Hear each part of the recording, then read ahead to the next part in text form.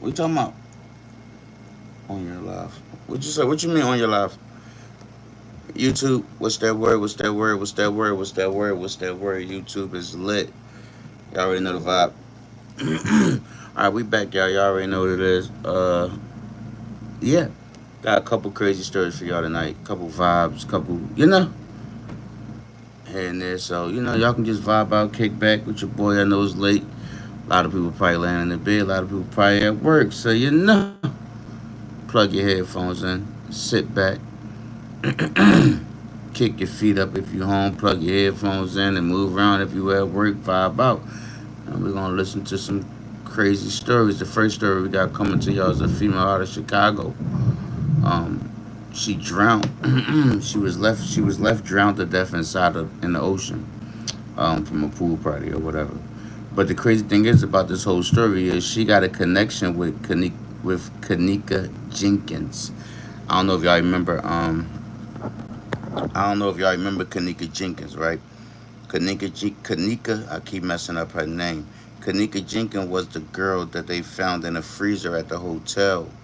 She was her friend. From the quick examination that I did of the video, the girl from Chicago that just drowned, that was found in the water, is friends with Kanika Jenkins, the girl that died not too long ago, that was found in the walk-in freezer of that hotel, where they still ain't find no clues or nothing or who did it or none of that to Kanika's case. So rest in peace to Kanika Jenkins, and rest in peace to the girl from Chicago. I don't know her name.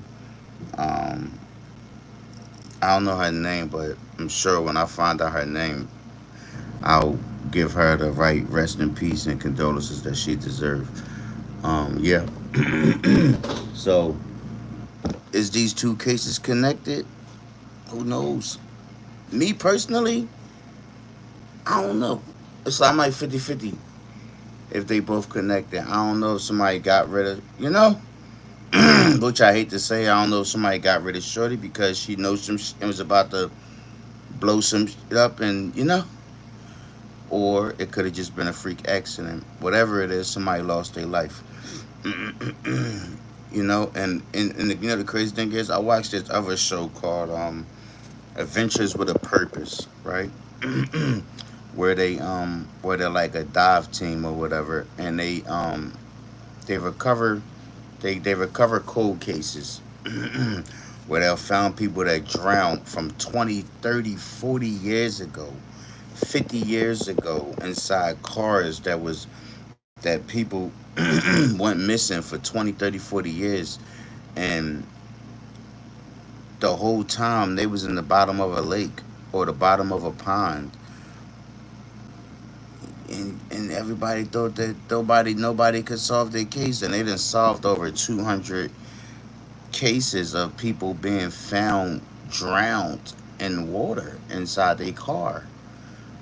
You'll be surprised how many deaths lead to the water. You'll be surprised. So I ain't gonna take up too much of y'all time, man. I appreciate y'all for being here. You could have been anywhere in the world, but you here with me, OZ 1700. You already know. You know what I mean? You already know the motto: lessons learned, blessings earned. You feel me? So, and again, any negative shit y'all got going on, any negative vibes, any negative aura, any negative Nancy or negative Drews you got around you, any negative anything, you know what I say, right?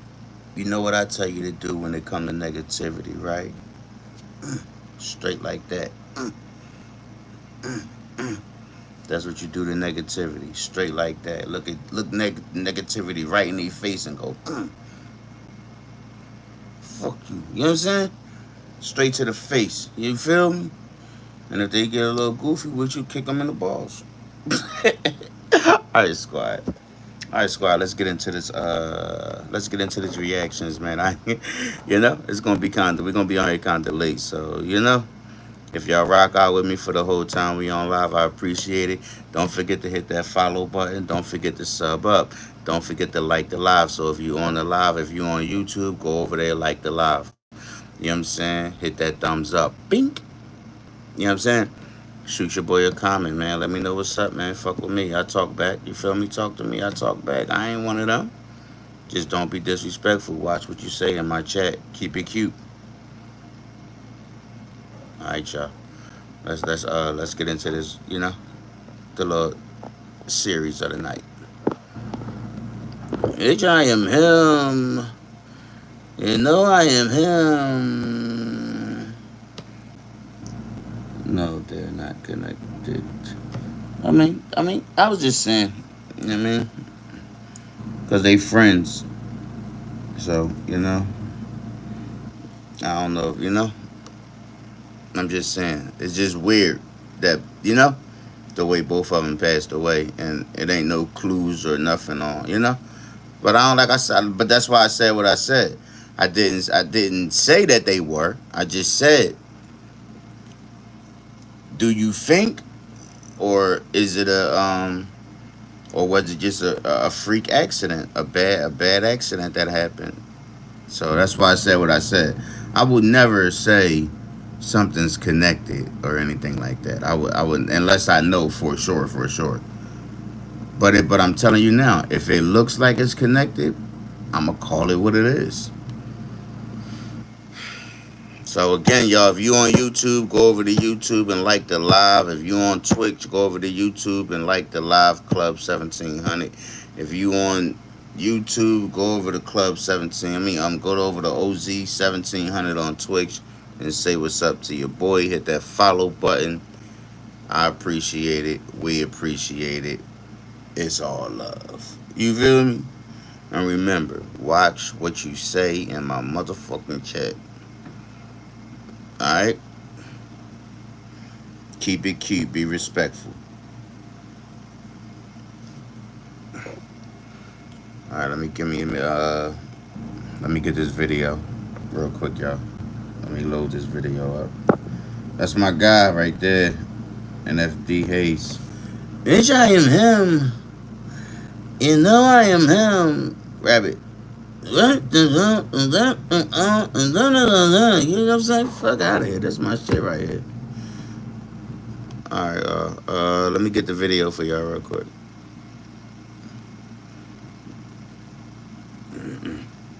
I think my man also, what's his name? Because I watched his channel before. I just ain't been on there in a while.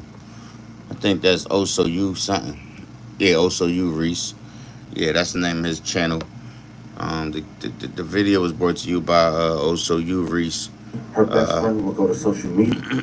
Make sure y'all go show bro some love. Go sub up to his channel, show him some love. Listen, I ain't no hater, man. I'm not no fucking hater, gang. I ain't never been a motherfucking hater, man. You know what I'm saying? Like, if I got something from somebody or, somebody sent me something from somebody, bro, I'm not no fucking hater, gang. Like, I'm shouting you out. Like, go show them some love because I believe in doing to others what I want done to myself. You feel what I'm saying? Like, so anybody I get a video from or I run across your channel or if you hit me up on Instagram, OZ1700 on IG, if you hit me up on Instagram and send me a video in my DM and it sound interesting and stuff like that, I'm shouting you out. I'm shouting you out. You know what I'm saying? Rabbit sent this video to me from this great creator, also you Reese. And I'm pretty sure he got it from somebody. And once I find out who that is, I'm going to link it in the bio. Like, man, this shit about showing love, man. There's already enough hate going on with motherfucking streamers and shit like that, bro. I'm not hating on nobody, bro. This ain't the streets. This is not the streets. You know what I'm saying? I'm not going to beef with no internet because of none of that bunch of people sitting behind keyboards and all that, bro. Like, I done been through too much shit in the streets to sit here and play with somebody on the internet, bro. I don't know you. You don't know me. And 9 times out of 10, if you ever really came face to face with me, you gonna want to shake my hand. Like, that's it. You know what I'm saying? Like, that's it. Let me get a picture, bro. Let me shake my hand. Can I get an autograph? You gonna be one of them, bro. Knowing you was one of them same people in the chat talking crazy, popping it. You know what I'm saying? You ain't doing all that now. That rarely happens, bro. But at the end of the day, even if somebody was popping it in the chat and then see me in person and start popping it, bro, I'm not gonna let you trick me out my position, gang. I done tricked myself out my own position too many times where I ended up in places I ain't need to be, bro. Or ended up in situations I ain't need to end up in, bro. So you think I'm gonna let an internet troll trick me out of my position, bro? You got another thing coming, gang. But if you put your hands on me, bro, or touch my family or anybody I care for or stuff like that, then we got action. But let's get into it. Sound bad when it's 90 plus degrees outside. And as crazy as it may sound, if you don't know how.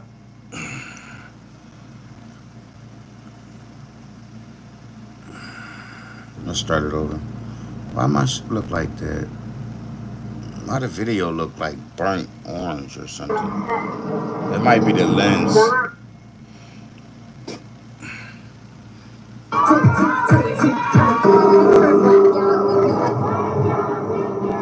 Black Yacht Weekend. That's the girl right there. That's the one that right there, y'all.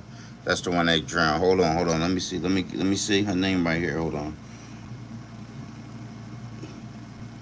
Zaharia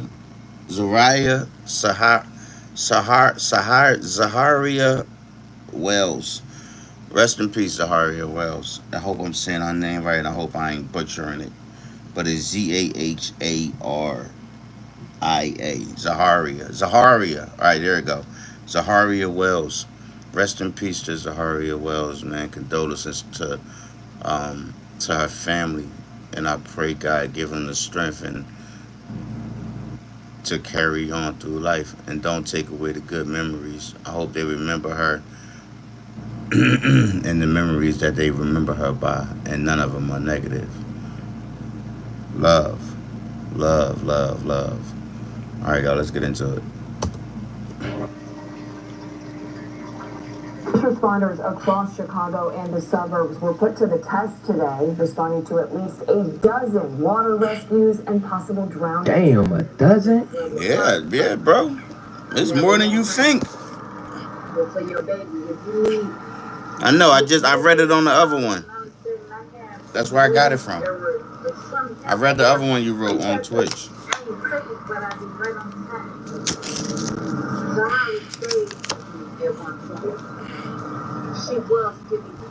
Fam, it's a couple stories I want to bring to you guys. Wait, huh? Today. Now, Hold on, wait. This story has been making its rounds on social media. That's her mom. Responders across Chicago and the suburbs were put to the test today, responding to at least a dozen water rescues and possible drownings. Damn, a dozen? Oh yeah, that's her mom. So her name's Zaharia. That's her mom. With the little bit of knowledge and understanding I have, if you need or some help or whatever, reach out to me. I ain't perfect, but I'll be right on time. Zahara stayed at one point. She was giving you free. Fam, it's a couple stories I want to bring to you guys' attention today. Now, this first story has been making its rounds on social media, so I figured we do this one first. The weather breaking, people starting to go out more, and now being on the water don't sound bad when it's 90 plus degrees outside. And as crazy as it may sound, if you don't know how to swim, I highly recommend wearing a life jacket. Now, later in the video, we'll later explain the correlation between that and this. Huh? She said she's Zaharia's mom. She said this is Zaharia's mother. That's what she said. Look. But I know they friends, so I don't know, but look. Unless hold on. Don't make me get distracted. Don't type nothing. Hold on. Responding to at least a dozen water rescues and possible drownings. Damn, a dozen? I never met her. All right, I'm not gonna argue with you about who mom it is. I made a mistake. It's okay. With the little bit of knowledge and understanding I have, if you need, We're not gonna go back and forth about who mom it I is. never met her. But for your baby, if you need All right, right. with a Okay. little bit of I heard it knowledge and right. understanding I I'm a have, human if you being. I need make errors mistakes. or It some is help what or it whatever, is. reach out to me. I ain't perfect, but I be right on time. Zahara stayed with me at one point. She was physically free. Fam, it's a couple stories I want to bring to you guys' attention today. Now, this first story has been making its rounds on social media, so I figured we do this one first. The weather breaking, people starting to go out more, and now being on the water don't sound bad when it's 90 plus degrees outside. And it's crazy as it may sound, if you don't know how to swim, I highly recommend wearing a life jacket. Now, later in the video, we'll later explain the correlation between that and this story. Today, we talk about a young Chicago hairstylist who lost her life only moments after posting a video on social media, giving an alarming clue on how she allegedly lost her life. And as her picture was floating around on social media alongside her story, it was quickly discovered that she was connected and close friends to a young woman named Hold Kanika on. Why Jenkins. am I For like those who don't this? Hold remember, on, y'all. Let we'll me turn the briefly light go off over her because it's story in this murky as video. hell. But that was the young girl who lost her life inside of a Chicago hotel, with questions surrounding even her case left unanswered till this day. But nonetheless, we go over this story, pay our respects, see what allegedly led up to this young woman losing her life, and how she reacted to losing her best friend almost a decade prior. So before we go over this one, I want you guys to remember, I won't give you no ain't. I just give you the story. So with that being said, make sure you like, comment, and subscribe. We'll jump right to it. Now for those who don't remember, Kanika Jenkins is a 19-year-old girl who was found dead inside a walk-in freezer at a Crown Plaza Chicago hotel. This incident took place September 2017 after attending a party Damn, it's there. been Her that death was long? ruled accidental with hypothermia cited as the cause, alongside alcohol and a drug she had allegedly taken. The case gained significant public attention due to the circumstances of her death and the initial lack of clarity surrounding the events that led It's up been to a it. long time. Lawsuit alleging negligence on the part of the hotel, which was later settled for $6 million. And just 3 years after Jenkins lost her life, may she rest in peace and love and condolences to her family. Her best friend will go to social media on her birthday and express how much she missed her. June 15, 2020, Zaha went to Facebook and said the following. She tagged Janika and quoted, "Girl, I miss you so much. You broke my heart forever. I can't make this up. I can't believe forever really ain't forever. We did it all. We so ghetto for these memories, bro. I can't believe us. No more wild nights. Me, when you hear nothing. Eternity, sisters." But just 5 years after making that post, and 6 days later, June 21st, 2025, Zah now 27 years old. And she stayed dedicated to her dreams and doing hair and wig installments. And she was booming. She was known now as Zah Stylist. Her business name was Couture Cutie. But as mentioned, on this day in Chicago, she decided to go on a boat ride alongside her friends.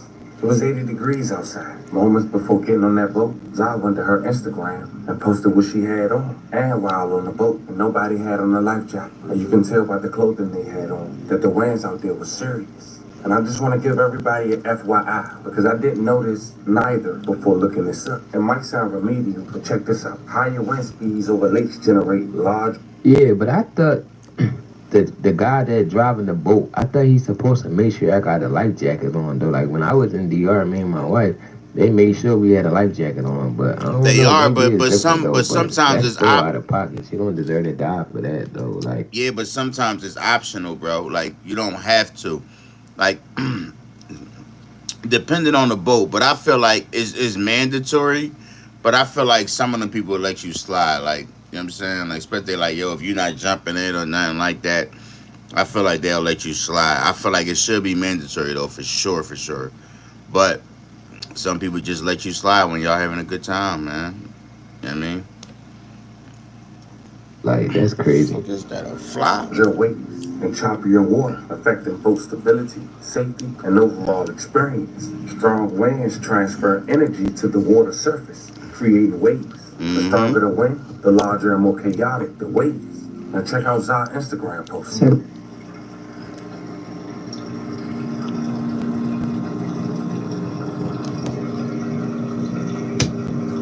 yeah, that's crazy. I know, man. And that's it. Now, fam, I Whatever have to be the non-biased. Jaken. I have to blur a lot of this video out for YouTube guidelines. But check out a screenshot of this video. Look how small that rail is while they dance, man. Their upper body is probably more heavier than the rail that they holding on to. And I want Yeah. to point that out. Because yes, We can say they should have known better. But why these companies still allow passengers to get on board, knowing the risk at hand on these small boats, especially with no life jacket? Because they're chasing the money. Facts, you know they all about money. Off these boats are a common issue. It's just a lot of them don't get public recognition, like Fazan. And even the news, who reported 2 people falling off the boat, one losing their life, a male. They said they were searching for another one who was a male. No one mentioned Zah flipping off the boat the same time. It makes you wonder, did her friends call the police? But did anybody call the police to notify that Zah had fell off the boat as well? First responders across Chicago and the suburbs were put to the test today, responding to at least a dozen water rescues and possible drownings, including responses at these 3 popular locations. Our Marissa Sulek has been chasing these all day herself. Marissa. Sarah, we have just learned that 1 man has now died after a water rescue here at here earlier today. We know 2 people are at nearby hospitals after different accidents, and 1 person is still missing in Lake Michigan at this hour. But safety advocates telling me the main problem today was that wind.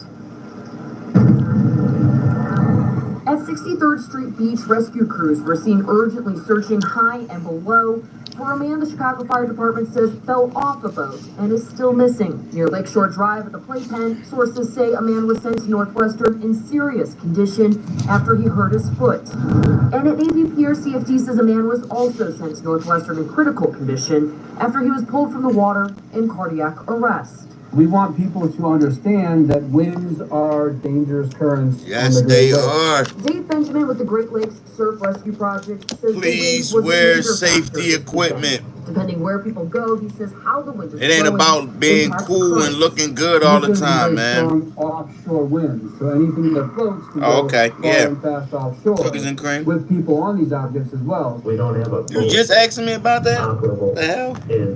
That was way earlier, girl. Up north in the suburbs, fire departments like Winthrop Harbor and Zion also responding to water rescues, but don't have the resources. They say these rocks were put in by the state to break waves and help with erosion a couple years ago. The mounds attract swimmers, but are extremely hazardous. Just this week, they say a 20-year-old man drowned. The break walls.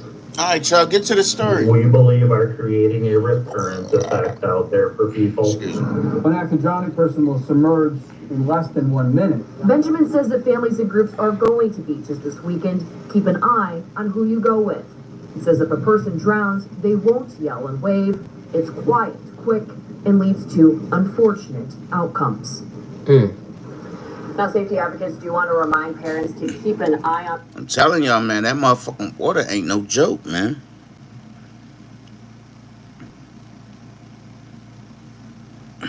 Oh, you did? That's crazy. I ain't know.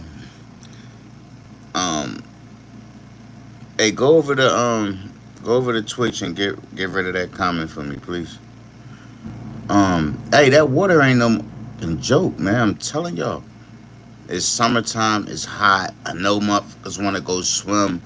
Whether you in the ocean, whether you in the lake, whether you're in a regular recreational pool, whatever.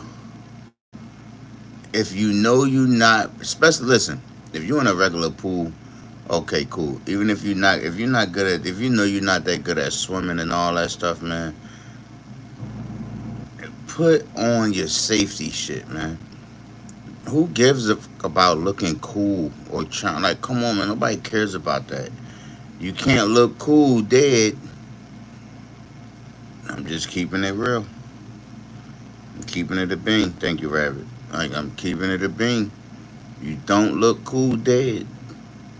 And you're going to hurt your family and the people that love you. Put your safety shit on, man. It ain't that deep to look cool, for real.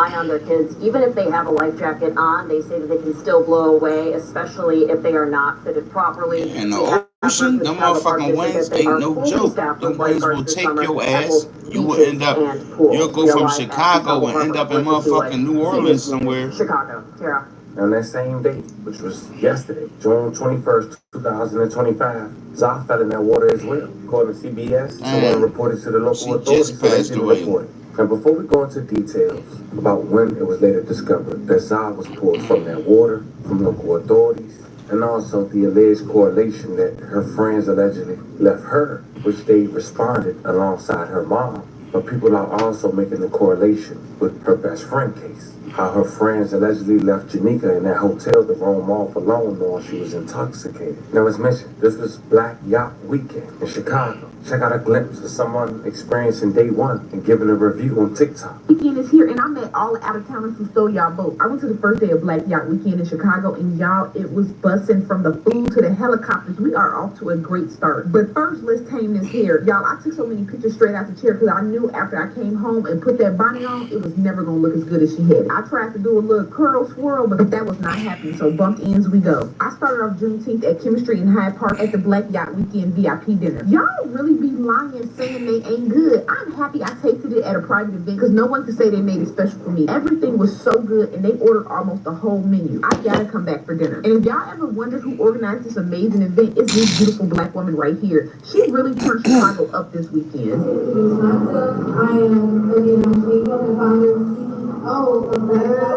Day two was full of boat rides. It was Saturday. It's mentioned 80 degrees, and by the evening, one person went to social media and wrote, "Oh my God, I never seen no dead body in my life. They found a female body in my Shit, I'm out. baby pit." I rode on a boat. It's cool. They say with 2 other people. I like it. I'm just saying, I know how to swim real good. But on top of that, yet, and that woman was identified as a rock. but even being able to know how to swim real good, like, listen, I'm putting on a motherfucking life jacket. Especially if you out on the water, if you out on the ocean. Like, that shit is way different than being in some pond somewhere. You out on the ocean, the wind picking up, them waves gonna be big, high. Them bitches will carry you somewhere. Life jacket and all, you'll end up in the middle of, man, hell no. No. 27 years old. May she rest in peace. I love her condolences to her family. Chicago police say a woman died after she was pulled from the water near Navy Pier around 5:30 yesterday. That woman died at the hospital. Details are limited, but we know the woman was 27 years old. Now, we don't know exactly what she pushed, or was it the wind? We do know she left clues on social media, and then it was confirmed that she was with people. The one person went to social media, and I'm assuming she was with Zah, because she spoke up. And her first post, some say drew concerns, and others say they were just happy to know she was alive. But it wrote, "I'm okay." And then she wrote, "I never went through nothing like this before since I lost my first best friend in 2016. But to lose a friend, a sister, this shit hit different. I don't wish this shit on nobody." Then she wrote, "My Zah, my Zah." She was just saying how she wanted to show up more for us.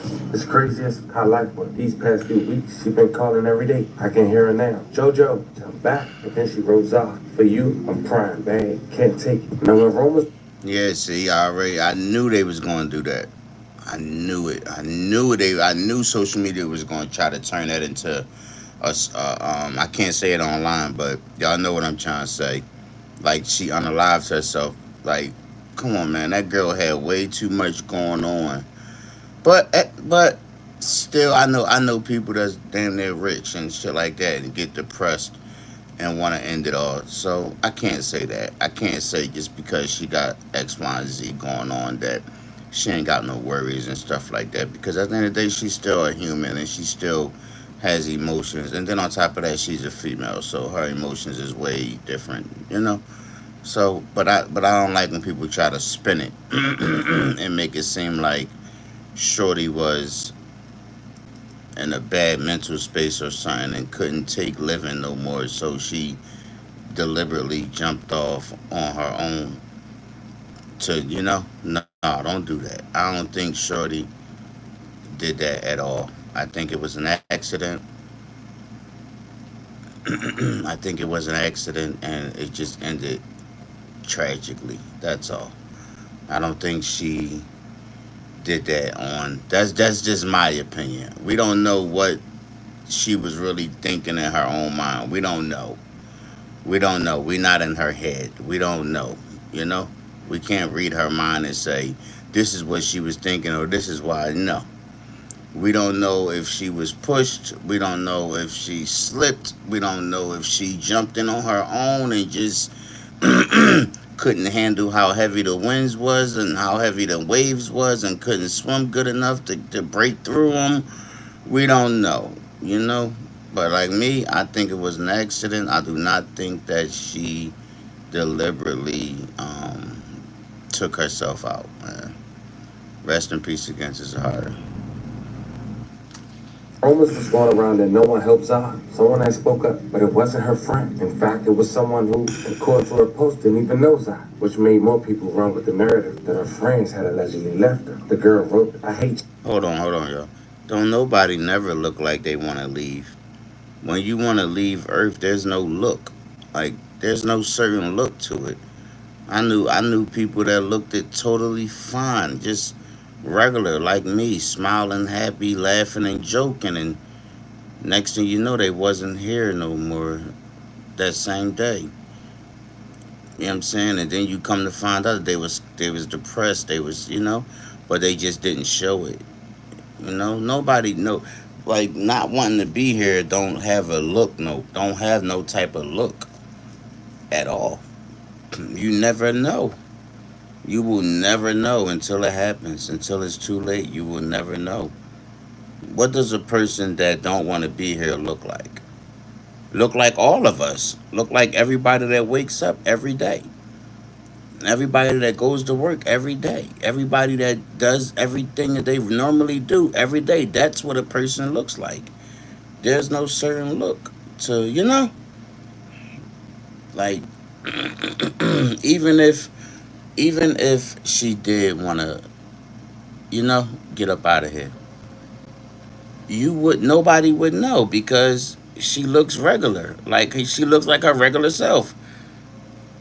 But it's when she leaves everybody and she gets by herself and she takes the mask off that she gotta wear around everybody. When she take that mask off and look in the mirror, her and God are the only two people, or the person that don't want to be here no more, and God is the only they the only two people that know and see it. That's it. We don't see it. Most people hide it real good. Yes, the F we did try to help her. We threw in the rope and best and all. Two of us off the boat jumped in and tried their hardest. We tried. Them waves so bad and heavy. We thought about everybody. We were risking our lives for her and don't even know her. Yeah, I never experienced death. I'm fucking wrong. Hold on. I fucking hate y'all. Let me re-see this. Knows that, which made more people run with the narrative that her friends had allegedly left her. The girl wrote, "I hate y'all." Yes, the F we did try to help her. We threw in the rope and fast. According to her, no one helped, then she rose up. For you, I'm crying bad, can't take it. Now when rumors was going around that no one helped Zah, someone that spoke up, but it wasn't her friend. In fact, it was someone who, according to her post, didn't even know Zah, which made more people run with the narrative that her friends had allegedly left her. The girl wrote, "I hate y'all." Yes, the F we did try to help her. We threw in the rope and fast and all. Two of us off the boat jumped in and tried their hardest. We tried. Them waves so bad and heavy. We thought about everybody. We were risking our lives for her and don't even know her. Yeah, I never experienced death. I'm fucking wrong. I ain't hurt. I cried for that girl. I fucking hate y'all. But for some strange reason, people kept putting the two together. Internet is a bad place. But then Kanika mom had spoke up when finding out Sarai had lost her life. She even mentioned how Zah had allegedly lived with her at one point in time with her daughter, as well as her doing hair even back then. Check it out. I'm telling you, to everybody who's in question, because I'm just finding out this is Zahari's mother. My heart goes out to you, dear queen. I had enough of that asking who know who or what know what, but I'm telling you, this is my page, and you're more than welcome to reach out to me. My heart goes out to you for what happened to your baby. One thing I have learned within life is a lesson. If I'm not saying it right, please forgive me, but my heart hurt that you got to go over.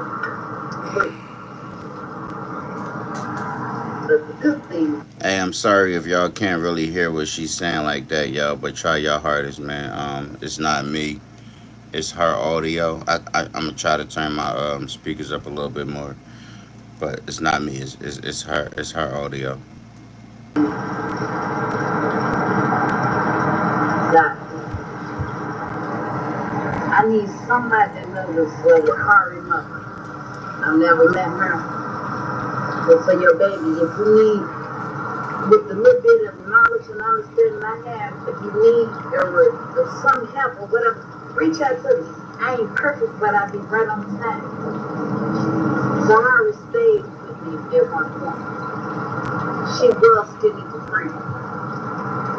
And for me to just not hear this like a couple hours ago, it breaks my heart. It breaks my heart. Y'all live each and every day like it's your last day. Please, please. If the man is somebody, the Bible said the truth is true love. Tell them.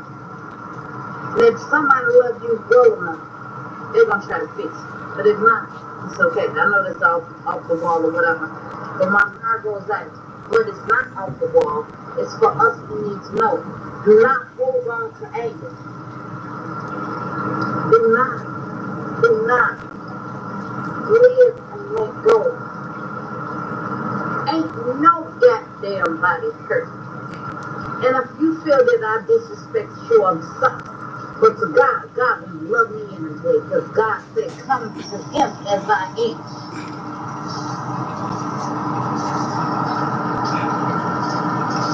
And the Bible says your woman says your new step is there. I'm learning not to lean on my own understanding, but depend on God. And I gotta go here, because guess what? Sahari once upon a time was in my house. Mm-hmm. A whole lot of chemical friends was in my house. And they had the opportunity. And I had the opportunity to know who they was. And they knew who I was. Mm-hmm. I said it years and years ago. If I gotta be somebody else, I don't know how to be. Only thing I know how to be is it ain't for you to like me. It ain't for nobody else like me. But right now, it ain't even about me. This baby lost something. Right? Mm-hmm. I remember she used to come over my house and do hair. She was sticking for free. And I told all of her friends, I would help y'all be successful. But I'd be damned if I would help y'all be not. If you're going to be in this house, you're going to go to school. Mm-hmm. So to let the mothers know, I supported what y'all was on. It wasn't no good time house. Well, let me rephrase that. It was a good time house if you went to school and you did what your mama said. When I found out that you was mad at your mama, oh, no. Because guess what? Our mamas will never be perfect. But for them to have the audacity to carry us for 9 months, and for us to get so angry at them, to we turn our backs on them, I ask God to have mercy on us. It's human being. It's so effed up. This baby is at the prime of her life. I remember she was doing that, and her mama was always a good mama. So I ain't trying to take that shit. But I'm talking about what I experienced with her. She was doing hair, and I told her, I said, you doing hair? I used to do hair a long time ago. And as long as I was doing it free, everybody came to me. But when I started charging $15, they started going to pay everybody. So I told her, as long as you're as raw as you is, doing what you do. I know it's easy for me to say that she ain't get the feeling. Trust me, ain't no fun. But it ain't put my words to like God. How she confusing you? She probably confusing you because she all over the place because of her emotions and stuff. But she just telling her experience that she had with Zahara. That's all. She telling like two or three experiences at one time. So that's probably why. She just jumping around. She jumping around explaining how she feels about her, on top of talking about the things that she witnessed her do. So that's all. Like I'm not confused at all. She just telling how she feel about her, sharing her memories about her. That's all. And I gotta get that down, giving her her shots. But she was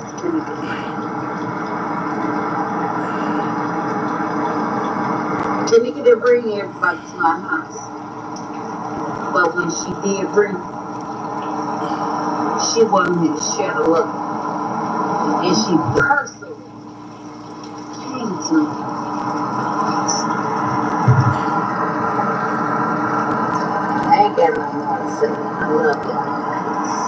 It's a very unfortunate story. Every lost victim we talked about in this story, we do want to say once again, rest in peace and love and condolences to the family. Anybody that was affected by the story we just talked about, we do want to send love and prayers your way. But this is where we at, fam. A young woman in her 20s. So much life ahead of her, chasing her dreams. Lost her life after going out with her friends. Rumors speculating that her friends allegedly left her, like her best friend, almost a decade prior. As more developed, I keep you guys updated. For now, let me know how you guys feel about this one in the comments. Don't forget to like and subscribe. Until then,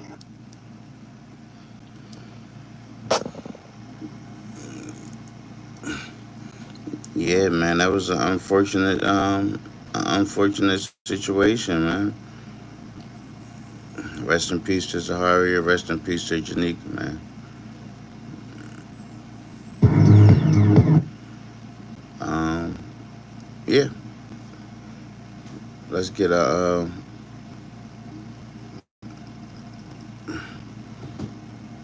let's get to the other story. This other one was I don't want to say it wrong, so just give me it should load up in a second. I can tell y'all.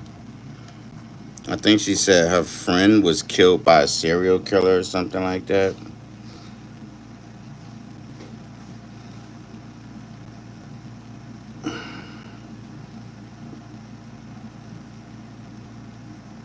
Yeah, right here. Her childhood friend was killed by a serial killer.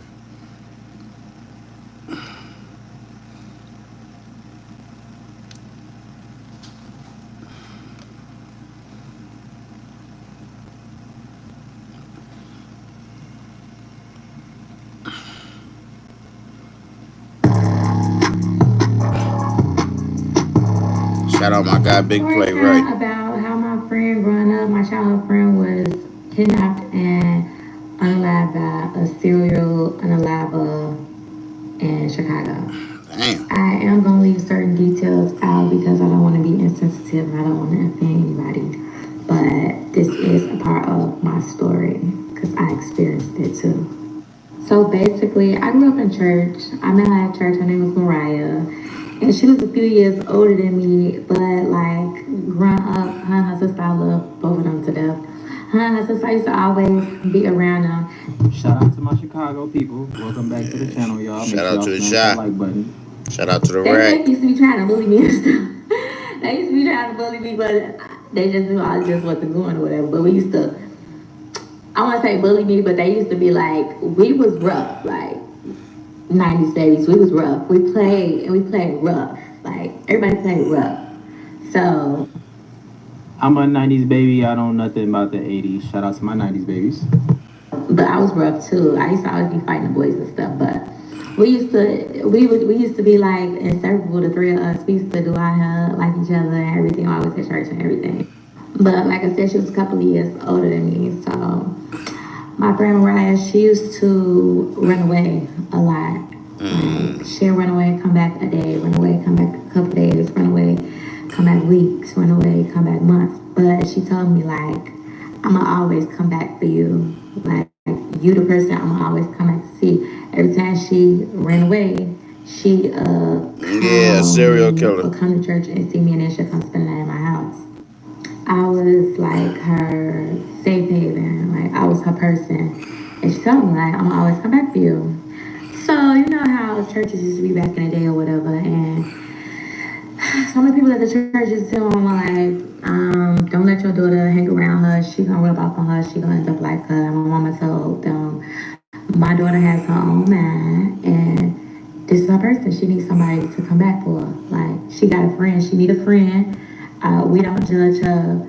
We love her, and she always comes back and makes sure she see my daughter. I never told nobody none of the stuff she was telling me or nothing in detail. If it was needed, then yeah, but I never went like into full detail because that was just our bond, and I never been like the type to judge nobody for nothing.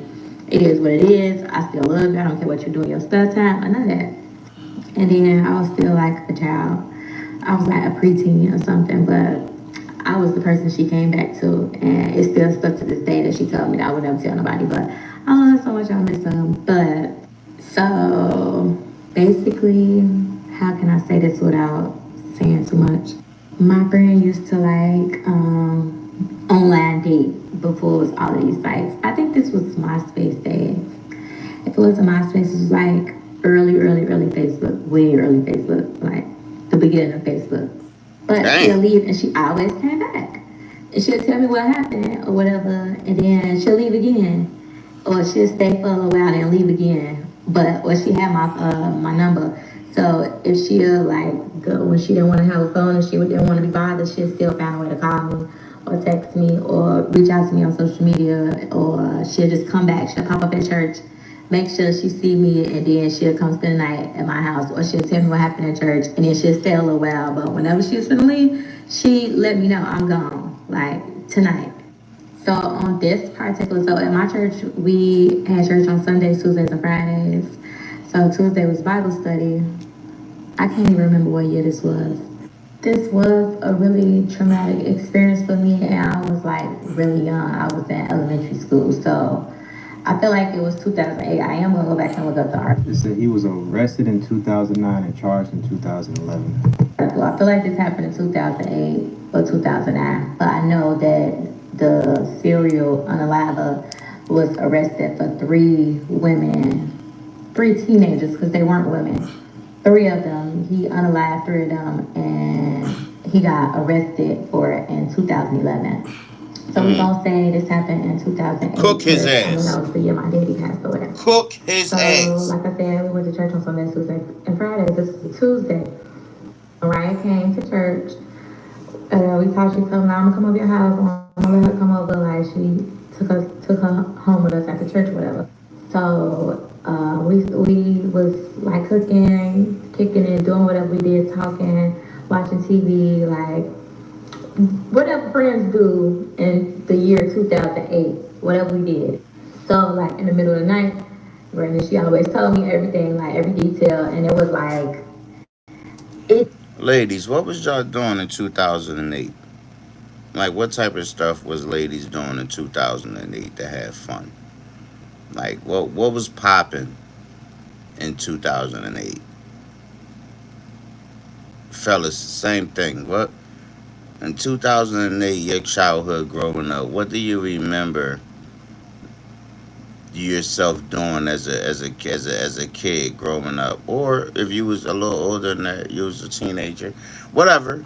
Your younger years in 2008, what was you doing if you was that young as far as being a teenager around that time? It didn't. I don't understand why the older women at the church was telling her, "Oh, she don't need to be around her. She gonna rub off on her," because I was like, I had enough sense with me being in elementary school, middle school. I had enough sense to give her advice or say stuff that she needed to hear, or not be judgmental and just let her talk and have a conversation with her. It wasn't like she was like, "Oh, you could do this too," or whatever. No, it was none of that. But she told me like, I'm leaving tonight. Like, it was like at 2, 3 in the morning. She's like, I'm leaving tonight or sometime this Okay. day In the today. club. I'm All right. leaving and I'm not taking no phone. And when I come back, I'm gonna come back to you because I always come back to you or whatever. I was locked So, up. okay, cool. Like, and when you come back to me, I'm gonna always be here for you. Now, like, that's what she always say. I'm always come back to you, and I always say I'm always be here for you. And I always was. And I'm like so thankful to God that I kept my word. I was a kid, but I always been like wise above my years. Like, I got an old soul or whatever, but I always been wise. I'm glad I let her know. Like, you always got this safe space to come back. Like, if you don't got no other reason to come back, always come back for me. I'm gonna listen, and we're gonna go from there. Can we go to the ATM?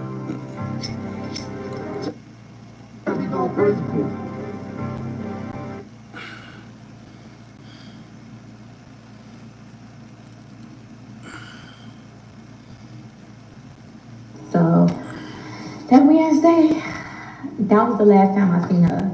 And everybody was asking me questions, where is she, blah, blah. I never used to tell them what she was going, because she always came back. So I kept my word, I kept my bond with my friend. Like, she said she gonna come back, she always gonna come back for me. So people was asking me where she was, and the days was rolling around, turning to weeks, and then turning to months. And at some point, I was like, God, she don't come back, man. She don't come back. Like, she was missing at this point. She was missing that same day, but she's missing. Like, it's like, okay, now I'm looking for her to come back, but it's no way for me to find her because she made sure if she didn't want to be found, she didn't want to be found. Oh my God, as soon as I just fucking stopped recording, the lights just flicked and just did it again. She right there, shorty. She right there with you. She right there with you. So, like, that just made me like a little emotional. But like I was saying, the weeks was rolling by and it's turning to months. And he kept asking, I had to tell. She right there with you, like, girl, I hear you telling my story, talking about me. For real. You know I love you, girl. Mm-hmm. Keep talking about me. And that's what she said. I had to talk to her. I'm like, no, she gonna come back. So it ended up coming out that it was a serial unaliver in Blue Island, which is a couple of blocks away from the church. And the man said, I think he was trying to get time off of his case, and he admitted to unaliving her. He had video, and it was like real graphic. I never seen the video. I never want to see the video, ever. Damn. You know, this is sad. I remember it was, I don't know if it was back in 2011. I don't remember what year it was, but there was a serial killer going around. Oh, yeah. In Chicago, Illinois, yeah. I don't remember if this is the same thing, though. But this is just tragic. Bro. I know what you talking about, Ray, but I don't know if that's the same dude or not. Because that came out and they gave his ass. That came out. Fuck that, trying to get some time off your sentence. Fuck, I hope they cooked him rotisserie style, hung him up by his feet over top of fire and let his body burn.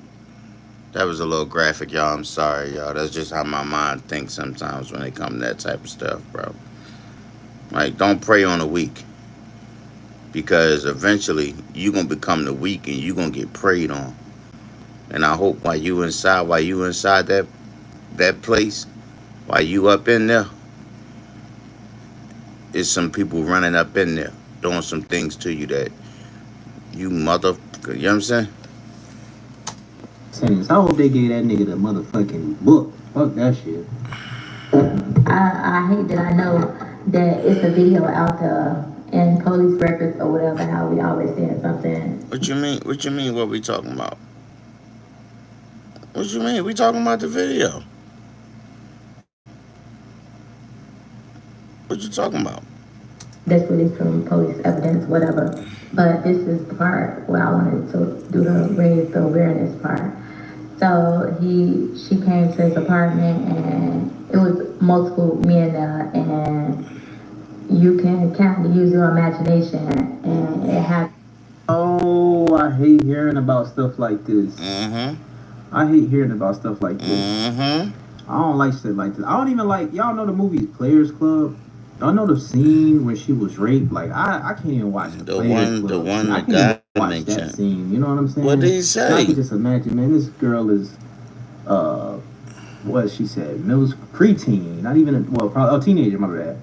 Because they was teenagers, she said. So, and a whole bunch of men. I hope they sent all these stupid ass to jail. Facts. Until Cooked all of she them. was unalive or whatever. And it was videos after too. And yes, I'm sitting on the toilet. But I just had a situation with me, and I'm just like, it just reignited the memories or whatever. Like, as women, we gotta be aware of our surroundings. We gotta. That was a different time, though. Like, I'm gonna say this too. Okay. I just went out with a friend earlier today, and she said, because she was talking about like the reckless stuff she used to do. She's 28, but the reckless stuff that she used to do, and she told me she went over a guy's house, and like she met him. I think she said she met him, and she went over his house. It was like a big old house. I think he owned some restaurants or something. And she was like, "Damn, that was real dangerous." And I was like, "It was. You shouldn't have did that." You know what I'm facts. saying? But she was like, I mean, that's what people do. Yeah, that's what people do, but like you should at least try to like get to know the person a little bit, you know, talk a little bit on the You phone. don't or just some go shit. over 'Cause I'm a nobody's keep house my or house invite open, nigga, nobody too, over. You know what I'm Fuck. saying? Like, you feel me? But just the difference gotta between build me, some I type ain't of crazy. rapport I ain't with 'em. tripping if you don't give me no pussy. Bye. The fuck Yeah, out. get the Like, fuck you know what I'm out. saying? Matter of Right. fact, Shit you ain't that better. deep. Let's go. Yeah, Get yeah. out. Hello? Yeah, get the fuck out, bitch.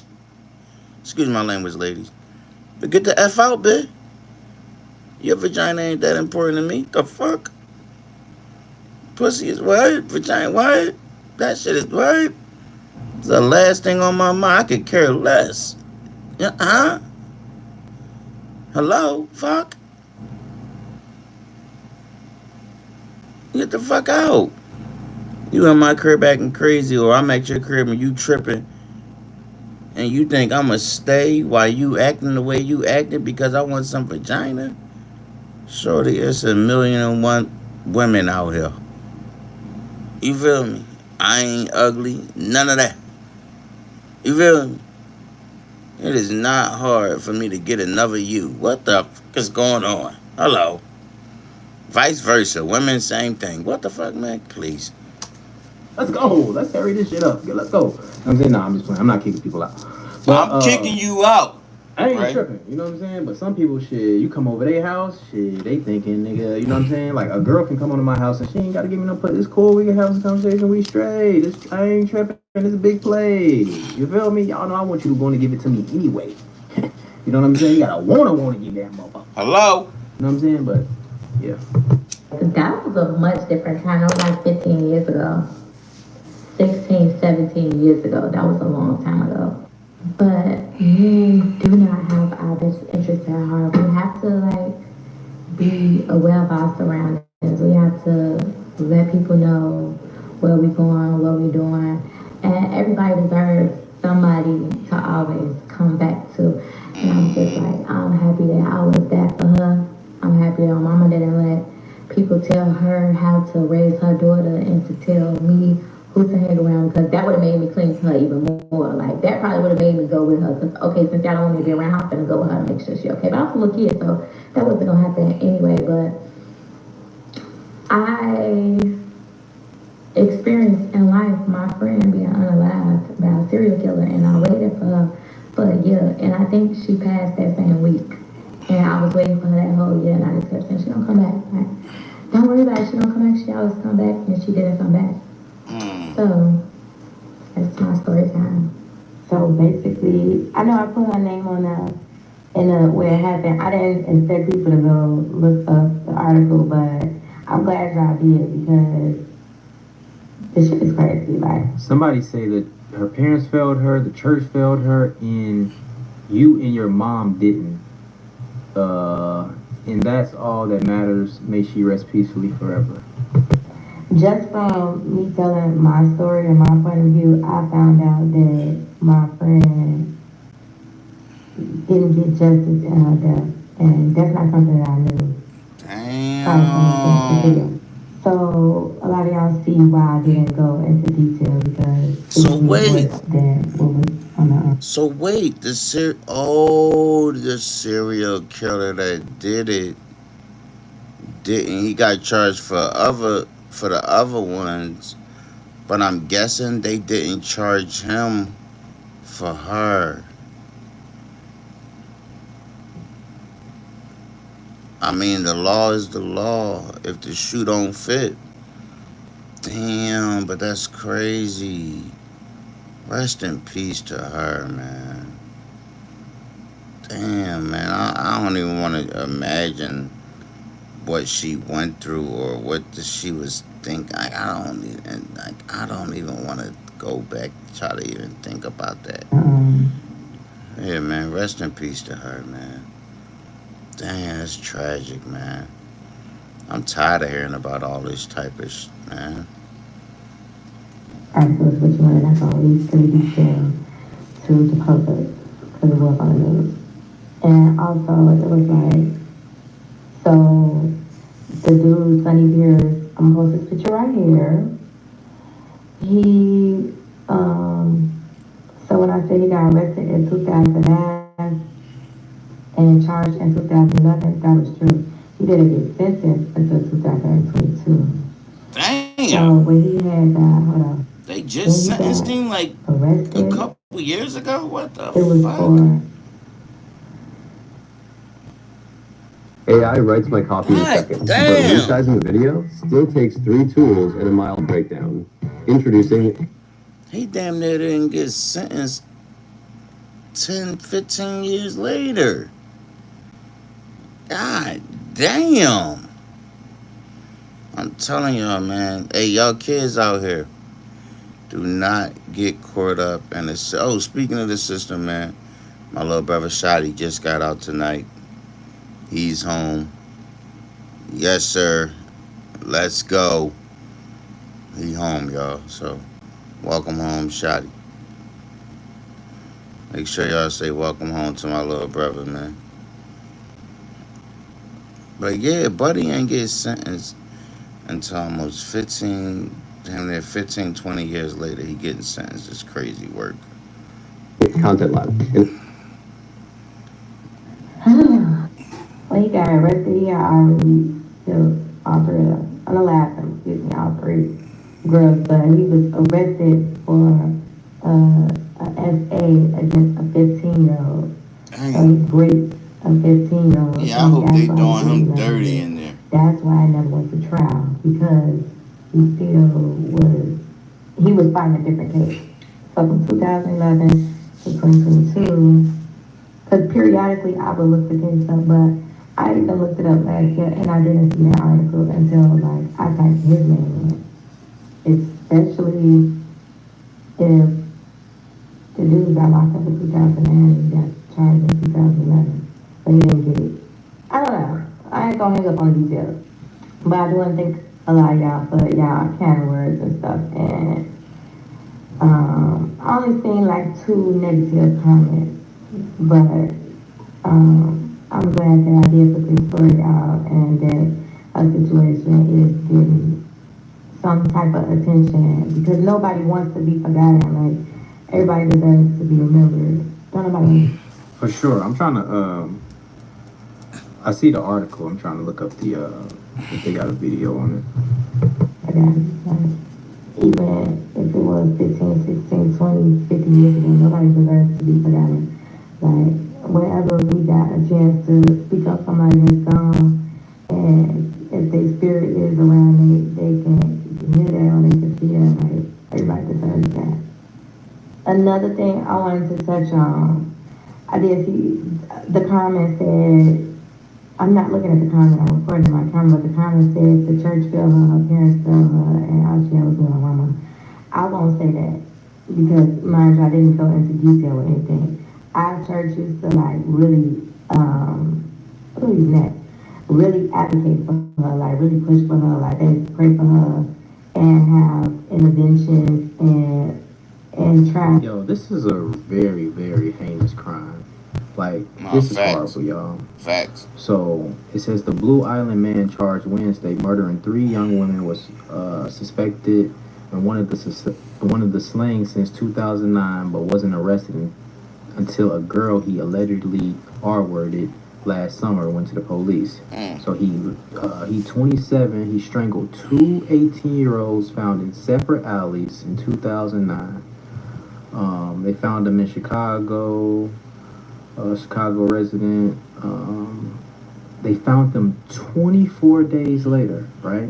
And he said he also killed Maria Edwards, 17. A neighbor reportedly went missing in July. Her remains have not been found, but according to Pierre, allegedly having sex with her, what it said, but a recording of, this is the video, was recorded. Pierre allegedly told police she was beaten to death, put in a garbage Okay. bag, Well, and dumped in a spot he used for video. did. Okay. Oh my God. Okay. I thought he. How you I gonna ain't want to do hear that? that shit, bro. And get her to change her mind or change whatever, but it's not, when somebody got their mind set up on this is what I want to do, this is what I want to do. I never say to her family failed her or her parents failed her. Right. Her daddy died when she was younger in a car accident. Her mama had 5 kids, I think it was Tommy, Mariah, Tina. Yeah, that's something that we got to stop doing, man. As the people, man, we got to stop automatically saying that someone's parents failed them because this child is bad or this child is running away or this child is just that. We got to stop automatically saying, oh, the parents failed that child or it wasn't good for that child or the parents didn't raise that child. And I'm speaking from a parent's aspect. You know what I'm saying? Like, as parents, all we can do is set a certain path for our children and hope that they go down that path as they grow up in life. That's all we can do, you know? And it was different times back then in 2008. Like, who knows? Like, some kids just become rebellious because of the outside influence that they around and the things that they see.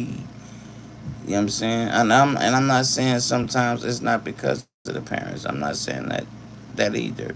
You know, but once a child reaches a certain age and they still continue to do some of this that they was doing, that's some of they, too. So we gotta stop automatically jumping to, oh, it was the parents' fault, this and that right away, man. For real, because that ain't always the case. Like, that's not always the case. I want to have 5 kids. So they family had their own problems just like every family does. But she wasn't coming to me and speaking bad about her family. If my memory serves me correct, I said bad about her family or saying that they was doing anything to her or any of that. If they was, she wasn't telling it to me, but she told me just about everything. So I'm never gonna sit up here and be like, oh, it was her family and blah blah. I always say that blood makes you related and the bond makes you family. So that don't mean she ain't had no bond with her sister. That don't mean she ain't no bond with her brother. She did. That don't mean she ain't had no bond with her mama. That don't mean that her family didn't love her. They did. But it's the same with me. I could tell y'all some things about me, and y'all be like, oh, it must be something like, what was her mama at? My mama was what she was at doing what she was doing, but she was still in my life and she was loving me and she was loving on me properly. I was raised right, but the decisions that I chose on my own is decisions that I chose on my own. Exactly, that's what I'm saying. We not gonna do that, little one. And this picture that I am gonna use, her sister, I haven't spoken with her sister, so I don't just wanna put a picture up, like I put the picture up with her and sister briefly, but this is her as a child, like this is the Mariah I remember, even though in the other picture, that's the Mariah I remember too, but I can remember her from all of these stages, and somebody did just say like, oh, she was just a kid, like she was just a kid, but she was older than me, but she was like I thought was beyond my years, and she was too, but we were still children at the end of the day. And I always periodically make a status about her on Facebook or share something about her on Facebook or make a post on Instagram story, on Instagram story. But actually speaking about it and talking, that's why TikTok is, this is my favorite social media platform because TikTok is different. Like you could have been talking, I talk about this story all the time. I tell everybody about it. Especially when the Kanika Jenkins situation happened, that like messed me up because I'm like, Score limited time savings on your favorite snacks and drinks at Wawa. Whether you're craving a refreshing drink or a tasty treat. the same thing, even though it wasn't the same thing, but the same thing happened to my friend. So I felt like a different connection with the Kanika Jenkins thing. Like that really messed me up for some years or whatever. And because it's like it opened a old wound or whatever. And now it's like another wound is open, but it's like it's not. I don't feel sad. I just feel like I feel like let me get my words. Take your time, shorty. Take your time. Put some shine the light on my friend, and like I said, she was good. She lived. She loved. Like she laughed. She had fun. She cried. She went through stuff. She got through stuff. Like she lived. That made me think about Beyonce's song "I Was Here." Because once you're gone, all people have is your memories, and we don't know how we're gonna leave her. And if how we leave her could help somebody, then it could help somebody, you know. Mm-hmm. For the people that didn't read the article, no, her body was never found. When the situation was happening in real time, I was told that he was, because they found the videos of what happened in his house, his apartment.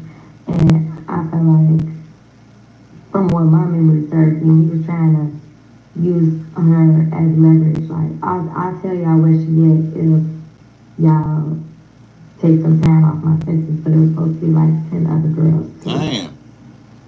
And Dirty back. You motherfucker, man. My mama, I hope they doing you dirty in there. Feel like she could have did better in certain aspects of being a mother with her children, but I always feel like you was an amazing mama. Like you was an amazing mama, and still to this day. So I'll make sure she reach our comments. And I know y'all say, because I said did mention church, and I know people have their own opinions about church. My church was pulling for her. My church was advocating for her. They was actively looking for her. They was praying for her. Like they was interceding for her. We was waiting for her. It wasn't just who we all was waiting for her. I was just her specific person. I did want to say that. And when something is happening in the now, and you think about how it affects or whatever the effects of it 15 years from now. When something is happening right then and now, it's like, say, I'm like, oh, she don't come back. Like, that's just like, they say, you never know when your last day is. It's the same thing. Like, if you keep going and doing something and then you keep coming back, people going to assume that you're going to come back. Like, oh, they don't come back. Like, they're good, they don't come back. It's not that, it wasn't that deep until it was that deep. Right. So, once it got that deep, like, I used to get, like, I had got questioned by the police before, like, I was always getting pulled into meetings and people was always asking me questions because they like, I know something, but I really didn't know. And I was still like, young. But I'm just glad that I was there for my friend. And I just loved her and she loved me and we just had a bond. Yo, I ain't gonna lie, I can't even read that article. The fact that they still ain't even found that girl's body. It's crazy. That is crazy. Yeah. They talking about some time off. Right. Say one more thing, because I don't want nobody thinking like I'm dragging a situation for like clout or nothing like. But don't ever be scared to speak up for your people. Don't ever be scared to advocate for your people. Whether it's your people or somebody that you don't know, like. Even if I'm driving and I see a protest, like in Chicago, it used to be a lot of protests. And we'll just get out the car and go join the protest and go stand with our people and go hear what they saying or whatever. Like, don't ever be scared to speak up for somebody. Don't be scared to speak up for yourself. Don't be scared to be there or advocate or intercede for nobody. Like, at the end of the day, we all need somebody. Right? We really all need somebody to lean on. I remember Maya Angelou had a poem that said, "Alone, all alone, nobody but nobody can make it out here alone." Oh, and that's yeah, I remember that poem. Nobody can make it in this world alone. If you could be there for somebody, be there for them. If you can be a voice for somebody, be the voice for them. If you can speak up on somebody's behalf, speak up on their behalf. If you see somebody need some type of help or resources, give it to them. Like, it don't take nothing to help. It don't take nothing to be there. It don't take nothing to be a listening ear. And it may take something to be the voice for somebody, but if you have a voice like me, I always been the person that I don't give a fuck what I say or who I say it to. I never gave a fuck, and I never will, because I always been the person since I was like a toddler that would say what nobody else would say. And once I say what needs to be said, then other people feel comfortable saying what they need to say or speaking up about something. It don't gotta be serious or life or death. It could just be a debate or anything. Like, sometimes you gotta be willing to say what other people want. You gotta be willing to do what other people want. Right. But I guess that's just like a very brave heart or whatever. And for all the times that I couldn't speak up for myself or that I wouldn't speak up for myself, I make sure I do now. And I make sure I do for other people, and just be there for your people. Right? Even if it's a community thing, if it's a personal thing, if it's somebody in your family, if it's somebody in your friends, in your church, in your neighborhood, at your school, at your job, be a resource. Be a helping hand if you can, if it's not going to cause you no harm. Speak up and speak out and just be there. It ain't nothing like just being there for somebody. That means so much to people that's going through stuff and just being there for them.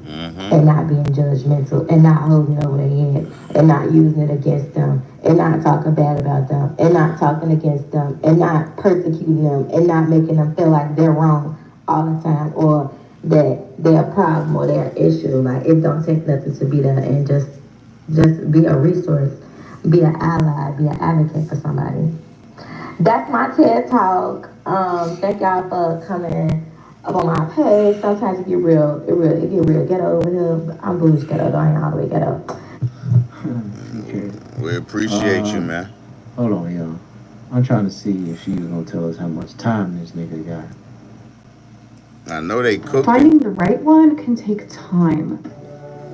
But when you know, you know. So I made it official.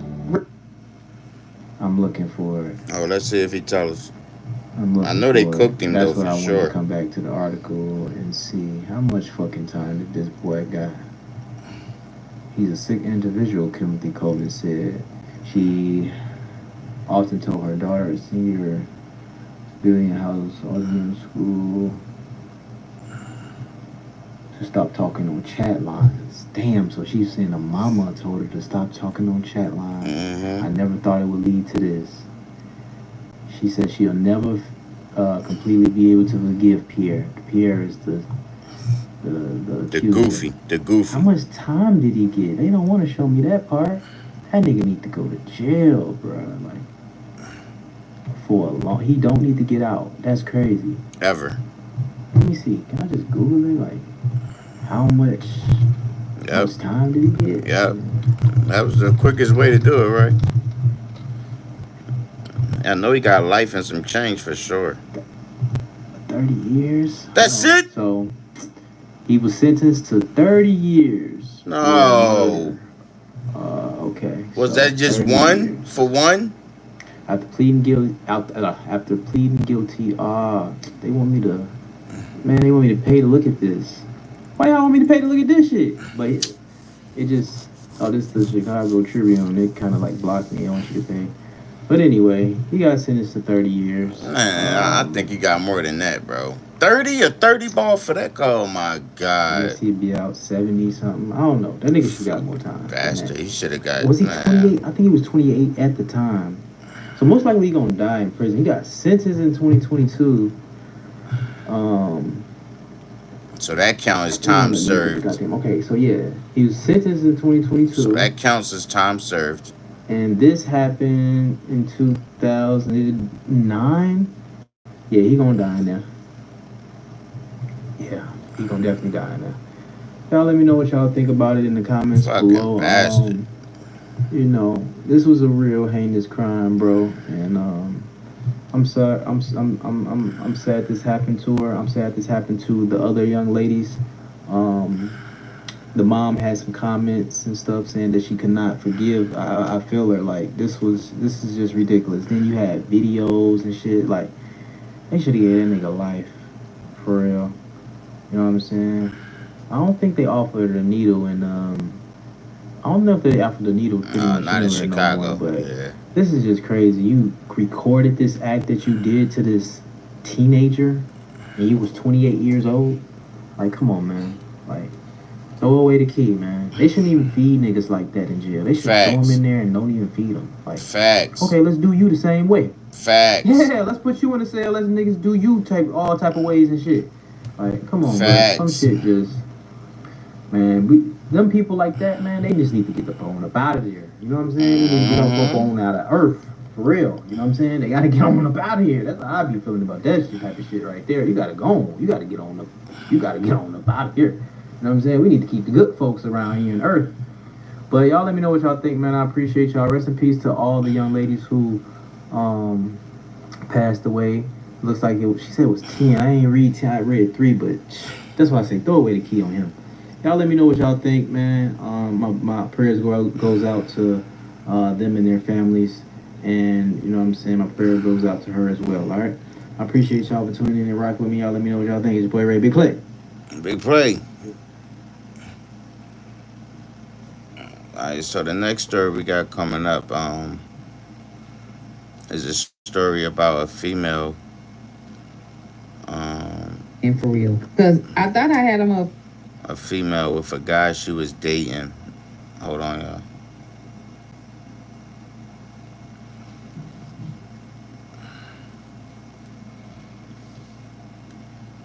So a female with a guy she was dating, and she wound up finding out that Buddy was sleeping with his sister.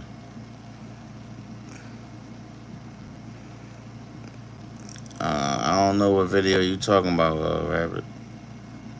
I had to double back and check. I probably didn't though. If you talking about when I was at work that day, I finished one of them. I gotta go back and do the other one.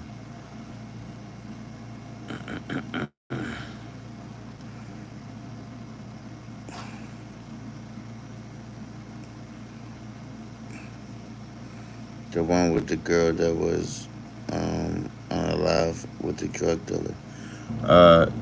Yeah, I've been finished it, but I said I was going. But that's the day that I told you I was going to replay it for you, so you can get a better understanding. I'm a replay it tonight, so you can hear it over again. I'm gonna replay it after this one.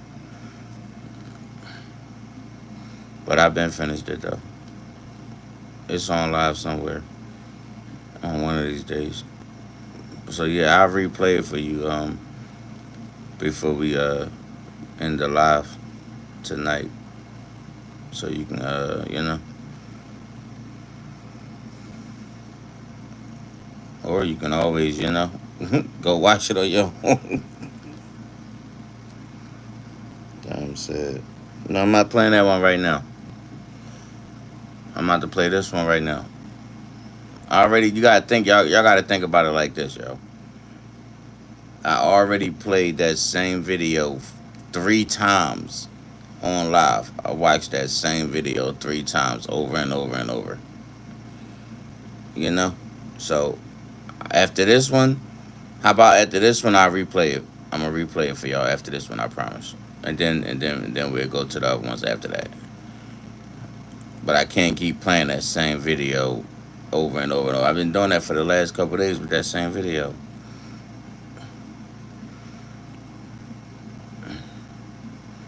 So let's watch. We're gonna watch this one, and then I'll replay that one. I damn near know every word to that video.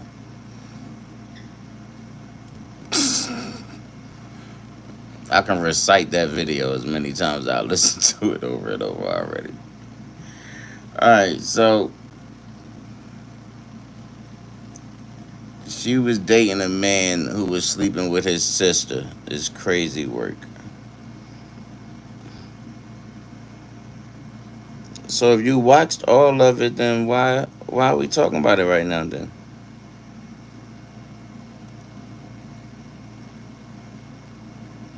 So I ain't gotta replay it then.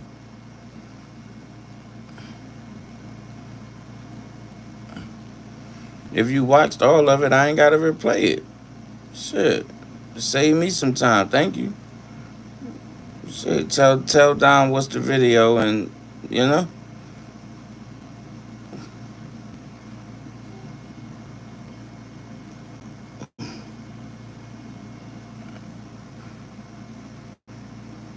But anyway, like I said, y'all, she was dating a guy and she found out that this goofball was sleeping with his sister. What is up with these niggas and sleeping with their siblings or moms? One dude was sleeping with his mom and got her pregnant. And this dude sleeping with y'all motherfuckers with this incest shit is crazy. What's up with the sisters though and the moms? Allow or go like what? Y'all some freaky deaky kinky motherfuckers, man. Get it together. Shit. Motherfucker man, but I didn't. The whole motherfucker time, it was like I was sitting in a motherfucker Lifetime movie that I did not sign up or pay for. Didn't even want the subscription at this point. So boom, I met this guy, and y'all, when I tell y'all the man was so fine, smelt so damn good. Like he was a well-kept man. I can honestly say that. Even though he was a little hood, he was still well-kept. And if you know, then you know. Because some don't be well-kept.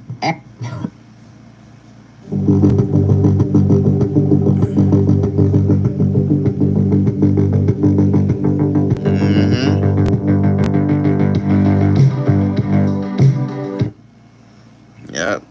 Definitely some nasty, kinky shit going on. I just released a story about the dude. We know they'll be real kept because you know some of the story I released with the dude with the doodle in his draw. Ah, the doodle draw boy is crazy. At all, right? Mind you, Yo, man knew how to treat. If y'all ain't seen the video the live with the video that I did with the girl who went on the date with the dude who still had doodle in his butt, is crazy work. Y'all swear, yo, that is the funniest shit in the world, bro. Like, it's a grown man, bro, and you still had doodle all in you, bro. Like, all in your butt and all that, girl. You was out of pocket. No, that's the one I did that at work. I was at work when I did that live. I was at work. I was on my way back to the station and I had that jump playing. Oh my God, yo, buddy is nasty, man. How to treat me. Like, honestly knew how to treat me. Like, he treated me so damn good. I wouldn't expect it from him because I never had an experience like that with a man of his caliber. Because most of them just really don't give a fuck. And he most definitely knew how to hold conversation for sure. And there was never a time where I wanted to talk about something that he shut me down. He most definitely was a good listener. And that motherfucker always said all of the right things. I can give him that. So yeah, I was feeling him. I ain't gonna lie, I was. And here I am at this point in my life just thinking that God done gave me a man who ain't gonna make my blood pressure go through the roof. I felt like I was safe and secure in this relationship, baby. Mind y'all, he kept talking about his sister. Like from day one, it was always about me and my sister. So I'm like, all right, I'm glad he got a good bond with his sister. You know, most siblings don't get along like this. And then he came out and told me, you know, hey, we got the same daddy, but just different mamas. So I'm like, okay, cool. I understand how that go because I got siblings with, you know, same daddy, different mamas. I'm like, okay, little blended family shit going on. Doing too much talking about your sister. You know what I'm saying? So it ain't no big deal for real, you know? So I thought it wasn't a big ass deal, but it was. Yo, my boy said, hey, that's a wild one. So he made it kind of like He pulled a slick one on her for real. Keep That was it a slick on one right the there. down Like, low. most niggas, they ain't gonna say nothing about the other girl. He brought the other girl in the equation. Nobody, He was like, oh, this is my sister though. yeah, the other girl was the sister, so it was kind of easy for him to bring her into her into the equation, because who gonna really say something about about that? Like, that's your family member. What I care for? But brother was on some keep it on the down low. Nobody has to know. Yes, he was. We can. No, what's going on? Why am I shit moving in slow motion like that? Slow motion for me. Oh, I like it like that. Keep bringing that back. Let's go. What the fuck is going on? Why are you moving so slow? Hold on, y'all. My fault. My phone dying.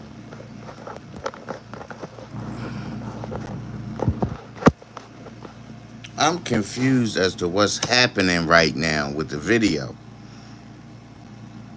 Do I got the playback speed fucked up? Normal.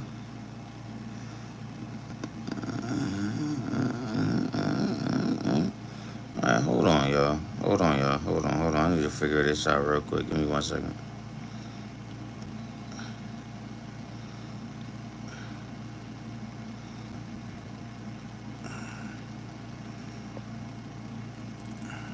Maybe it's me. Maybe it's the connection. Maybe it's something. I just don't know what it is. Why you acting like this? What is going on? What is happening right now? Why is this John moving like this? This John on some... Maybe I need to come out of it and come back to it. Let me see. This something ain't right. This John's skitzing right now. Hold on, let me play another video real quick and see if it do the same thing real quick.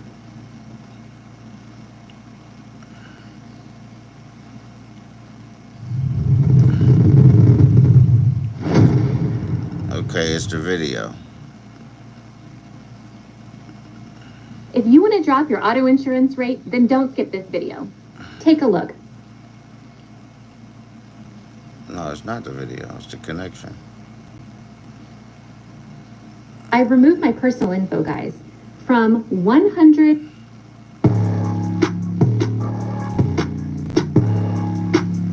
Okay, so story time on how my house got shot up and somebody died in my kitchen.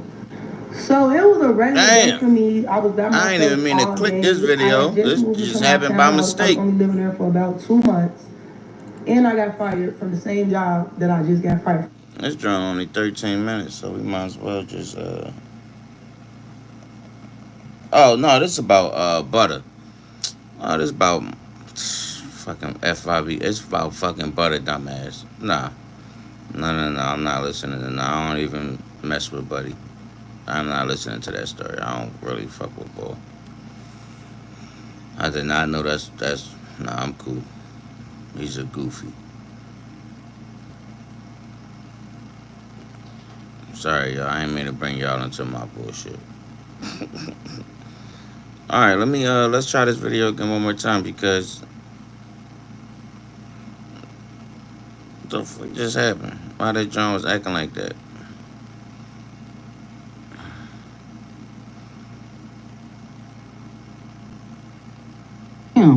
So y'all must be really close, huh? I'm trying to play her to the left at this point, because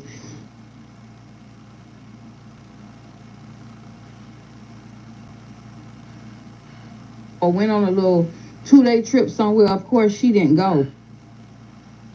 Really wasn't looking for nothing serious. I was just catching a vibe. You know, sometimes it's good to have a good vibe. So when he called me, he was like, you know, you're going to put up on me today. So I ended up going. And mind y'all, good. She was already there.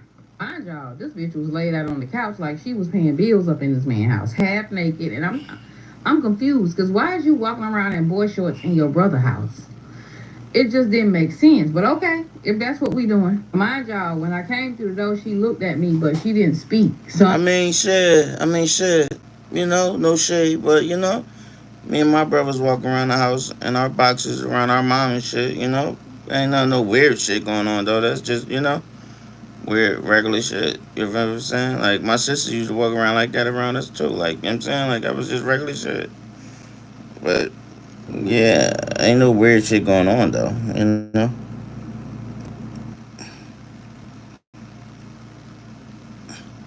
Like you feel me? Like just because they close don't mean they jump ball in this case. Yeah, with some weird shit going on, but I don't really feel like siblings that walk around like that around each other is weird. You know, like I don't feel like because me and my family do it like so. You know, but it ain't no weird shit. You know what I mean? That's all. my first impression is like, okay, what the fuck wrong with her? Cause I don't even know you. And if somebody's speaking to you and they coming through the door, why the fuck you ain't speaking back? But okay, I got you. Cause next time I ain't speaking to your ass. Mind you, she in fact rolled her eyes. So the whole time I'm thinking, bitch, you must want war. Cause this ain't what you want for real. But me, trying to be grown, I let it slide. You know what I'm saying? But it only got weirder from there. And my question, I always wanted to ask him, like, why the fuck is she always around? Every time I come around, this bitch is around. Only time she was not around was when we was traveling. All right, so that's what I said. Ain't nothing wrong with that. Like, ain't nothing wrong with it. Like, you know what I'm saying? It's a lot. Everybody do that shit. A lot of people. A lot. Like, it's just regular shit. Like, that's regular shit. Fuck, that's regular. There's nothing wrong with it. You know what I'm saying? Except in this case, you just happen to be knocking. They just happen to be knocking each other off. That's all. Now, if we traveled somewhere or went on a little 2-day trip somewhere, of course she didn't go. But it's like every time I come to your fucking house, she over here. Like it's like, what's going on? I ain't gonna lie, this girl was over there more than me. And maybe some people do got a good relationship with their siblings where, they hang around their siblings like that all day long. It just, I ain't never seen it. I mean, she knew every detail about him. This bitch knew where he kept his socks at. She knew where he kept his stash at. She knew every motherfucker. That's regular sister and not shit. only that ain't Especially even a if real they motherfucking close. chicken. Now, mind y'all, when I first got there, she was laid out on the couch. So he was in the shower. So when he got out of the shower or whatever, he was like, I'm coming. I just got out of the shower. So I'm like, cool. Now, mind y'all, at this point, she done got up off the couch and went in his room. So I'm Yeah, no. That right there is wild. In his room. And this nigga just got out the shower. Right. Yeah. That's wild. So I'm sitting there on the couch and I'm looking crazy. So I'm like, all right, let me get. So I get up and go in the room. Mind y'all, the bitch putting lotion on his back. What? And this motherfucker, sister. No, Kenny. Like, I held it in though. Hold on, blood. On Pyru. Listen to me. You are not having your sister put lotion on your back when the shorty that you dating is right in the living room. Why you ain't just call shorty? Hey, shorty, can you come put some lotion? Yeah. Probably could have got it. Probably could have got a little. You feel? No, I ain't say nothing yet. Not yet. So as time went on, I was like, we was holding a conversation, me and him, and she just so happened to add herself into the conversation. But what we was talking about, she didn't even let him finish for himself. She ended up speaking for him to finish the conversation. I'm like, damn. So y'all must be really close, huh? I'm trying to play her to the left at this point because what I'm seeing ain't even right to me in my eyes. Yeah, that lotion she gonna say, crazy. She gonna give a little smirk and a laugh and say, yeah, that's my dog. Yeah, okay. We've been doing that to hip ever since we found out about each other. So I'm like, okay, so how long has it been since y'all found out about each other? So she was like, oh, we found out about each other when I was 18 and he was 20. So, oh, okay. I'm like, oh, okay. Now, not only that, why this bitch knew his favorite lotion that he liked to use? And granted, I could be reaching. But baby, you're reaching with that one, shorty. Honestly speaking, she did not like me, and she made that shit clear. And I didn't give a fuck that she did not like me. Her brother was always spending a motherfucking coin on me. So her opinion and her judgment of me didn't even matter at this point. I ain't even gonna lie to y'all. I couldn't even breathe wrong without this bitch sucking. So, ho, we're not gonna skip over that. We're not gonna skip over that. You're not gonna slide that past us like we ain't hear you say, Do I smell a half of a gold digger going on? Do I smell of a because if that's what you're not on, Shorty, you shouldn't have. Is you just with that man because he dropping that bag on you? Ooh. Is you only with that man because he dropping that bag on you? Don't you lie. Don't you fucking lie to us. Then she gonna try to slide it in and go off to the next Nizar. We caught you. We heard you. We heard you.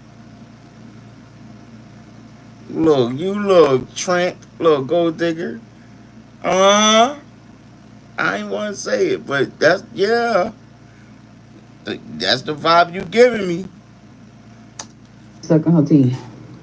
Annoyed? For real. Bitch, you is very annoying. And at this point, I'm real outspoken. So y'all know at some point I had to put that hoe in her place. But at one point, I really had to just ask him, like, your sister don't like me? He was like, nah, she cool. That's just how she is. She overprotective of me. So I'm like, okay. All right. I ain't even gonna lie. After that shit, y'all, I started side-eyeing everything. Because, baby, at this point, it ain't even adding up. It don't even make fucking sense. Now, I'm paying attention to every motherfucking side joke. Every little rant they go on, I'm paying attention to everything. The way she touch him, I'm paying attention to everything at this point. Honestly, I didn't even feel like I was dating him when I was around him. It was almost like I was a motherfucking third wheel in a relationship that I was unaware of. And that was very cringe. And the bitch always tried to make me feel like I was in competition with her because she felt like he was going to choose her over me. And yeah, he may choose you over me because that's your brother. But I ain't in no motherfucking competition because I'm very sure of myself. I know what role I play when it comes down to people. And a lot of people, that's the problem. A lot of other people don't know their role, but I know mine. And I don't know if she felt like I was trying to take her brother from me because we spent a lot of time together. We went on a lot. We actually spent a lot of time. We went on dates. Listen to me.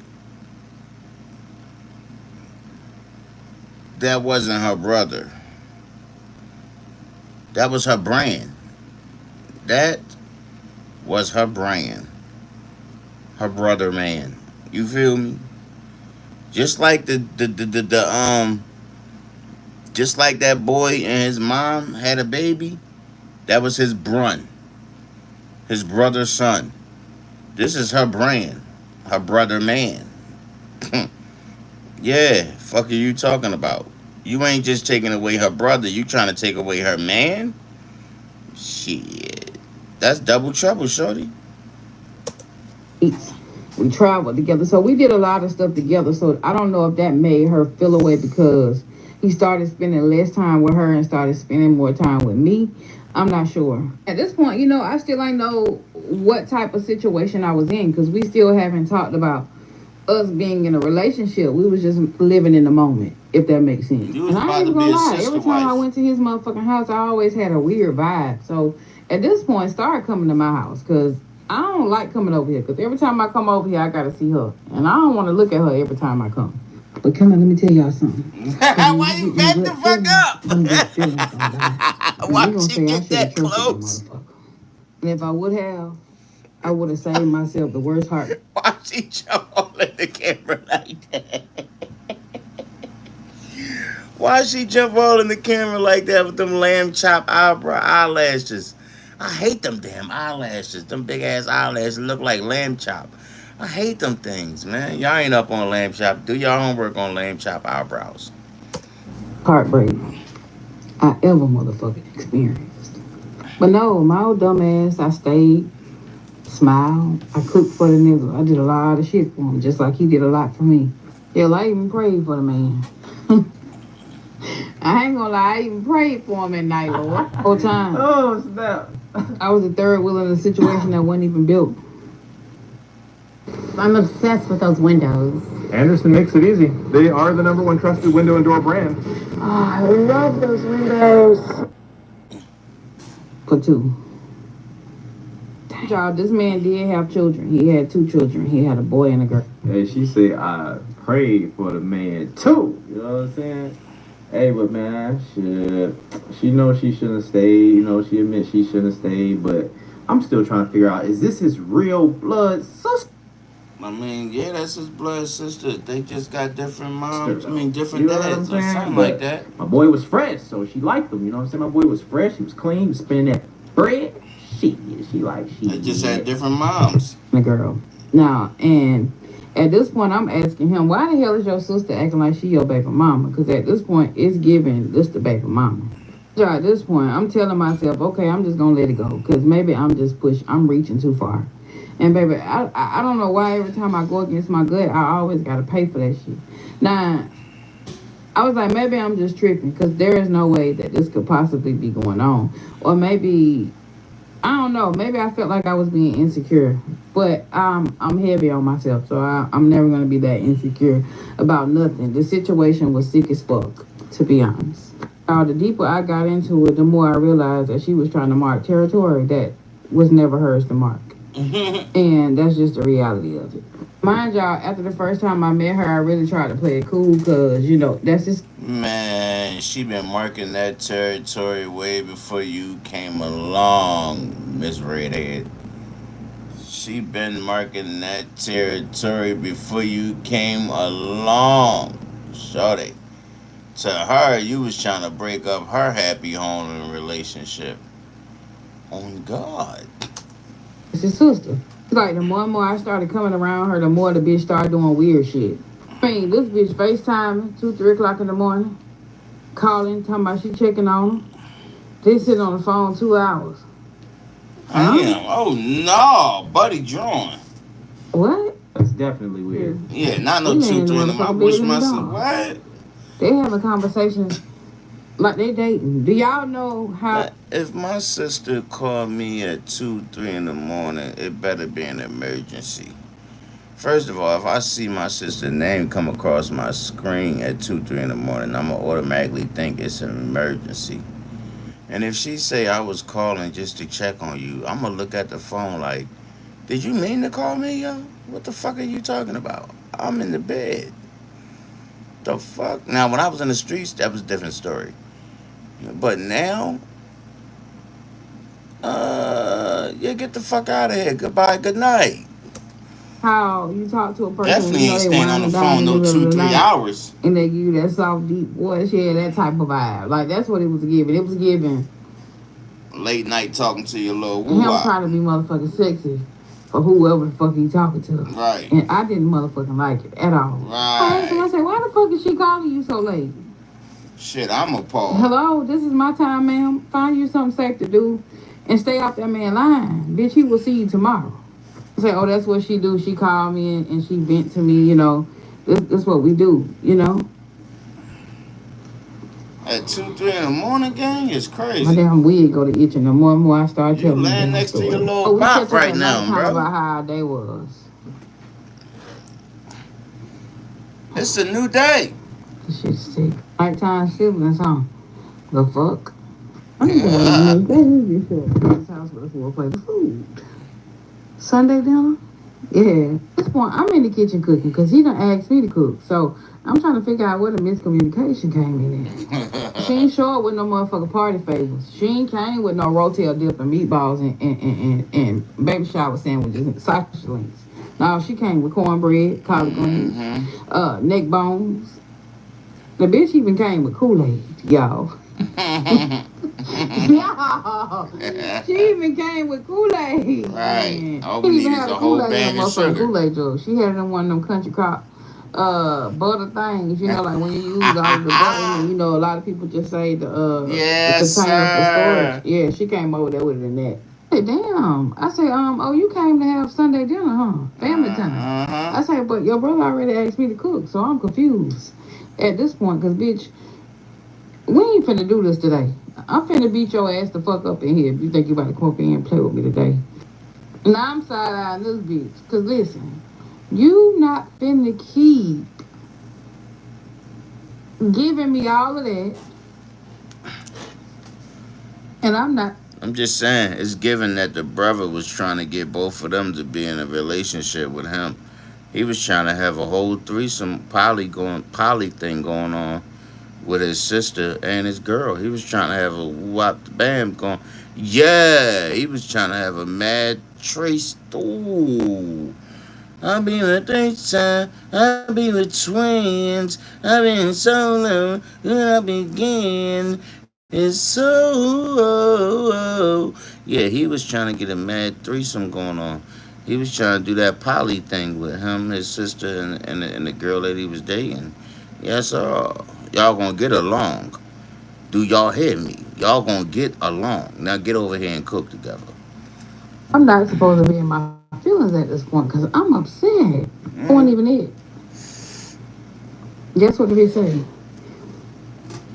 She said, "Oh, I know you don't eat everybody cooking." Yeah, and how you know that, ma'am? Yeah, shorty on some shit. Oh snap, my boy pillow talking. You messing up. You messing it up for yourself. You had it good, man. You done started pillow talking. Goddamn.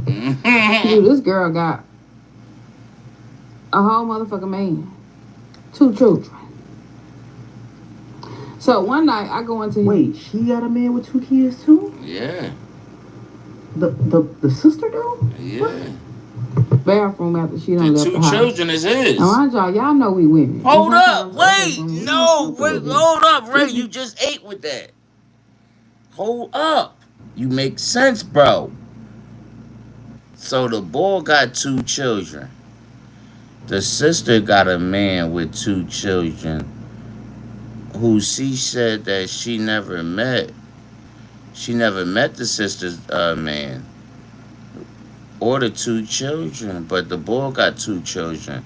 So it's given that the boy that she's dating is the father to the 2 children. I better this story better not this story better not end.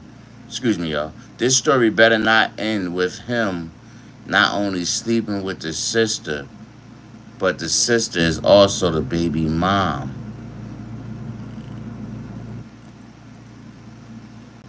Oh my fucking God.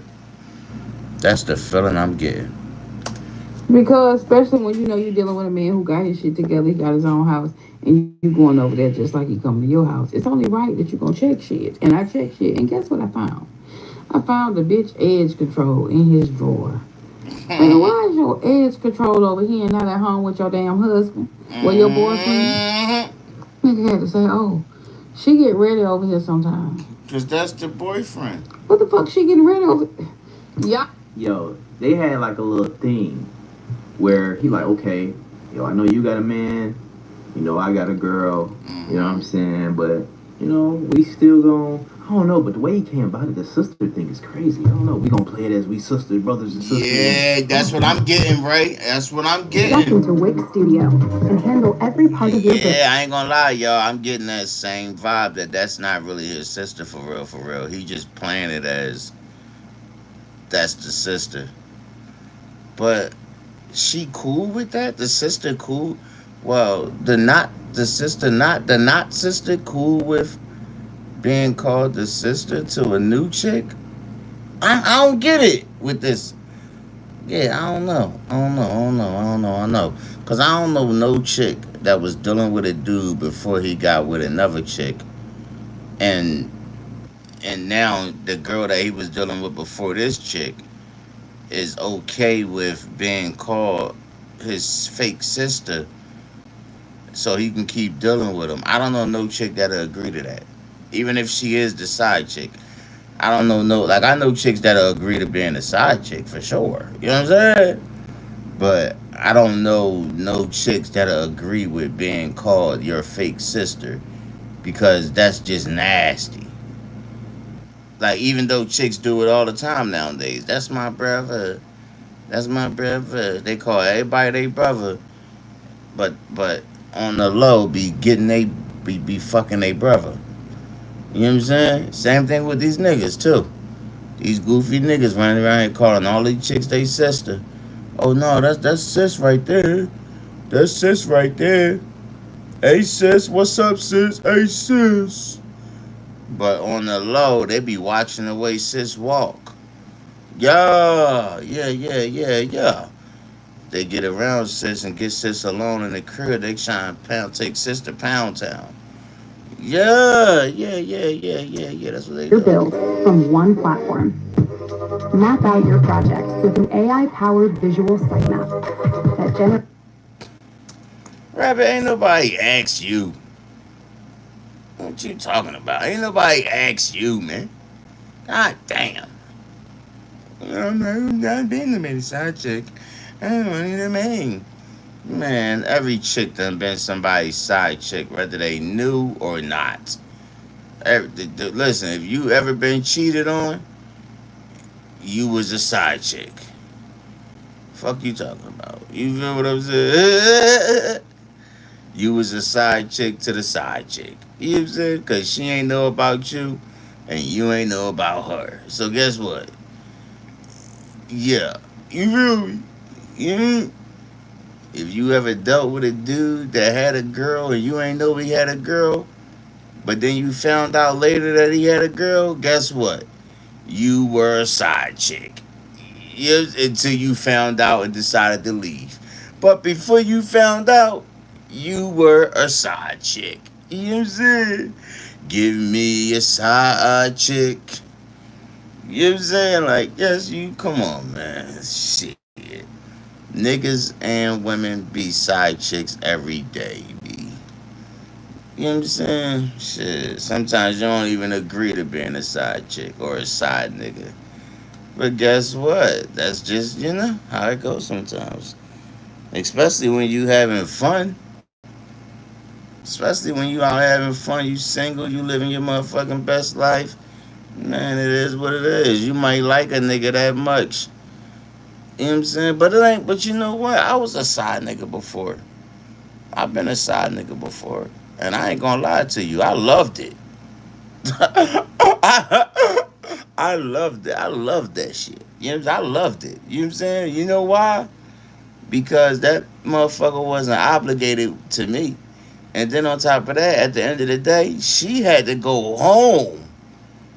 She couldn't spend all her time with me blowing my phone up, worrying where I'm at, caring about what I'm doing, or none of that. And the moment she got out of line and started acting crazy, you know what I would say to her?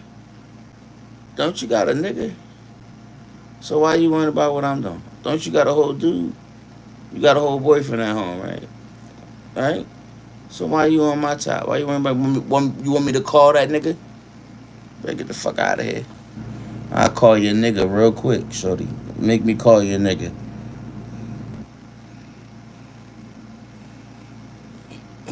What?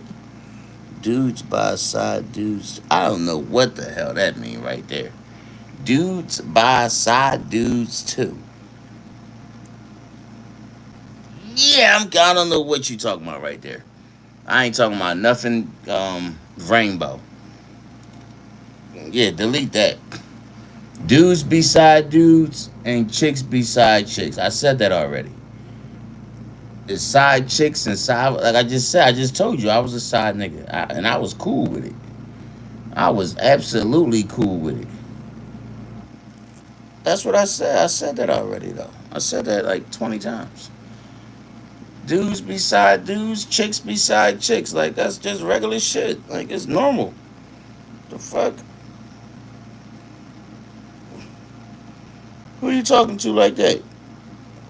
Talking about press play, please. I'm talking. This is my live. Don't tell me what to do. I'm commentating right now. I'm doing what you supposed to do on live. Talk shit and listen to a video at the same time. So sit back, get something to drink, smoke, something. Put your feet up, relax, and watch the mother freaking live. Tuh. You don't want to? Go to bed. So tell me what to do on my live. Oh, eat me up in the comments because I know y'all is. Shit. Start your own live. But don't act like y'all ain't never been dumb. Cause baby, we not gonna do that. She stay like 20, 30 minutes from him. So I say she get ready over here. What the fuck is she getting ready for? A sleepover? Because at this point, why is she driving 20 minutes from her house to come over your house to get ready? It ain't adding up. I'm watching this bitch super close now, cause ain't no motherfucking way. And now I'm starting to catch little things, right? I'm catching shit. I'm getting hip at this point. And y'all, at this point, she tagging him on shit on social media with pictures of them on her story, basically saying, you know, nobody understands me like him. This is my favorite person. Bitch, you got a whole man and children. So I'm trying to figure out why the fuck is he your favorite person? Cause that's her man with the children. The fucking man should be the one understanding you, not him. Mind you, y'all ain't grew up together. Y'all met when y'all was grown already. Mind y'all, she know I'm feeling no way. So one time she turned around and post a picture and say, "Oh, this my ride or die, and I don't give a fuck who get mad, huh?" Where that come from? That shit ain't sound like no sibling love to me. That shit sounded like y'all sharing a bed full of motherfucking trauma. Yeah, she at been this holding point, that ain't in. no way. For me being me at this point, y'all, I feel the need to bring it up to him because, baby, this shit is super weird. And one thing about me, it's hard for me to bite my tongue. I might bite it for a little bit, bitch, but I ain't gonna keep motherfucking bite my tongue, okay? Because I'm gonna say how I feel, and we gonna have to. I need some answers. I'm telling him, like, y'all relationship is starting to be out of control because there is no way she over here with you more than she at home with her man. I said, y'all relationship is giving y'all in a motherfucking relationship at this point. Because there is no way this girl is doing all of this and this just your damn sister. And y'all, me and him never argued about nothing. We didn't argue, we didn't fight, like we got along real good. Once again, I'm still thanking God done sent this man to me because there's no way I done found a man that got this amount of patience for me. This man taking me shopping, he's standing in the store, don't give a damn how long I take. Yeah, that type of man. I wouldn't believe what the fuck. Shout out to my boy, cause I ain't doing that. Hell no, I be ready to get dollar store. I used to go to shopping with my mama, man. Hell no, I can't go to shopping with my mama. I be like, if I get in my mama car, I be like, how many stores we going to? Like, Facts. I don't want to do that shit. Facts. This man Fuck said to that. me, it's given that you jealous of my I'ma sister. sit in the car. Excuse me, motherfucker. Call me when you on your way out so I can help you with Jealous the bags. of your sister? Are you? I said jealous of your sister. I said, motherfucker, what type of Jerry Springer shit is this? Why the fuck do I need to be jealous of your sister? You really don't know who I am for real. I'm one of them ones for real.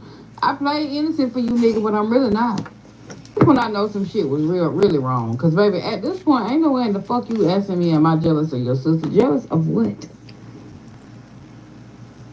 I ain't even gonna lie, y'all, that shit rubbed me the wrong way. And then it's like the bitch started trying to compete with me. Like, baby, we is not competing. This is not what this is.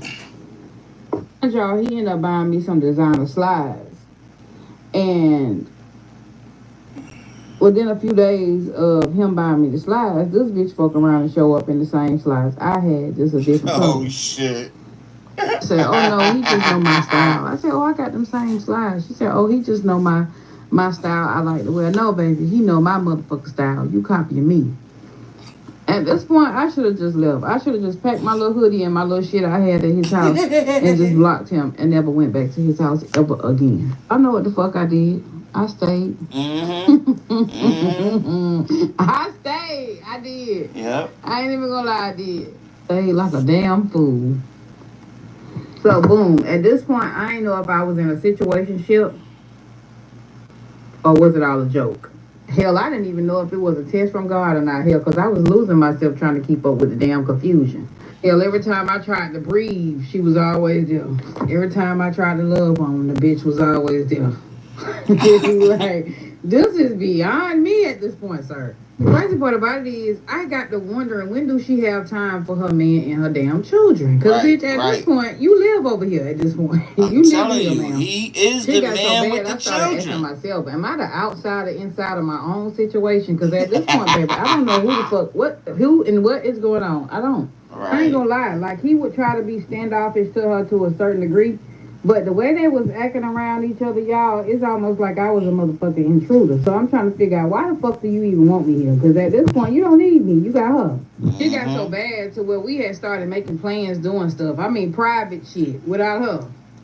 And all of a sudden, she would just pop up there like, Oh, no. What? what is you here for, ma'am? We didn't ask you to be here. But obviously, you had to be telling her about it for her to know where the fuck we was at. Right. And by this time, I'm Running not your mouth. peeping it. His other siblings are peeping it now because they just like, wait a minute, because she too motherfucking clean. Like, they starting to ask questions like, when you have time to yourself outside of being with her? Because she always over this motherfucker. Now, mind y'all, she didn't have the same relationship that he had with her. With her other siblings, they wasn't close like them two was. I mean, we could be at his house laid on the couch watching TV, eating popcorn, and here come this hoe. Next thing you know, she knocking on the door. Ma'am,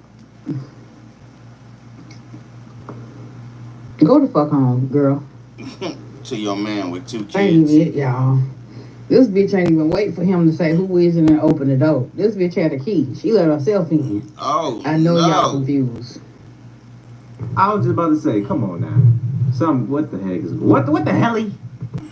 Because now when I replay the situation in my head, I'm fucking confused. Cause bitch, what was you thinking?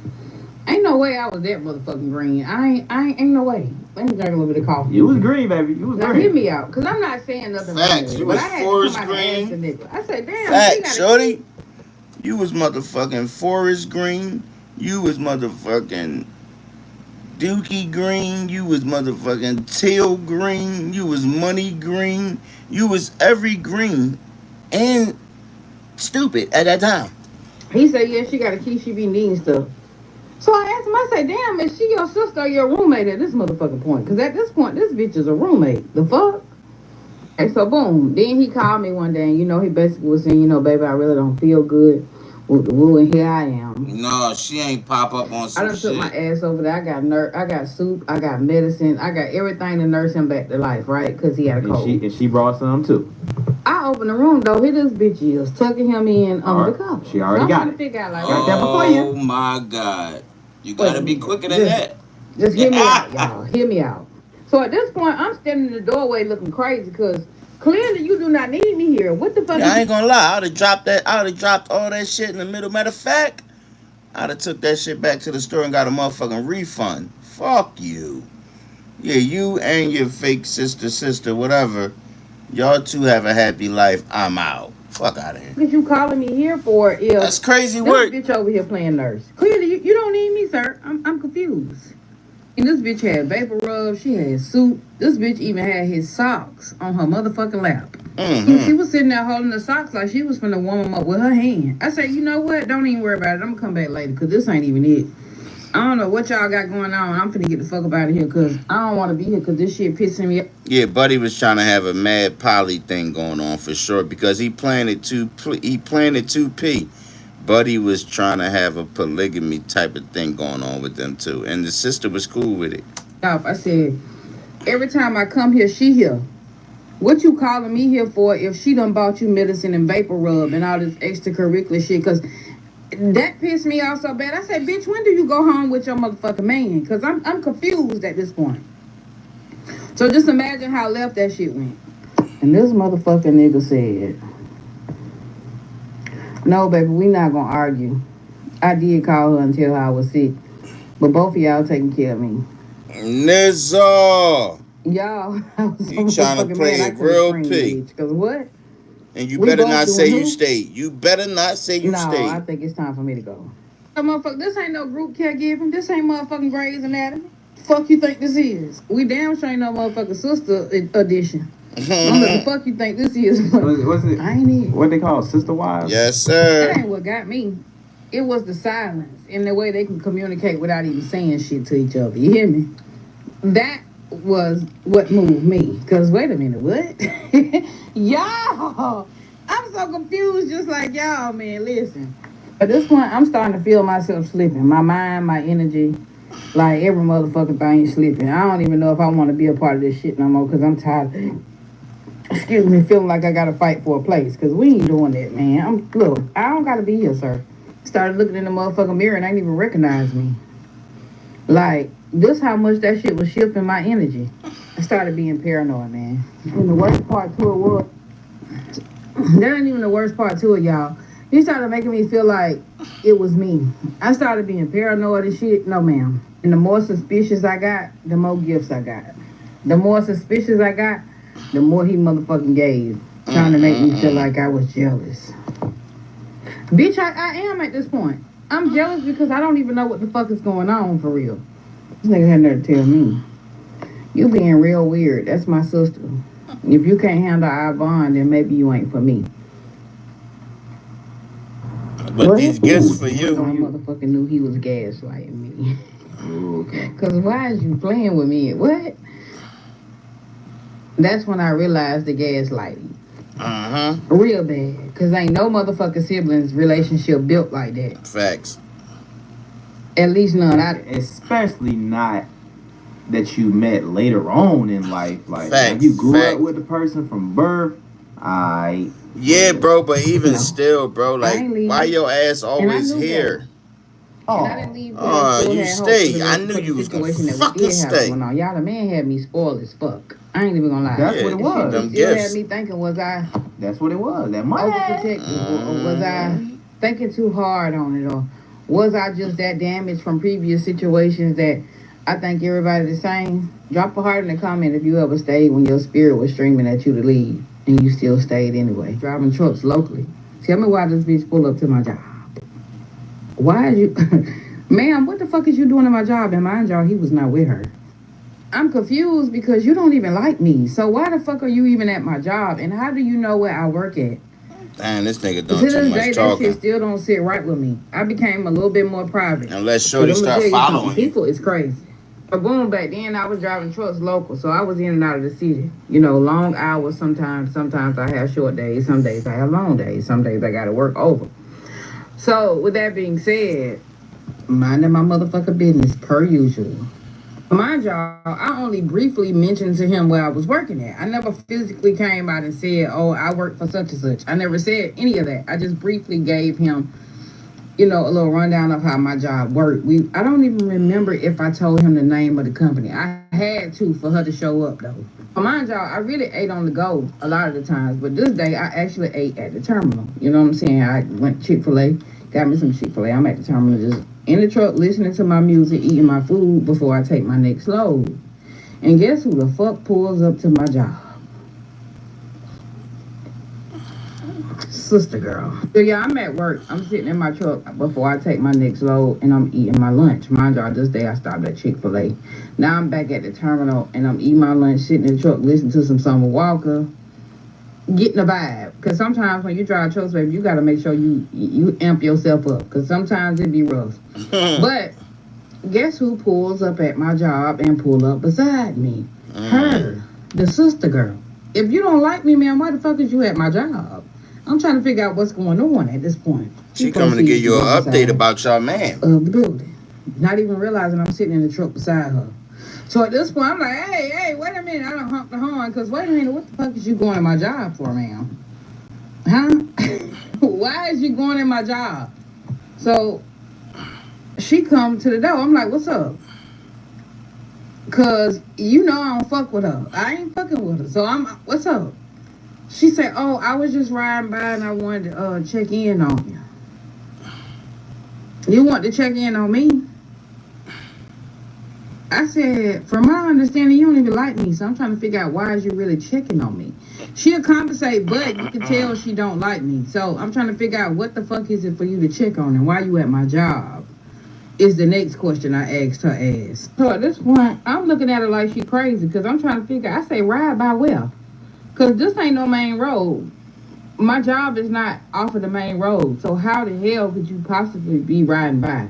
I say, this ain't no regular job that you could just ride by for real. I said, so evidently you had to be looking. Because, baby, no way you was just riding past over here.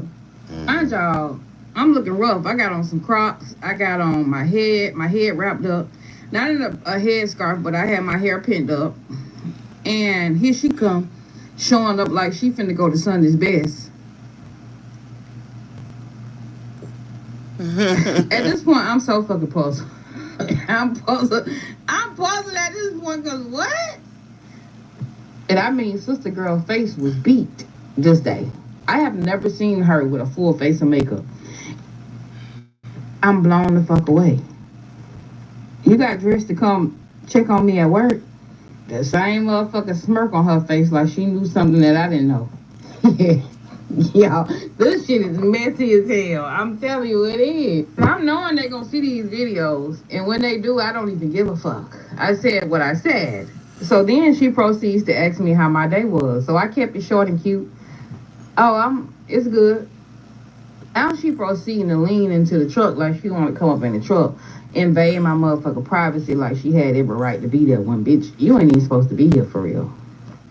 Sister girl proceeds to say, I'm just trying to make sure my brother got good people around him, and I see you solid. I could have told her some motherfucking things in that moment, but I kept them to myself. I smiled and kept it cute. But my mind all over the place, because I'm knowing that was a small gesture of marking territory. Because it ain't making sense, honey girl. That shit you saying most definitely ain't no motherfucking compliment to me. And she know I ain't lying. The whole motherfucking day, I'm kind of blown away. So now I'm getting off work. I'm on my way home. It's nighttime. I'm calling him, and I'm like, your sister showed up at my job today. Because I'm really trying to see how the fuck I'm finna just let this man know, like, at this point, it's going too far. Because why is sister girl coming to my job? Sister girl ain't supposed to be here. And furthermore, why the fuck is she always popping up where the fuck she don't belong at? You know what this motherfucker man said? Oh, she always been protective over me. And I can't control where she go. So yeah, I'm sitting. Why she know where I work at? The only way she know where I work at is if she following me or you told her, so you don't see a problem that she's creating. There is no problem when it come down to her. When you trying to speak to him about her. So I hit him with if she protective, who the fuck she think she protecting you from? Me? Cause what harm am I gonna do you, baby?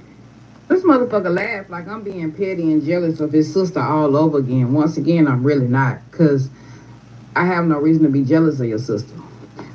It was the fact that your sister came to my job trying to check me while I'm sitting in the truck eating my motherfucking Chick-fil-A chicken sandwich. I'm trying to figure out what's going on. From that day moving forward, I kept my eyes wide open. And not just on him, but on her ass too. You gotta know, it wasn't always about her showing up. It was the fact that he was always cool with it. He never found the problem in none of her motherfucking actions, and that was the problem for me. Now, mind y'all, I'm still trying to figure out why the fuck am I still holding conversation with this man? Because at this point, you gonna downplay everything that take place. Yeah, I'm trying to figure out too. Well, she said he was spoiling her, but I really ain't got nothing else to say to this point. Like, I'm getting to the point, or if I'm trying to, well, yeah, I guess they are still, because the other family members knew about her, so I guess they were, like, sisters and stuff for real, brothers and sisters for real, but I don't know. With her, you gonna make it seem like she just overprotective and that shit is not valid. So at this point, I need to talk to her motherfucking man. I need to see what's going on. So I need to go on over there. I need to talk to her man. So I ain't say shit else. I just started detaching myself, but quietly. I didn't make no big noise about it. I just know, bitch, it's time to exit at this point. Have you ever loved somebody but still be walking away on the inside? That's exactly what the fuck I was doing. Because I don't even think I was in love with him at the point. I was just in love with the money, honestly. Honestly, I really just didn't have no words. I didn't know like how to proceed in the situation because the shit was getting out of hand. And one thing about me, I don't like to detract. Don't come looking for me. If I ain't looking for you, don't look for me, honey, because I don't move like that. And the fact that you don't find the issue in it is a problem for me. So that's when the fuck he started losing me mentally. Because at this point, no, this shit is a little bit too much for me. And this is a situation that I don't want to be a part of. So with that being said, y'all, the shit get worse. Because now me and her done exchange words. So mind y'all, I had ended up going to her house with him before. He went over there to help her boyfriend put some tires that he had bought on the back of his truck so he could take them to the shop for him. So mind y'all, I knew where she lived at. So I took a brave leap at this point. Because now, bitch, we not finna play. You're not finna keep playing in my face. Because I'm going to make sure it's more than one way to skin a motherfucking cat. So I show up at her front door. Now I'm at your door, bitch. I'm on your turf. Because see, while you thinking you coming to mine, to my job, my place of business, I'm going to come to your front door. So when I get to her house, my job, she not even home. I'm already knowing where she at.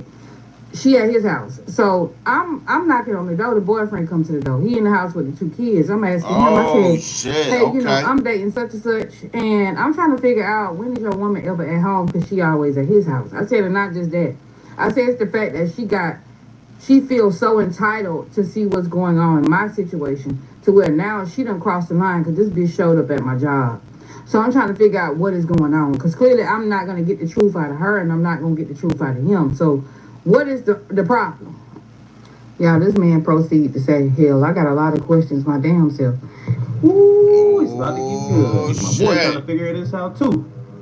He said, honestly speaking, we ain't even together. We just living together because we got kids.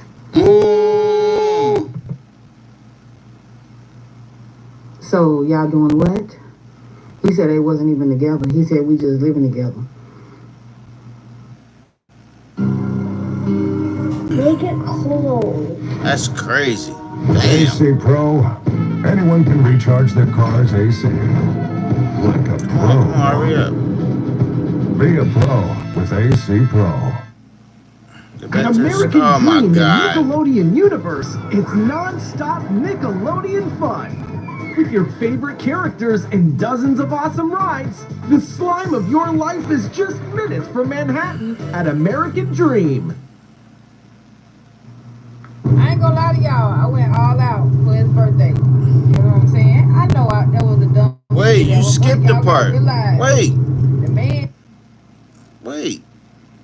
She just was talking to the boyfriend with the kids, and he said, I'm trying to figure some shit. So what happened else with the rest of the country? It went from that to talking about his birthday. She skipped the part. And cashed out on me for a long time because we done been fucking with each other for a long time. But we rolling into like getting some change now. So of course when his birthday came, I cashed out on him. It was only fair, right? Okay.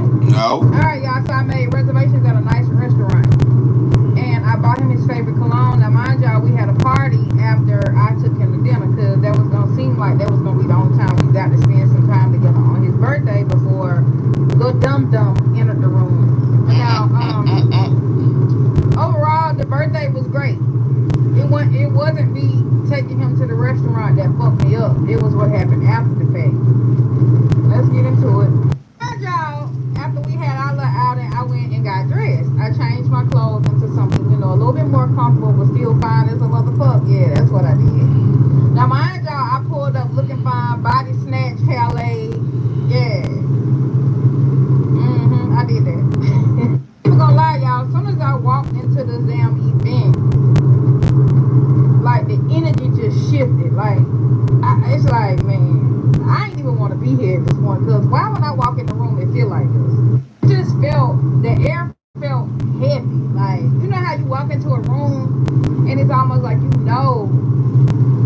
motherfucker gossiping about you? It just, I don't know, it felt weird, like, honestly. Y'all, his sister already there. She in the center of everything, like we about to celebrate her ass or something. And I'm just like, boy, this bullshit again. In the mood I'm in tonight, I ain't in the mood for this girl shit today. Y'all, she's standing at the door greeting everybody, telling everybody where to put the food, you know what I'm saying? Where to sit at, and all of that, right? So I walk in, I just, like, I'm so irked with her at this point. So when I walk in, I'm like, ain't this his birthday party? Why the fuck is you making it about you? It is not about you today. Can you just please let that man have his fucking moment? After I say that to her, she gonna say, hey girl, you look cute. Bitch. Look at her and I give her the eye. I'm like, I look cute.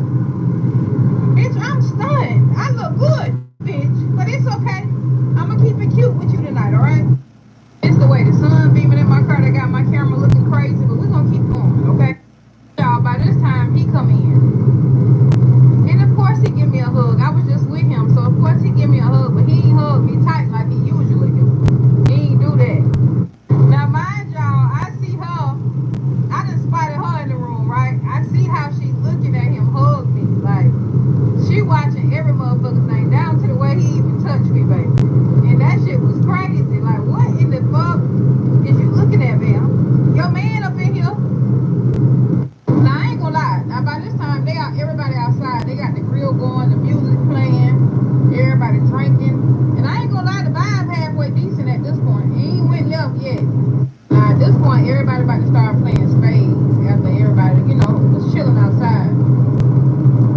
And tell me why this bitch called him so he could sit beside her. Mind you, her man in this room. Well, ex-man, they just living together, but he's still at the party. Baby, the liquor is in the building. And everybody tips it, but me, because I don't drink. Y'all, everybody in the goddamn room was stunned, because y'all wouldn't believe what this girl did next. This bitch sat in his lap and said, No! You know I'm your good luck charm. No! Y'all, the fucking room went silent. Y'all, everybody in this motherfucker looking like, Oh, wait a minute. wow. I know we drinking, but damn, we ain't slow. We ain't nobody slow at this point. Oh. So the baby daddy bust out and say, yo, what? Y'all, every motherfucker body looking shocked. We all looking stuck like, did she realize what she just said? Is Right. it the alcohol? She know what the fuck she said. Nah, you know. But everybody else looking around the room looking at him sideways like, what? Tuh. Drunk mind speak a sober tune. Yeah, that truth coming out when that liquor hit. Like, what? Wait a minute. She said, wait a minute, huh? And for a second, I gave him a look like, I'm really just sitting here trying to realize, like, am I okay? Cause bitch, what is wrong with you? Like, I'm asking that money? myself, like, you cool? That money. Ain't no way. Something ain't adding up for sure at this point. The brother pulls out his phone and he started recording. He started recording the whole scene because at this point, everybody thinking that she just intoxicated and tripping. So everybody asking her like, what you done had to drink or what you done had? Like, everybody tripping out. Everybody laughing and recording, right? And her baby daddy say, y'all always acting like y'all was married. Me, the girlfriend, I'm standing there. I'm trying to figure out if I'm invisible or not. Because, bitch, I'm feeling real invisible right now. Right now, I feel real goddamn invisible. And right now, I really want to shake the motherfucking table. I want to cut up at this point. Oh, he did not correct her. He did not move her. And didn't even look my motherfucking way. Oh, no. Oh, that's when I knew I was a cover-up and not a partner. Sure the fuck did. By this time, y'all, it's time for the birthday cake. She come out singing all loud like she the bitch that gave birth to him. Like, when I tell y'all disgusted, at this point disgusted, I'm trying to set my cruise control.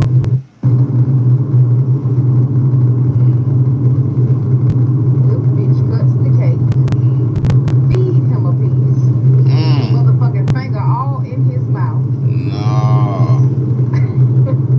Man, fucking stomach turns instantly. Baby, that ain't no motherfucking sibling shit. That's intimate shit. It is. Facts. And now I'm realizing that, baby, you flowered me with so much shit because I really was your cover-up.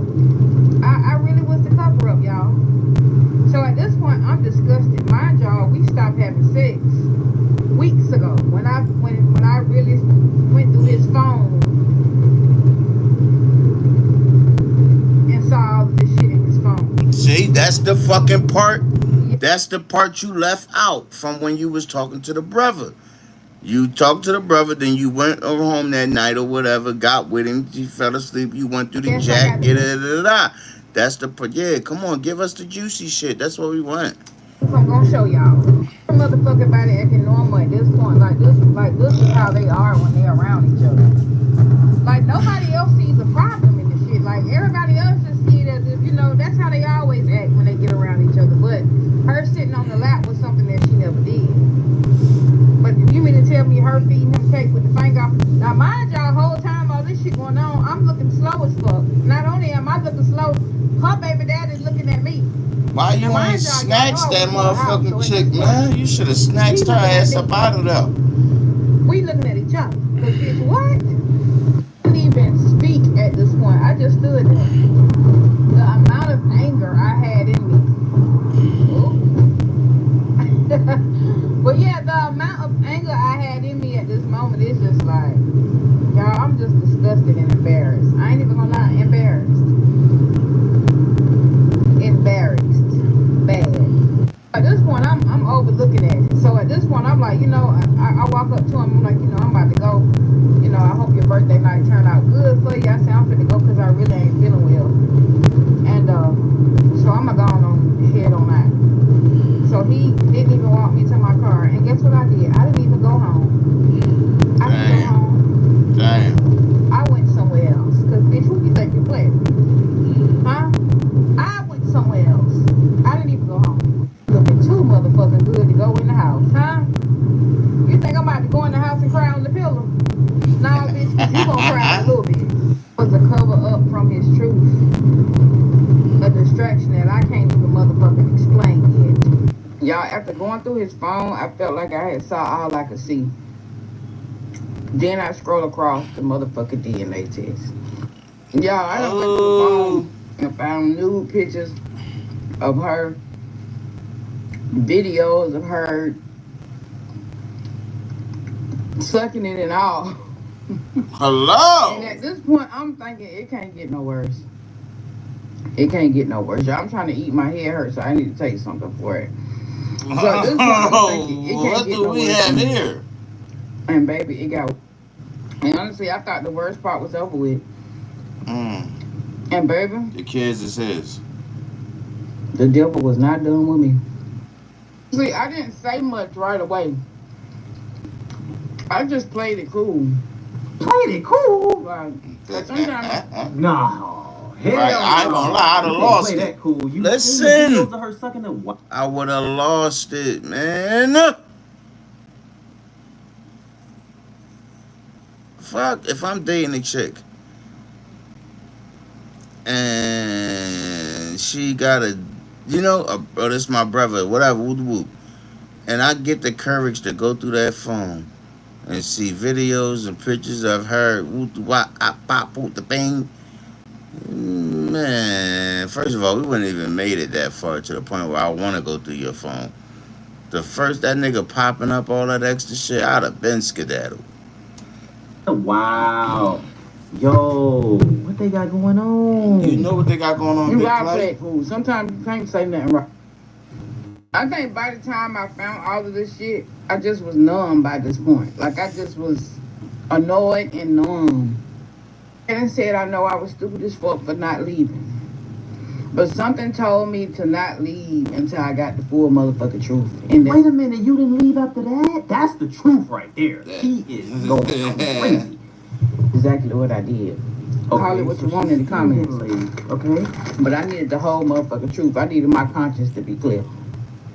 So boom, the next night I ended up staying with him. She ain't want to leave that money yet, right? Not for him, but for myself. I need to. Okay, so she wasn't giving him no pussy, so okay, she just stayed one night. All right, so all right. Clarity. All right, she want her clarity. He still don't know I know. And so he go get in the shower. I'm going through his shit at this point. I'm going through drawers. I'm going through boxes. I'm going through all of the shit that he thought I wouldn't go through. Yeah, but I'm being cautious at the same time of me going through these boxes. Honestly, I don't even know what the fuck I was looking for. Honestly, because I had all of the proof on the phone. Hey, y'all, so she got real when I found the DNA test and I saw her name, his name, and the baby name. So I blocked out everybody's name on the DNA test, and I'm finna show y'all the test. Hold on. Again, this ain't my business to tell, but I'm telling you, y'all see what that shit say 99.9%. Damn. On that motherfucking test down there. Yep. I wonder if her boyfriend even knew that she said that she already had 2 kids. So do the boyfriend even know that one of them wasn't his kids? Sure. I doubt it. I'm gonna lie to y'all. When I saw this shit in his phone, I dropped the phone. Because at this point, I'm disgusted. There is no motherfucking way. But you done been fucking on your sister this long and y'all done had a baby. Oh, wow. A baby? Oh, wow. By your sister? Y'all. I went completely motherfucking numb. I didn't know. All I could do was just stare at the fucking wall. Because there is no motherfucking way. I had suspicions of y'all fucking. But a baby? That baby was supposed to be her ex-boyfriend that lived with her. Only because they had children. They was not together, let him tell it. The one that she swore up and down was her man, but he had already told me the truth. And she swore up and down he was her man by text message when I caught their motherfucking ass. And of course I'm gonna show y'all the message. And if it was his motherfucking baby, why the fuck did you test your brother? Because the math was math. And bitch, it math. So I left that night. I ain't say shit. I ain't wait to hold a conversation with him or nothing. I just left. Because I felt like that's all I could do at this point. So I grabbed my keys. I packed my little bag I had at his house. Pieces out the door. At this point, there was no hope. I already knew that shit was over with. This shit dead. Ain't no way I could fuck with you after what I done found. This motherfucker had the nerve to text me the next day and say, oh, I know what you found. And it's not what you think. What? What? Is you the Lulu bitch at this point? Because you gotta be. And the shit pissed me off so bad, y'all. Because once again, not only are you trying to convince me what I saw I did not see, you still trying to tell me that the shit is invalid. I didn't even respond to his messages after that. He really tried to explain it like it was ever a reason for you to try to explain sleeping with your fucking sister. How can you explain that?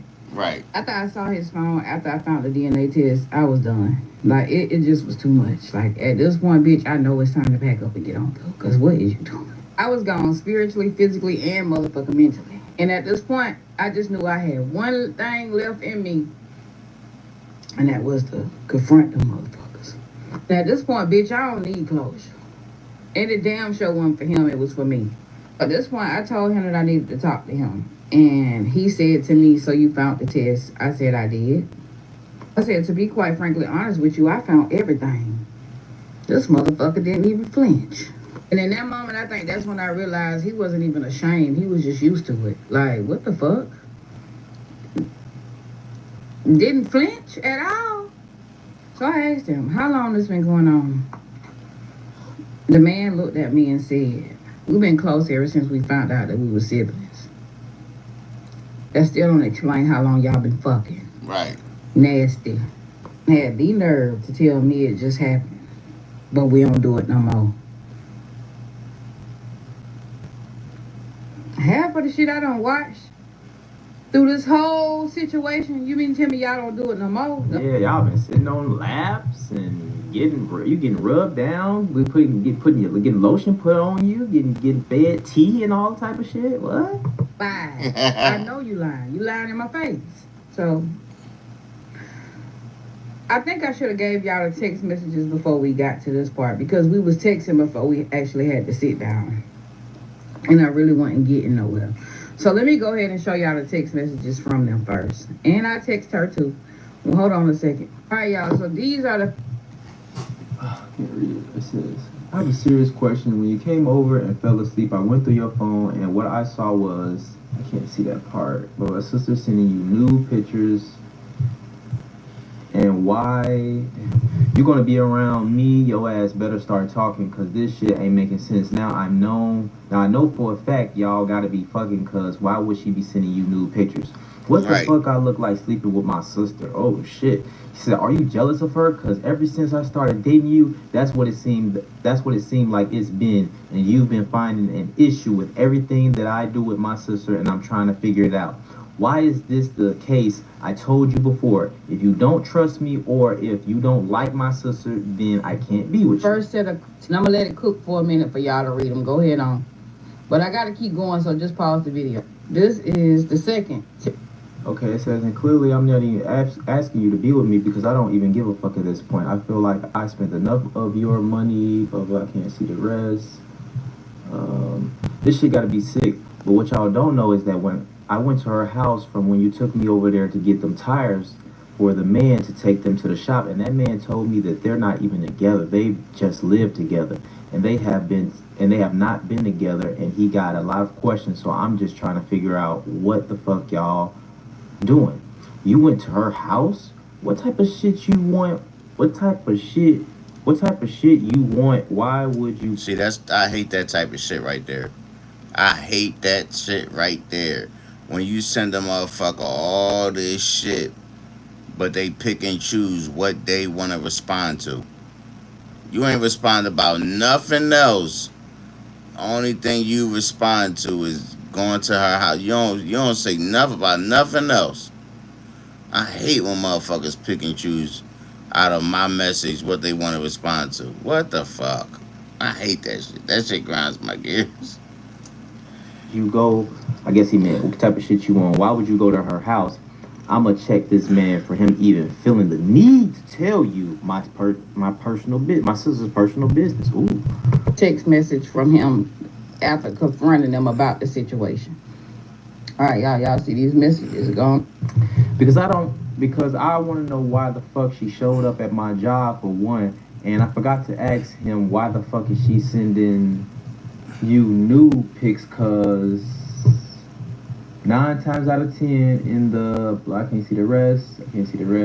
It's going no matter what. Don't even no matter what. Cause at this point I'm so damn confused. I don't even think this is worth me trying to figure out what it is. I can't control what my sister do on her free time. You can't control what your sister do on her free time with the nudes. Oh no, I guess he's saying at her job. Okay, I can't control what my sister do on her free time. But what I do want to know is why. What's your issue with her? Like, I'm not understanding that part. I think that's the part that's getting me.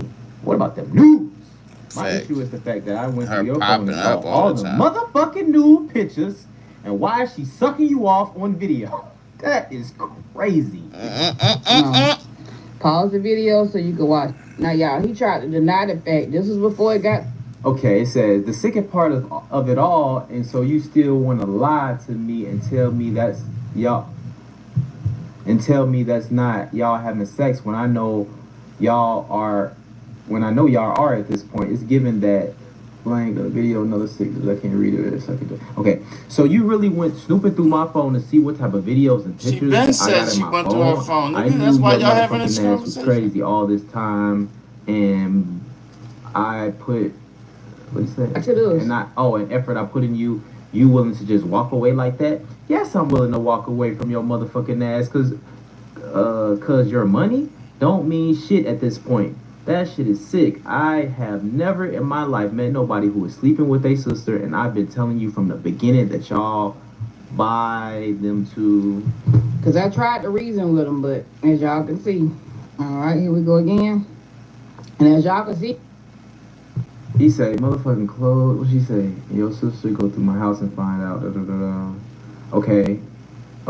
I'm also curious about the fact that you had a DNA test in your phone on a DNA, and on a DNA test it had one of her kids' name on it. You need to tell me you didn't fuck you. You mean to tell me you didn't fuck your sister and had a baby too? I'm sick.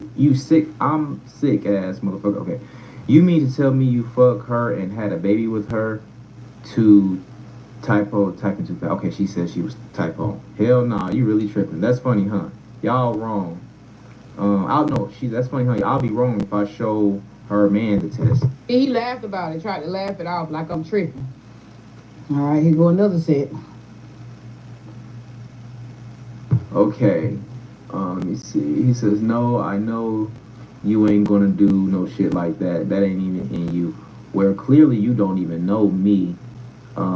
You think you know me. This is some nasty shit, and I'm starting to want to do that. Explain why every time you buy me something, you gotta buy her something. Typo, clearly. We will talk later. Ain't no later, she said. Okay, so now that I done showed y'all his text messages leading up to this, let me show y'all her messages that she sent me. And before I get into her messages, he told her that I texted him and asked him about it. So here we go. The bitch gonna have the nerve to say, hey, sis. Bitch, I'm not your motherfucking sis. She say, hey, sis, I just want to know why you are texting my brother asking why he has naked pictures in his phone of me. You are doing way too much at this point. What? What? It's your brother. You got naked pictures in there. Girl, I know you did not text me about the motherfucking shit, that motherfucking shit I asked your brother about, when clearly both of y'all know what know that the evidence is there. But what I do want to say is, you one nasty trifling ass bitch, cause how the fuck is you sleeping with your motherfucking brother? Not only that, why are you letting him record? You sucking his dick and leaving it in his phone? You ain't seen no video of me in his phone sucking his dick. So I don't even know why you out there telling lies. And not only that, for him to actually tell me, you say you gonna tell my man what? Let it go. Here go her messages again. I respected your relationship with my brother. I never disrespected your relationship. I am so confused as to what it is that you're gonna tell my man. I can't see the rest. Drunk girls. It says drinks. Girl, I would never go have a drink with you. Why? Nobody is giving me a direct answer to why y'all sleeping together. You at his house like every motherfucking woman. Oh, you at his house like you his motherfucking woman. I'm trying to figure out why neither one of y'all don't come clean. And yes, I said what the fuck I said. I said I'm going to tell your man that y'all sleeping together, and I got proof, and I just do. I got proof, and I just do. I have proof. Okay. It's the fact that y'all took a whole DNA test on your motherfucking daughter, and tell me why your brother is the daddy. You can explain that to me. If you still want to deny it, just like him, I need to... Girl, I'm not your motherfucking friend. I wouldn't go have no drink with you. Now I'm crossing the motherfucking line. I guess she wanted to ask for a drink. Okay, she said, now you crossing the motherfucking line. You must want me to really beat your motherfucking ass, talking about going to my motherfucking man, telling my business. I got to give it to through your real brave. Oh, I got to give it to you, you're real brave. But I don't think you want to do that. Should I explain why you don't want to do that? Ooh, she say, bitch. Ooh. She say, bitch, you don't put no motherfucking fear in my heart. I'm going to do what I want to do. I ain't worried about you. Right. Well, the cat is out the bag. What the fuck can you possibly do to me? Dang, stop making guns when they made yours. I have a few myself. In your point is what I said. And matter of fact, I wouldn't even waste a bullet on your seat. Both of y'all need to go straight to hell because this shit is beyond me. Now let's move on in the story. And it seemed like it's going to be a part 8 because, baby, it got worse after this shit. So then he proceeds to tell me that she was going through stuff with her boyfriend and he was trying to be there for her. And one thing led to another. Bitch, you just sick altogether because ain't no way one thing led to another with your motherfucking siblings. I ain't never looked at my siblings like that. I'm confused. Facts. All over again. Because what? Y'all, this one I'm feeling like I'm in a motherfucking Lifetime movie. And we talking about a low budget ass Lifetime movie. And before y'all start, bitch, let's keep going because I got some more to say. So I asked him, I said, at no point in this situation you ever thought that shit was wrong? Because sleeping with your sister, just to think about that, anybody who think about that is like, what? And this motherfucker had the nerve to tell me, what's wrong is that people don't realize or don't understand real love. What? Oh, hell no. He proceeds to say that blood don't stop real love. What? Yes, the fuck it do. Yes, it do.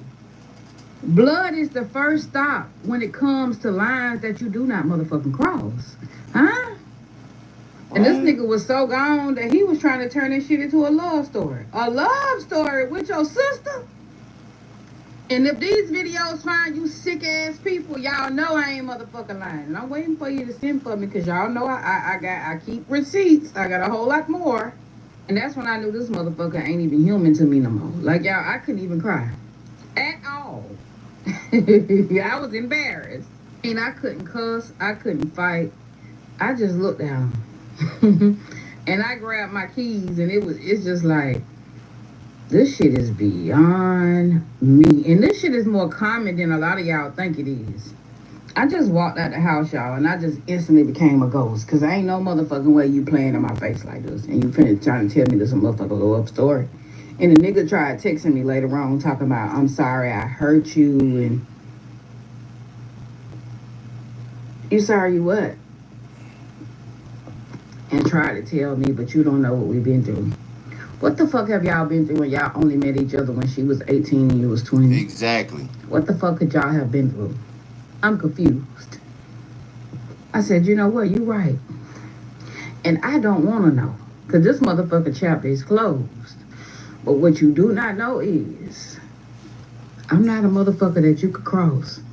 So now, with that being said, if that's the weak ass excuse you got for me, y'all know I'm finna motherfucking make this tea super hot. Cause baby, who the fuck did both of y'all thought y'all was playing with? Okay, I'm finna show you just how ruthless I can be.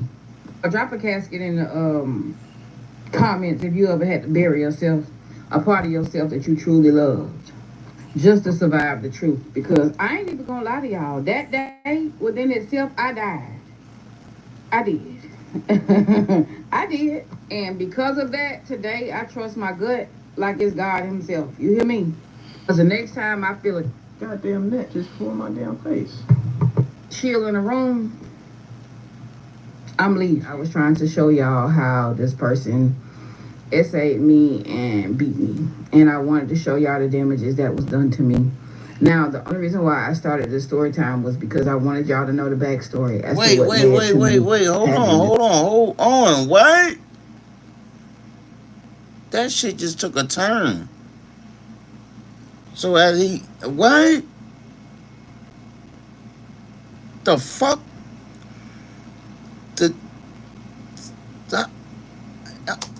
And this happened to me. However, TikTok wouldn't let me post the graphic photos and videos of what led to this. However, I guess I'm just gonna have to explain it. So in this part, I will tell you that because I no longer wanted to be in this situation, this is what led up to me getting what was done to me last week. However, I don't know if last week, I think it was last week. So, however, that's just how bad I want to forget about it. I don't want to think about the situation. So just imagine how painful it was for me to tell y'all this and still smile through it. Cause baby, it was rough. And I can almost promise y'all. Damn, this done took a total turn, y'all. I just said that every time shit. I did an episode of a part 1, part 2, part 7, I cried after the fact. Because hey Rabbit, you hear it this shit? Literally hurts. But I feel like it's my truth. And if I have to go to this extent just to be able to get the help that I need through my GoFundMe, then I guess this is what I got to do, even if it sounds bad. So with that being said, I just want to know, I want to say to all the women out there, if you do have a person that is making threats to you, believe them. If you are a woman that has survived, that shit took a turn. Or if you're a woman that's currently going through that, please get out. Because this is my first encounter with DV. I have never experienced this a day in my life. And one thing I do know about people who experience it, they always come back. It's never just a one-time thing. So I know that this person at some point is going to return. That is why I got to move. That is why this is very important for me to move. Because this person not only did this to me, they had a tracker on my car. Which means I have located the tracker. It's no longer on my car anymore. Damn. But I say that to say I need to move. I got to get out of this situation. I just want to get my life back to normal. I do not sleep. I've been running off for 2-3 hours of sleep since this happened to me. Every time I hear a noise, I'm jumping. If I hear a bump too loud, I'm jumping. So I have not been able to work due to this situation. I'm saying you ain't go get like a protective order and make a police report and to make them aware of what's going on at least. Please tell me you did that. Like, you ain't got no brothers or nothing, you know? I ain't gonna lie, I'd have unalived that kiddo. Situation because it has messed up my mental space. It has. But I thank God that I'm still here. So I'm here to tell my story because it's my truth. And with that being said, that's really why the severity of my GoFundMe is very important because I need to get back to where I can be comfortable with it, with living in my home. My house has now became a place that I don't even want to come to, but I don't have a choice right now. So I say that to say, y'all, you know, Your home It could done be me became a today. It could be prison. you tomorrow. It could be your mama. It could be your sister. It could be your brother. It could be anybody. So that is why I'm Damn. asking for help. And I know in the world that we live in now, you got to show proof in order for people to help you because people don't believe word of mouth. And I totally get it. But if people can come on here and raise money for some of the most craziest things, I know I can raise money to be able to help me out of my current situation. Now, mind y'all, this person also knocked out my teeth. I wanted to show y'all that. TikTok wouldn't let me show it to you. So I had to turn around and pay another $1,200 at the beginning of this week to get my teeth fixed because this person broke my teeth. So I now have. What Damn. the This shit fuck? done took a total turn. I was gonna say her teeth did look good. I'll make sure I put her GoFundMe in the Yo, what just in the description. happened? This is crazy. Teeth in, but now I'm back at my temporary teeth stage just until my permanent teeth come back in because of the damage that was done. The whole teeth two of the teeth had to be replaced, which I had to pay an additional $1,200 out of my pocket to pay for that. Now, with that being said, y'all, there is a part 7, and clearly I wasn't able to put everything I had to tell y'all in part 7, so it will be more than part 7. Who knows? I might have to stretch it to part 10. It all depends. Hopefully I don't have to, but a whole lot more happened after part 7. So I just wanted to give y'all a backstory as to why I started this story time in the first place.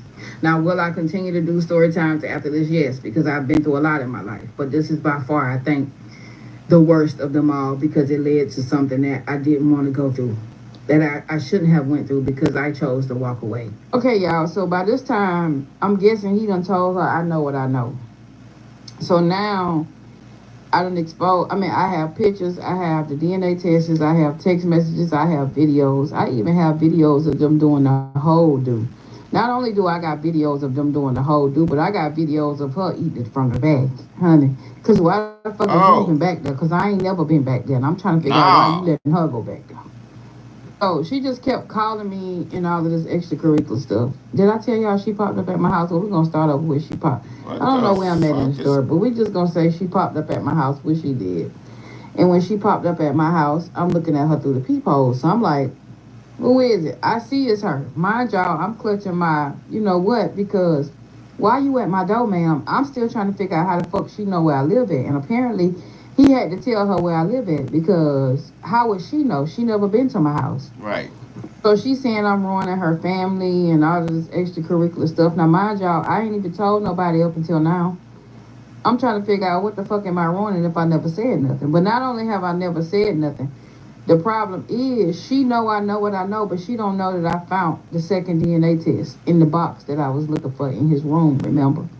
I never told y'all that, but it was a second DNA test in the box, and I have a picture of it. Now, mind y'all, I never opened my door, so she talking through my door telling me how I'm trying to tear loose her household, and I'm upset because he don't want me. Bitch, he ain't gotta want me. I don't want him. Honey, I love him. He ain't leave me. Make it make sense. It sounds like you hurt. At this motherfucker point, you hurt because the cat is out the bag. And I never even told nobody up until this point, until now. Whole time I'm like, you the one sleeping with your brother and you concerned about if he want me or not. What? I don't want him. And y'all should be disgusted because the way y'all carrying on, it don't make no fucking sense. And what got me is the fact that she never denied it. Just gaslighting me, trying to tell me how wrong I am. Ain't no way y'all two think I'm wrong in this situation. Y'all the ones that's wrong because y'all siblings and right into my love. And having sexual activity and children and shit. And I'm upset.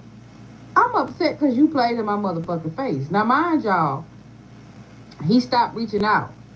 And you know one thing about a narcissist, they go silent when they don't want to reach out. They don't want to, that's what they do, thinking that they hurting you when they go silent. But in all actuality, I needed him to understand that you did not hurt me. I'm hurt behind the fact that you played in my face. And I feel sorry for y'all because y'all are siblings and sleeping together. So that's the part that fucked me up the most. What's getting me is the fact that he mentioned one DNA after I confronted him about it. But you sure ain't mention that second one, did you?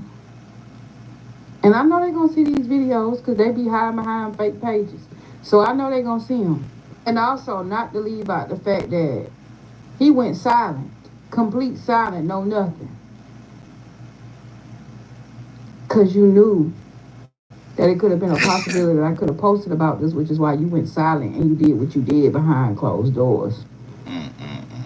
Which is also why you felt the need to do what you did to me after I chose to say I do not want you no more. I politely asked them to leave me alone because if you don't want it exposed, leave me alone. That was one of my biggest things for them. Just leave me alone.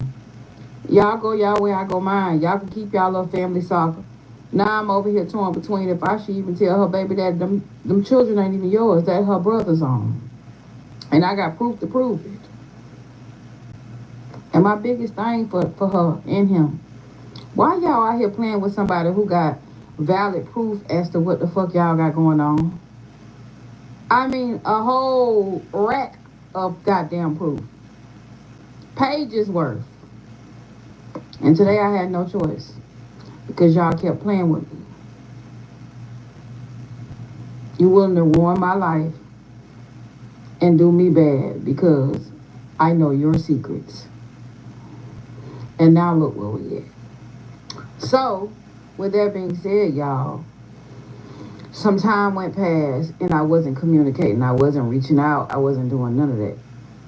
And that's when, now all of a sudden, in May, I get all of these threatening text messages. Once again, let me show them to y'all. These are one set of the text messages. Y'all can pause the video and watch them if you want to. This is the rest of them. This is the rest of them. This is the rest of them. This is the rest of them. This is the rest of them. So, and that ain't even the worst part. That ain't even the worst part. And I know y'all probably thought it ended with the DNA test, right? No. But this part right here, and this the part I didn't want to tell y'all. Because believe it or not, this part broke something in me. Honestly. So after all the lies, after the DNA test, after finding out he was sleeping with his sister, that wasn't even the worst part, y'all. I found out that the man I dated, that I actually ended up catching feelings for, wasn't even real. Yeah, you heard it right. He wasn't even real. And I told y'all it get darker. Wait, what? Because this is where everything fell apart. Huh? Okay, so boom. Wait, he wasn't real. I mean, listen. When I had to call the police due to my situation, I gave them everything the I name, had. the name. He not who he The say police he ran is. the name, Okay. it didn't come back to nothing. Okay, that's a fake name. Excuse me, come again. After I gave you date of birth, full name, address. I even know his social. He don't exist. You ain't getting nothing? Wait a minute. Well, I tell the police the same name that I always knew him by. So when they ran the name, they got no license, no nothing, no system hits, no nothing. Nothing. And that's when the officer pulled me to the side and he said, ma'am, we don't have nobody in our system by this name. Not in this state, not in no state.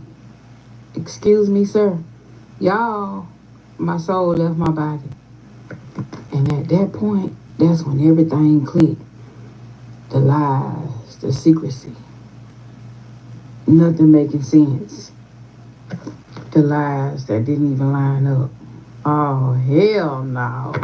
This motherfucker wasn't just a liar, he was a ghost. I need to call 50 Cent and put him in goddamn in power, because at this point, I'm fucking with a whole ghost. Mind y'all, he been living under somebody else's identity the whole entire time. So I'm sleeping with a ghost.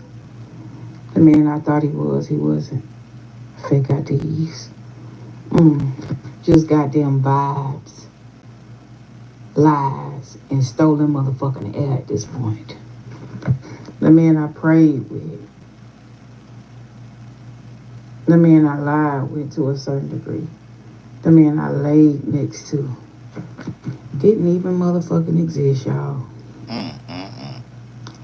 I know it chewed me up in the comments.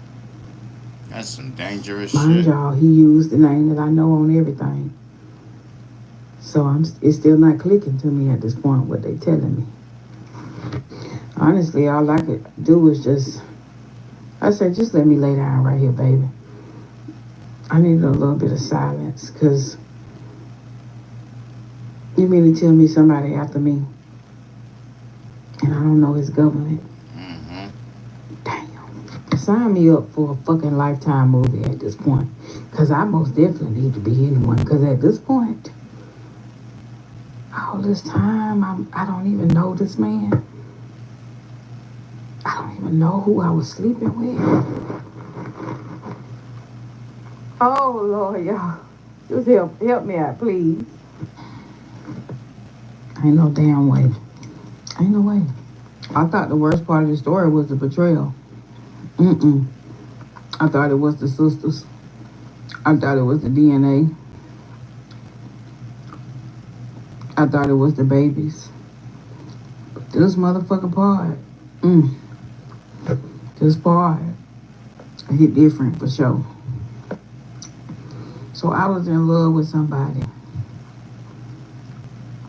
who didn't even have a fucking name.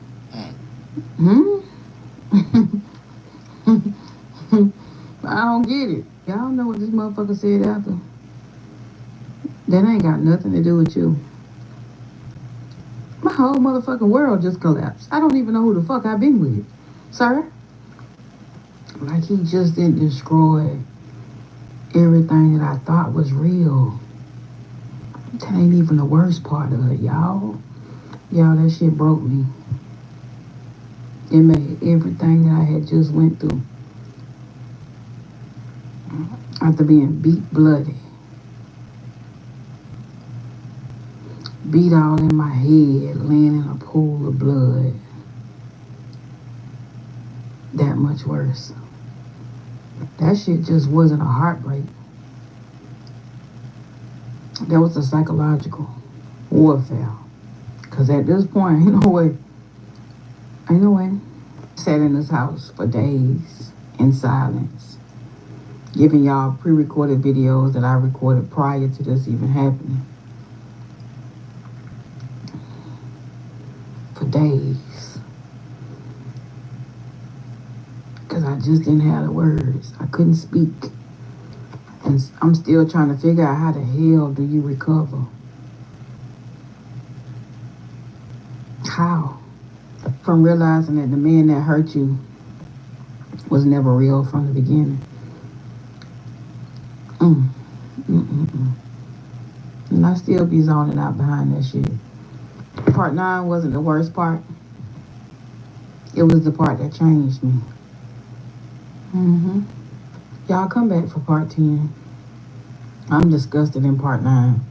I ain't lying. Maybe I'll do better in part 10. I promised that I would give y'all an update after my doctor's appointment. And I went to my doctor's appointment today. As y'all can see, I do not have a wig on. I had to go with no wig. So I didn't get good news today because unfortunately I am going to have the surgery. They explained to me the severity of why I'm going to have it. And so I'm waiting for someone to call me so that I can set it up to be able to have it done. But however, I'm just kind of nervous about it because I don't know the downtime. Meaning I don't know how it's going to affect me. So I don't know how long I'm going to be down. Now, I know I told y'all that I started a GoFundMe account. And I did.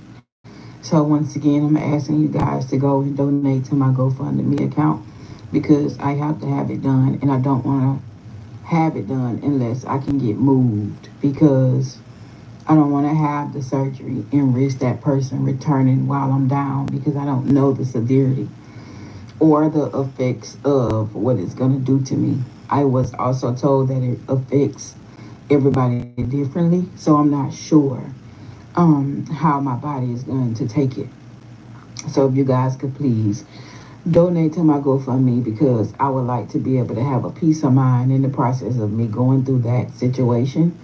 I'm also going to ask how long do I have before I have to have it?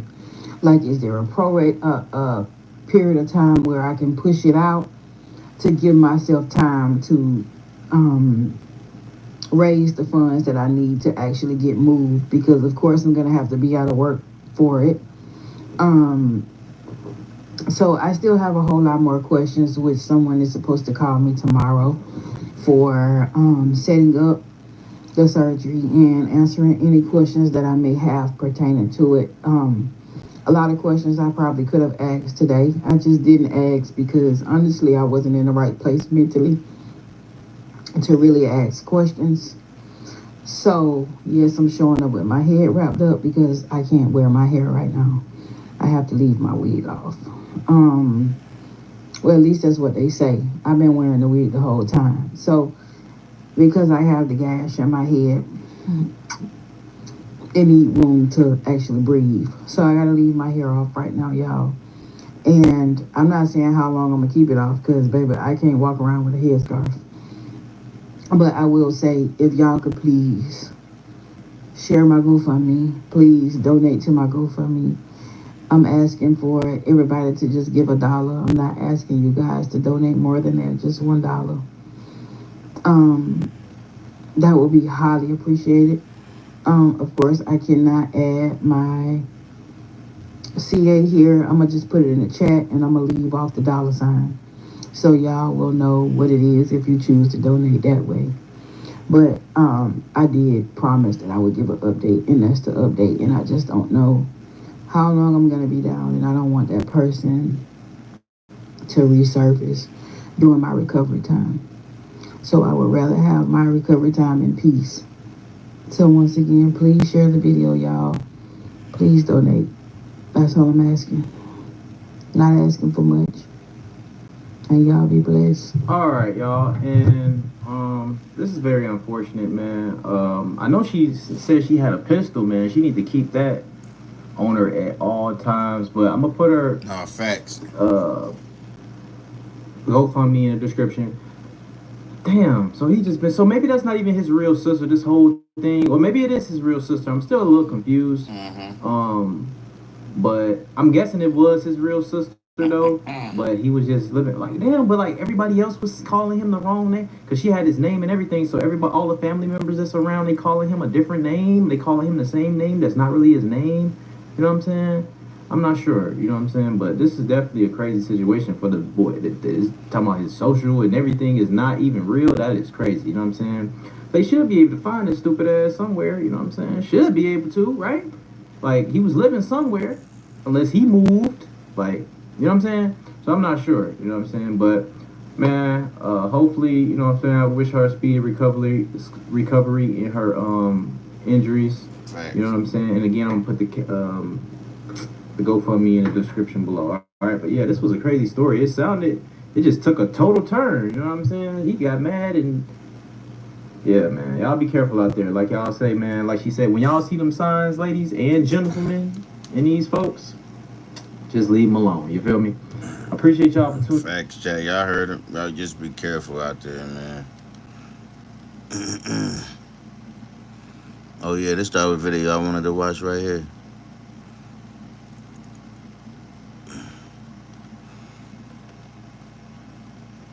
Rabbit. And like, it was one bump, right? Like, I didn't think anything of it. I was like, oh, this must be an ingrown hair. What you doing? You still in there? You still hanging in there with me? You quiet as hell. You barely saying anything. You probably knocked out. Well, probably not. You probably just quiet. Or you watching some of it at the crib. Why you so quiet? You usually be talking like a mug in the chat.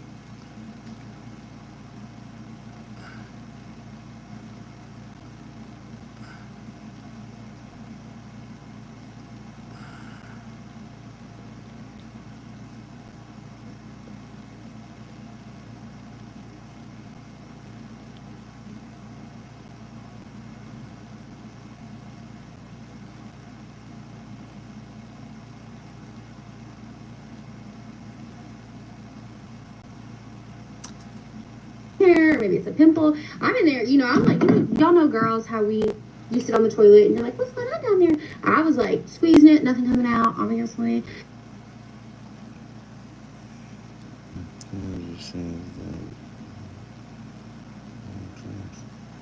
Huh?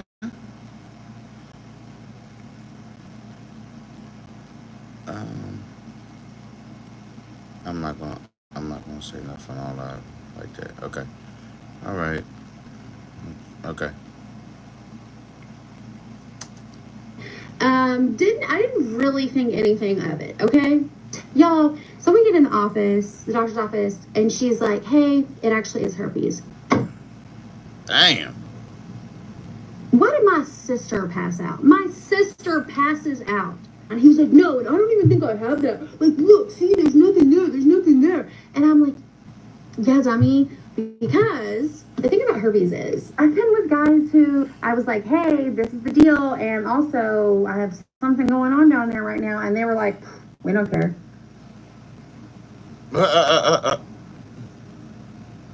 One of them actually did wind up getting it though, so I would like to move this relationship maybe into a physical sense, but before that, I do just have to let you know I have herpes. I got it from yada yada yada. I understand if this is a deal breaker for you, but I just wanted to be honest because I see this moving forward.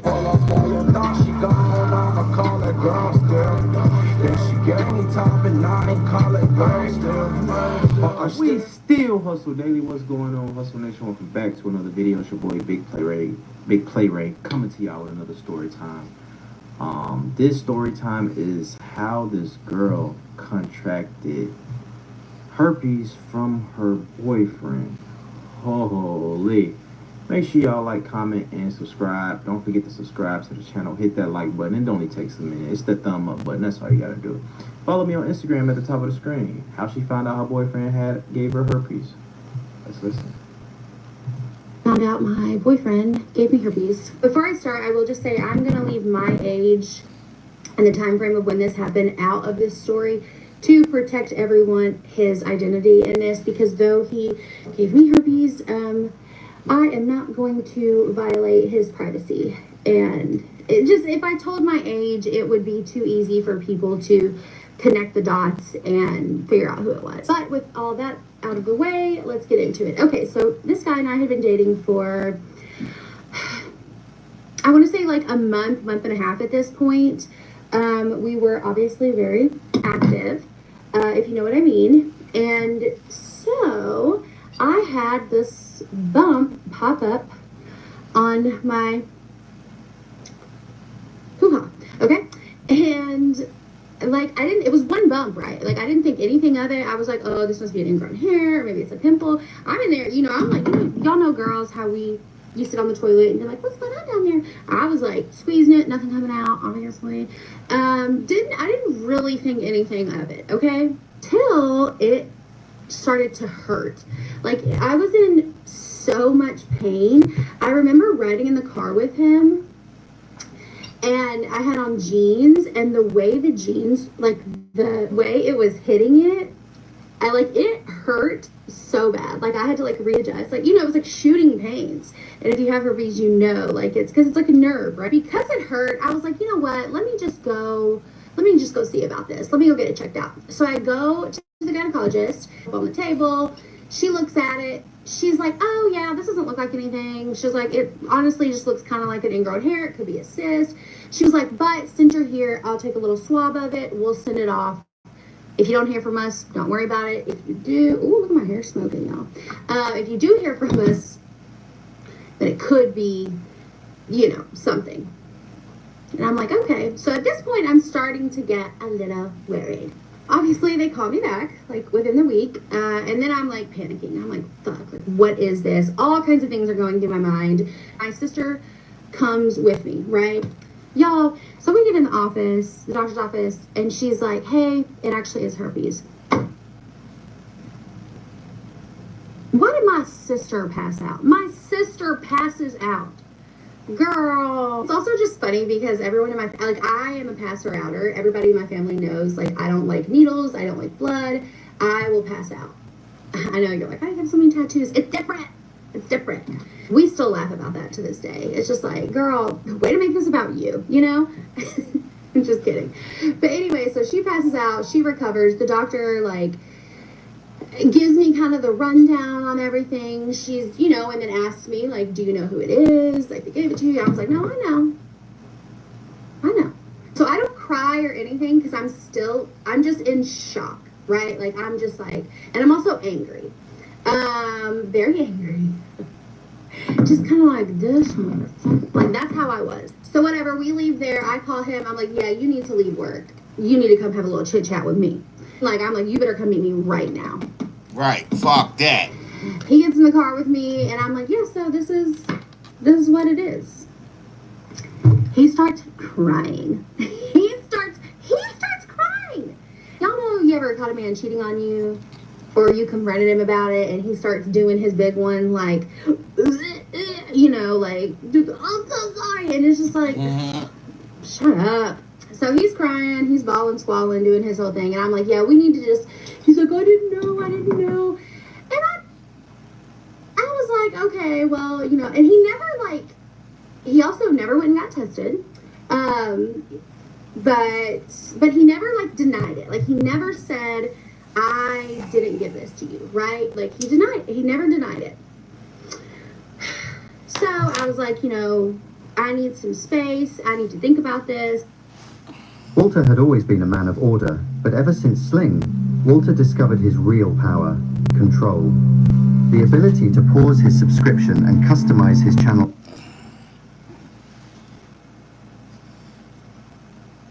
Yada yada yada. Still, up until this point, I've yet to cry. And then finally, I tell my mom and stepdad that evening, and that's when I finally cried, because it's like, you know, when you go to the therapist's office or something like that, and they're like, how are you? And you're just like, not good. You know, like, then the waterworks come. Like, I finally felt safe enough to like cry. And I remember everyone was like really supportive and fine about it, but I remember specifically my stepdad, like, whenever he was just like, dude, you're fine. It's okay. I believed him, you know? Like, I didn't really believe anybody else until my stepdad told me that. So thanks, Dad. We wind up getting back together because that man never respected my boundaries, and would just kind of, you know, force himself into my life until I finally would give in and be like, oh my God, like, anything for you to just stop annoying me. So we go on to date for quite a while after. Again, he never gets tested. He never outright denies it. We eventually break up, whatever. He remains, probably still to this day, obsessed and in love with me. You know, through the years, he would message me like, no one will ever compare to you, blah, blah, blah, blah, blah. And that will be his karma, is looking for me and everyone he is with and never finding me. But we wind up hooking up a few years later, and I was like, you know, are you good? Like, anything going on? He was like, no, and I don't even think I have that. Like, look, see, there's nothing there. And I'm like, yeah, dummy. What, you idiot? The thing about herpes is unless you are actively having an outbreak or in the shedding period, number one, no one would even be able to tell. Unless I had something going on, right? So, and you're also only contagious during that time, right? Which is also why it's kind of hard to, unless you specifically get a blood test for herpes, it's hard to diagnose. Like, unless you actively have an outbreak and they take a little swab, you don't know. So he was like, look, nothing's there. And I'm just like, oh my God, like, whatever. Like, way to gaslight me about this. But also the thing about herpes is, like, once you come in contact with it, I don't know. I'm not a doctor. Do your own research, please. But this isn't health class. Let's keep it pushing. But once you come in contact with it, you know, it's gonna start to show within a month, like 2 to 12 days. But within a month. And I hadn't been with anybody else but him. And I thought that, you know, it would never happen to me. I thought I was invincible. You hear about it happening to other people and you never think it's going to be you. And I thought that. I literally thought that. But that's essentially the details. I could talk all day about stuff and little things that I noticed, and how there was a time that I thought maybe... There's a time that sticks out to me where he was kind of acting weird, and I'm like, I wonder if that's the moment he gave it to me. Did I shame spiral about it, get depressed, abuse substances and alcohol for years and years and years until I finally came to terms with it? I don't know, maybe. But anyway, ultimately, it's really not that big of a deal. it's never stopped anything. I feel like a lot of people want more info about like what it's like, and so I will try to do more videos, but if you guys could just let me know specifically what you want to know, that way I can let you guys know. I can talk forever. She's a yapper. So, ooh, dude, I've been using this since high school, and I don't even care what it does. I just love the way it smells. Ugh. Okay, well, have the day you deserve. Okay, so now she's about to get into explaining to us on like her life with herpes, on how it's been, you know. We're about to listen to that, but real quick though, I don't know which one she's talking about. You know, you got a type 1, I think, and a type 2. Don't quote me on that, but I think it's a type 1 and type 2. They say type 1 is like cold sores. Type 1 is like natural cold sores that everybody get. The cold sores that you get on your lip, shit like that. Like, so you got like type 1 herpes simplex and then herpes simplex 2. Some shit like that. But I know 1 is cold sores and stuff. Right? Regular shit we all get. And type 2 is what she got going on. But I think it's a 3 too. Don't quote me. every 3 and 5 humans have it, or 4 and 5 or something like that. Like they say that it's a lot. I guess, listen, if you've ever had a cold sore, that is a form of herpes. Right. You know what I mean? And I'm pretty sure everyone has had a cold sore before. Right. But that's on your lip. Now, she said she got one down below. So, you know what? No, this ain't type 1. Because she said she got hers down below. Holy. You feel me? So, yeah, that's different. You know what I'm saying? But what surprised me is that she went back to do, well, it doesn't surprise me. Don't nothing surprise me no more. She went back to do, even though she thought he the one that gave her herpes. Y'all start seeing each other again. You stayed with him after that, and then y'all broke up, and then a couple of years later, fellas, what I tell you is that persistent, be persistent, be persistent. Y'all can be persistent. I'm not being persistent, but y'all can be persistent if y'all want to be. You know what I'm saying? Girl got to give me some play. I'm just not going to keep on being persistent. You know what I'm saying? But let's listen to how her life has been since she's caught this. This is such a great question because people don't know these answers, right? So let's talk about it. Do you guys know that saying, period ain't stopping nothing but the end of a sentence? Well, the same applies here. For me personally, it has never affected it. Now, I'm not going to tell you how many partners I've had, obviously, because I'm a lady. And a lady doesn't count. There's only been one guy who he was like, oh, you know what? No thanks. I don't want to risk it. Whatever. I didn't really know him, so. This is the quickest way to shrink swollen legs. I used to dread summer. It wasn't all sunshine. So it was like I talked to him on a dating app. This is years ago. Talked to him on a dating app and then went over. We were, and it was headed that way. So I was like, let me stop you right there, pal. Here's the risk you run, even though I'm not currently having an outbreak, like just in case. And he was like, ooh, can't do it. And he was like, my anxiety couldn't allow it. So obviously I respected that, and then we kept it pushing. I've been with guys who I was like, hey, this is the deal, and also I have something going on down there right now, and they were like, we don't care. That's crazy. Damn. One of them actually did wind up getting it though, so the other one didn't even get it. That's to scare people away. Not in my experience. There was the one guy, but other than that, no, like everybody's been really cool about it, which is saying something because I have dated the worst loser assholes on the planet. And if they were okay with it. Yeah, but why? But wait, shorty. Why have sex the same way you contracted it? Like basically unprotected. So why keep on doing it? Like, you know, why keep on having sex unprotected? You know, because what if you catch something, like God forbid, but what if you catch something worse than that? Like, so why keep on having sex with people unprotected? You know, like you don't know when you're gonna have a flare up. Like, you can have a flare up in the middle of a sexual encounter, and now that person got it. Now you can pass it off to that person. and that person then pass it off to somebody else and pass so forth and so forth. Like, so why keep on? This where I get a little bit angry at with you, because even after that situation, and now you got something that you can't give back. Um, you shouldn't be having sex unprotected. Honestly. Then don't worry. Also, if you're with someone and that's a hard limit for them and they can't get past it, then that's obviously not the person for you, you know? Because the person who is for you will be okay with it. Also, try not to take it personal. You know what I mean? Like, it's not you, it's your herpes. Don't take it personal. What? Because I've done that. And it's a waste of your time. It For is real. personal though. But make sure you tell people. Did she say there was one? Like, so y'all was kissing? Is that? I guess you can't catch it like that. Tell me, shit. Tell me, please tell me. You know what I'm saying? So I can make my own decision, which my own decision is gonna be. I'm cool. I'm straight. Facts. No offense, though.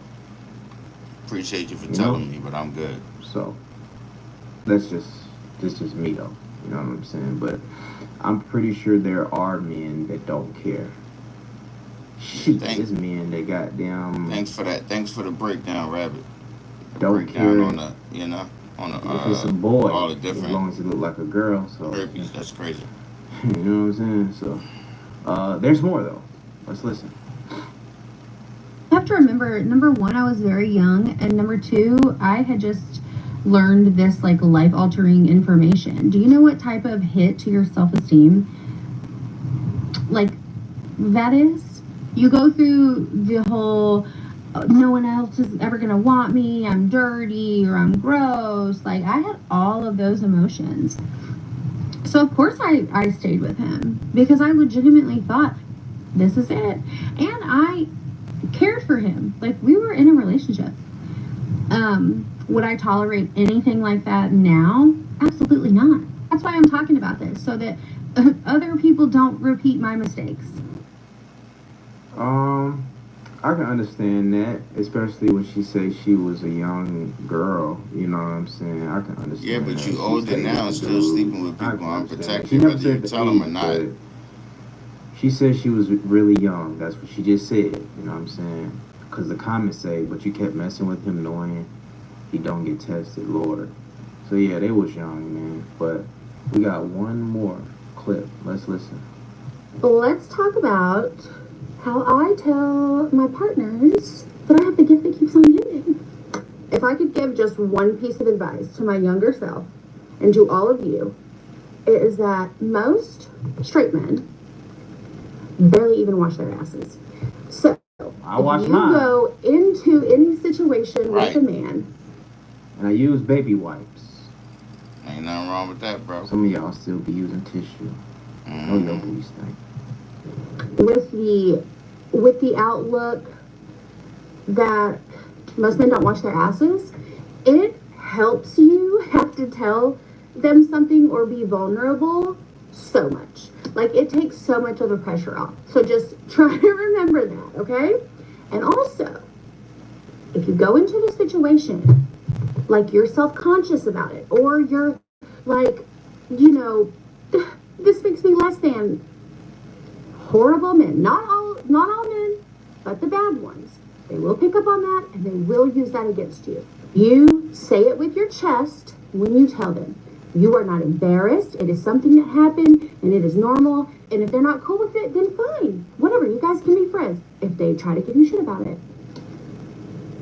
just remove that person from your life. They're not for you, okay? Because, I don't know if y'all noticed, but most of the people talking crap about me in the comments are women. Do I blame them? No. It's, internalized misogyny. I've been there. Whatever. I try not to hold it against them. But they ain't a whole lot of men in the comments yapping, talking crap. You know why? Because they don't care. They don't care. I promise. If a man likes you, he ain't gonna let a little herpes about nothing. Please just remember that, okay? I fear this is where some of you are going to judge me as I use an eyeshadow palette for contour and blush. I don't have any cream blush or contour products. Don't judge me, okay? They're expensive. I'm a single mom. What am I supposed to do? Some of you are with men who are telling you nobody will ever want to be with you. No one will ever want to deal with you because you have herpes. That is abusive behavior. It is manipulative behavior. And it is also wildly untrue. That is just a control tactic for them to keep you. You know why? Because they know, number one, that you're already too good for them. And number two, if they get your self-esteem low enough, you will stay. But I'm here to tell you, and you can tell them I said it, there will be men out there who won't care. Okay? And people will want you, honey. They will want you, and they will be hotter, and they will be richer, and they will have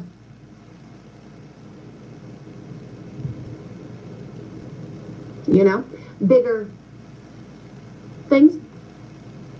So don't believe them when they tell you that. Don't believe them. Don't believe them. If you're with somebody that's treating you like that, or you're scared to leave somebody because, oh my God, no one's ever going to love me or want me like I am now. That is not true. It is so not true. I have lived it. I have also been in that position where I was scared. And I'm telling you, I wasted so much time, and I don't want you to waste time. Get out of there while you can, honey. Now let's talk about how I personally have gone into these situations. I don't know if you noticed yet, but I use humor to deal with a lot. So that is always my go-to, is if I can make the situation funny, I'm going to. I haven't had to tell anyone in a long time because I haven't been with a new partner in a long time. I am actually celibate. Yeah. So take that, you rude slut shamers in the comments. She's up learning again, virgin. Okay, haven't had to tell anyone in a long time. But if I had to, okay, and in the past, what you gotta do is rip it off like a band-aid, okay? The sooner you get that out there, and the ball is in their court to decide if they're gonna stick around or not, it's like a weight off your chest, and you've done your part, right? I know the blush is a lot. I know the blush is a lot. Shut up. I don't care, okay? I'm a Southern woman, honey. I like a lot of blush. So you've got it out there, you ripped the band-aid off, you told them. In my experience, and I've been there, trust me, the first time you tell somebody, it's probably gonna be hard. It's probably gonna be hard. Honey, I was boo-hooing, I was crying, I could barely get it out. Lord God, he was gonna have to waterboard that information out of me because I was struggling so bad to tell him. Obviously, and I did before we ever did anything, but tell them your story. Tell them exactly what happened. And if you can do it in person, that's better than via text because number one, it humanizes you. And as much as people love to talk crap over the phone or over comments, most people ain't bold enough to say nothing to your face like that. So in person humanizes you. And you can also like gauge their like real reaction in real time. You know what I mean? To see how they're like, what the heck? If you can handle that, you know what I mean? If you are scared that you're not going to be able to tell them in person, then don't. Do whatever you are comfortable with. But just be honest with them. Tell them your story. Tell them how you got it, what happened, and be informed. You got to come to them with facts, right? People want to be assured of their own sexual health, right? They want to know that they are safe with you, right? And that just because you have it doesn't necessarily mean that you're going to give it to them, right? So come with your facts. You want to be like, hey, this is, this happened to me. I would like to move this relationship maybe into a physical sense, but before that, I do just have to let you know I have herpes. I got it from yada yada yada. I understand if this is a deal breaker for you, but I just wanted to be honest because I see this moving forward. I would say something like that.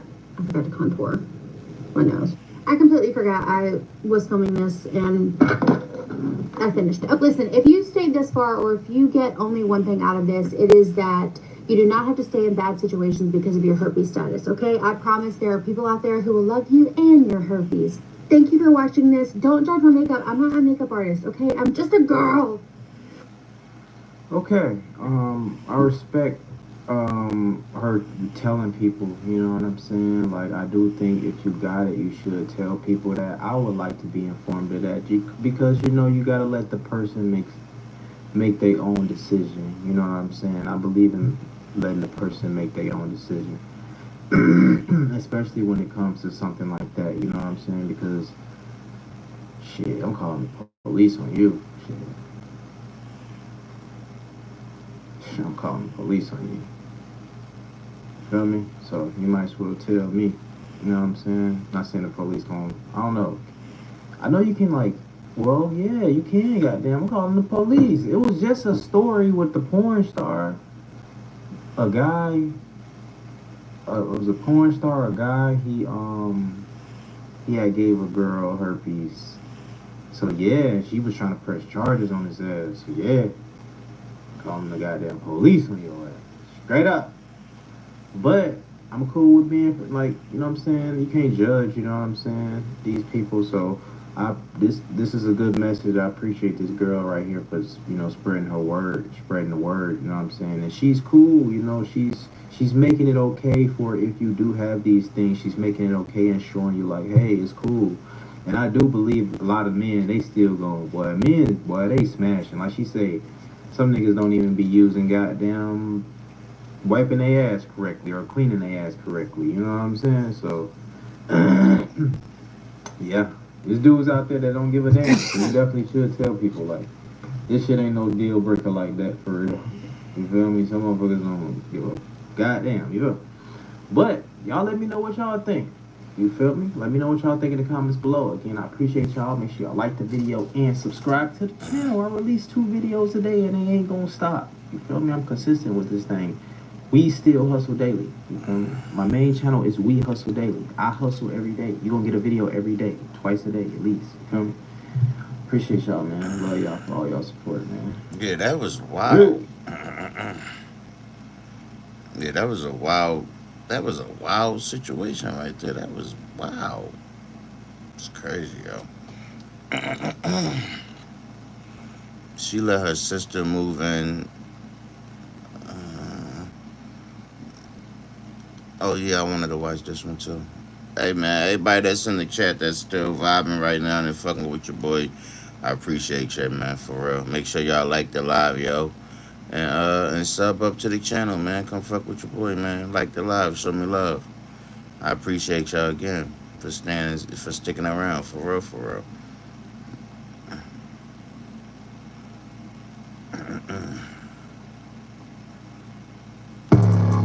You know, we just up late night vibing, that's all. I know.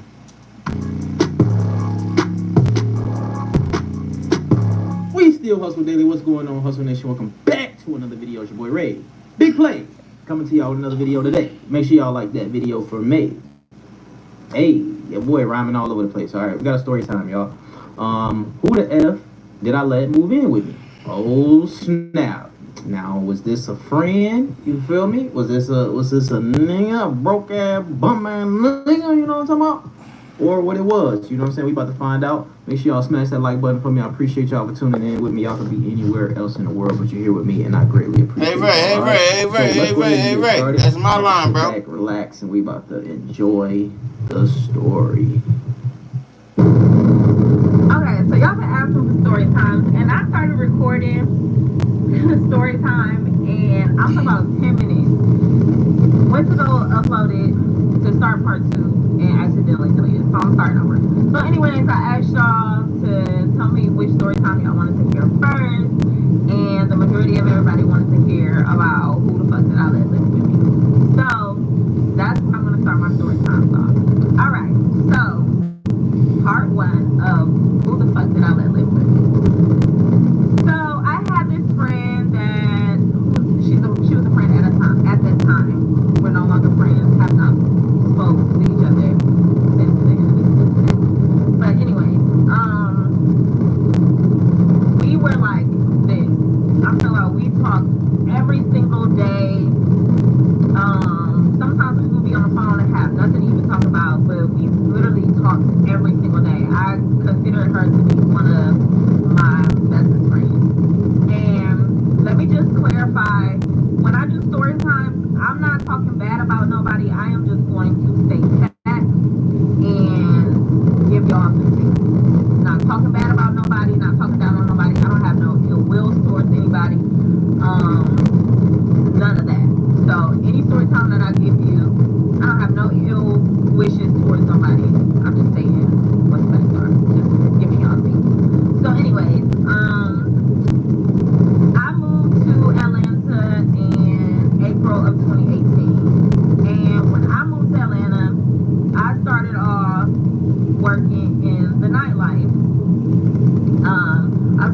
life as a dancer. I don't care. I am retired. That life is done and over with. But I moved down here literally with nothing. So I was like trying to build myself up. So I was taking clients on the side, like doing personal training, but I was also dancing to supplement. So I had a 2-bedroom, 2-bathroom apartment, and I had a friend who also wanted to. This friend, she also wanted to move to Atlanta to pursue her career, whatever the career she wanted to pursue in Atlanta. But she already had a career back home in Cleveland. Well, it was summertime and she wasn't working, so she decided to come down and visit me. I think it may have been like July when she decided to come down and visit, just to, get a feel of Atlanta for a little bit. So obviously she didn't have no job. So I was trying to put her on, and I tried to put her on to the club just to make some money, because I mean it was decent at the time when I was working at Blue Flame. I was working at Blue Flame. Hated it. Absolutely hated Blue Flame. That's a whole nother story time. But anyways, so I tried to put her on, helped her get her permit. Watch out. Vehicle on shoulder ahead. Get what she needed to get to start her dancing career or whatever. So we went to Blue Flame for the first night or whatever, and she absolutely hated it also. I don't blame her, because I did too. But I think she just didn't like it, one, because she was just taller than everybody, and Blue Flame had a lot of the big booty girls. So it was hard for me too at the time, because when I started down here, I thought I was a big booty girl until I started working at Blue Flame. So anyways, she didn't like that club, so I didn't like it either. So we decided to go try out another club. It was called Dow House. It was like his big spring, which was like a white club. It was more her speed. It wasn't fast enough for me, but it was still like, so I would still go to Blue Flame if she would go to Dow House or whatever. But this one only lasted for maybe like 2 weeks, a couple weeks or so. So anyways, it wasn't her speed, so she ended up going back to Cleveland, and she was like, I'm just gonna wait until December to come down here. Let me get my affairs in order, because the job she was working at, it was gonna be easier for her to move in the wintertime anyway. So I was like, all right, cool, start looking for jobs, and because I got this 2-bedroom, 2-bath, my rent's gonna get paid regardless. So, because I considered us to be like this, I told her that when she was ready to come back down, she can stay with me for the first couple months or so as she was looking for a job. I wasn't gonna charge her no rent. So fast forward to January, she decided she was ready to move down. She came down with like her clothes and stuff, and like a bed, or whatever, or she might have ordered a bed. I don't know where the rest of her stuff was. She might have had put it in storage. I don't remember. But anyway, so she moved down, and because I knew that dancing just wasn't her speed, and that wasn't what she wanted to do, I was still trying to help put her on. So I would send her different job opportunities for restaurants, clubs, as a bottle girl, as a waitress, bartender. I'm sending her like all this stuff, like, hey, check this place out, because I was really only expecting for her to not pay me rent for like 2 months. Okay. So yeah, so she just kept turning down everything that I sent her. Like, she had some excuse as to why she didn't want to do it, or she just wouldn't even look into it for real. So, internally I'm starting to get frustrated, because she's more so trying to find acting and modeling opportunities to get paid off of. But when you're new into the industry, that's not going to be enough to pay your bills. Like, I understand that that's what you're trying to pursue, but it was not going to bring in no money to help pay your portion of the rent.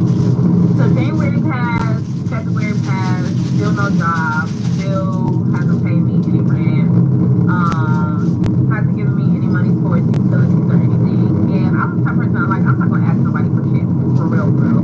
I'm not going to ask you for shit, but it just be the principle. Like, if you know you should be helping me out, you should be helping me out. Did I need your help? No, because by this time I was working at Allure. Allure had opened up in, I think, September, and I had started working at Allure.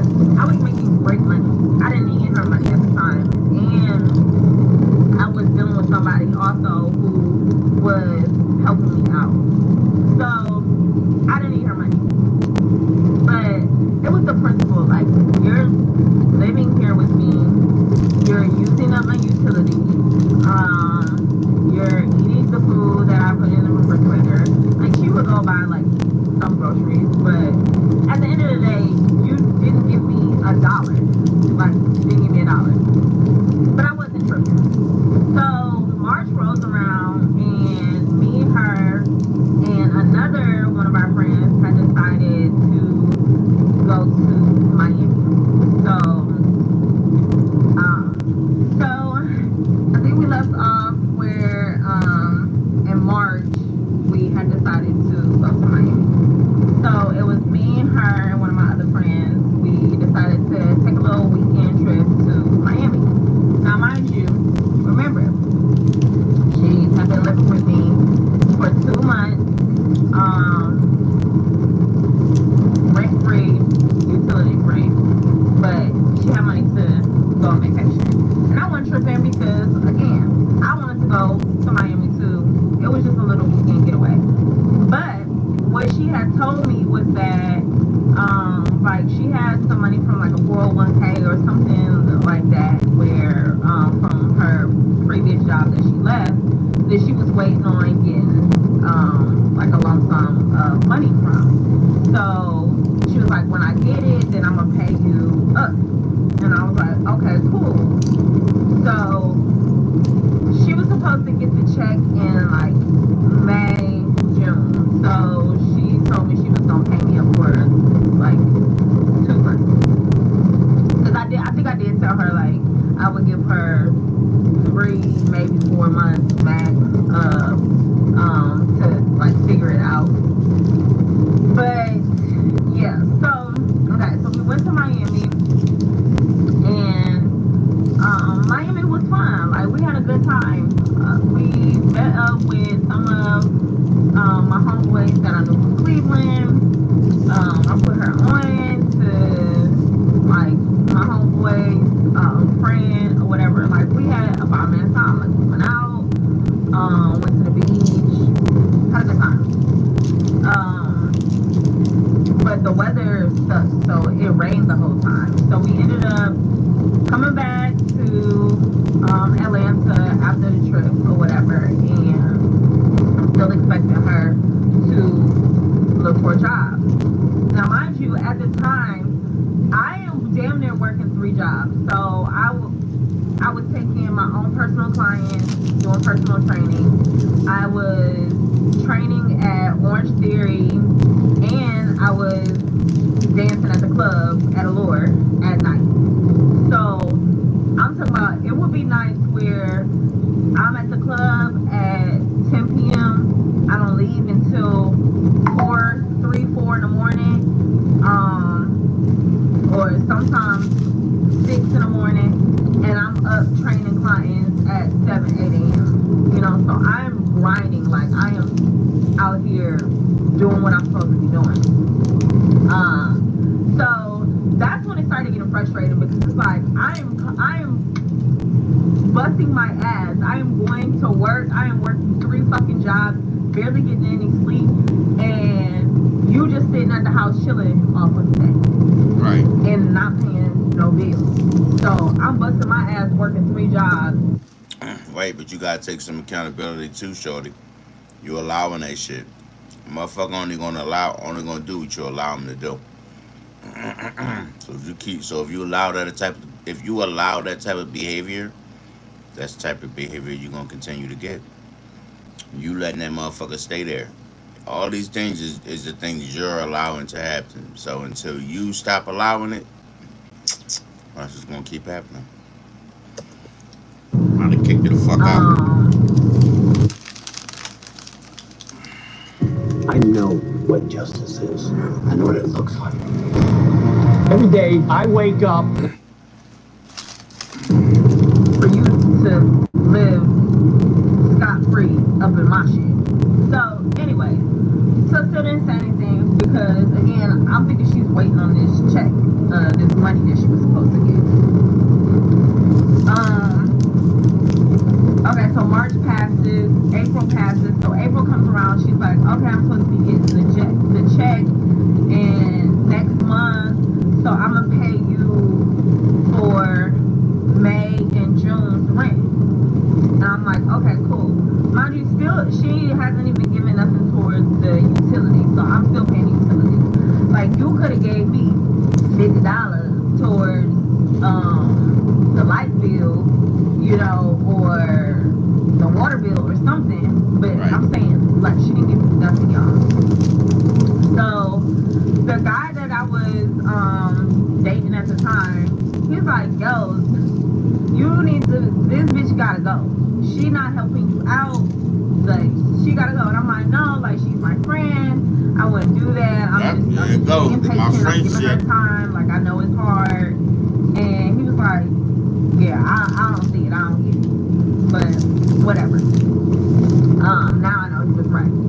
So anyways, May comes around, she still ain't got the check. Now remember I told y'all that I was working at the club, right?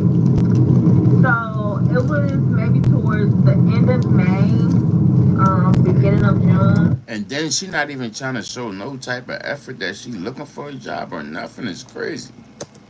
She had came up to Allure one night to hang out or whatever, and I guess she ended up getting one of the security guards' phone number.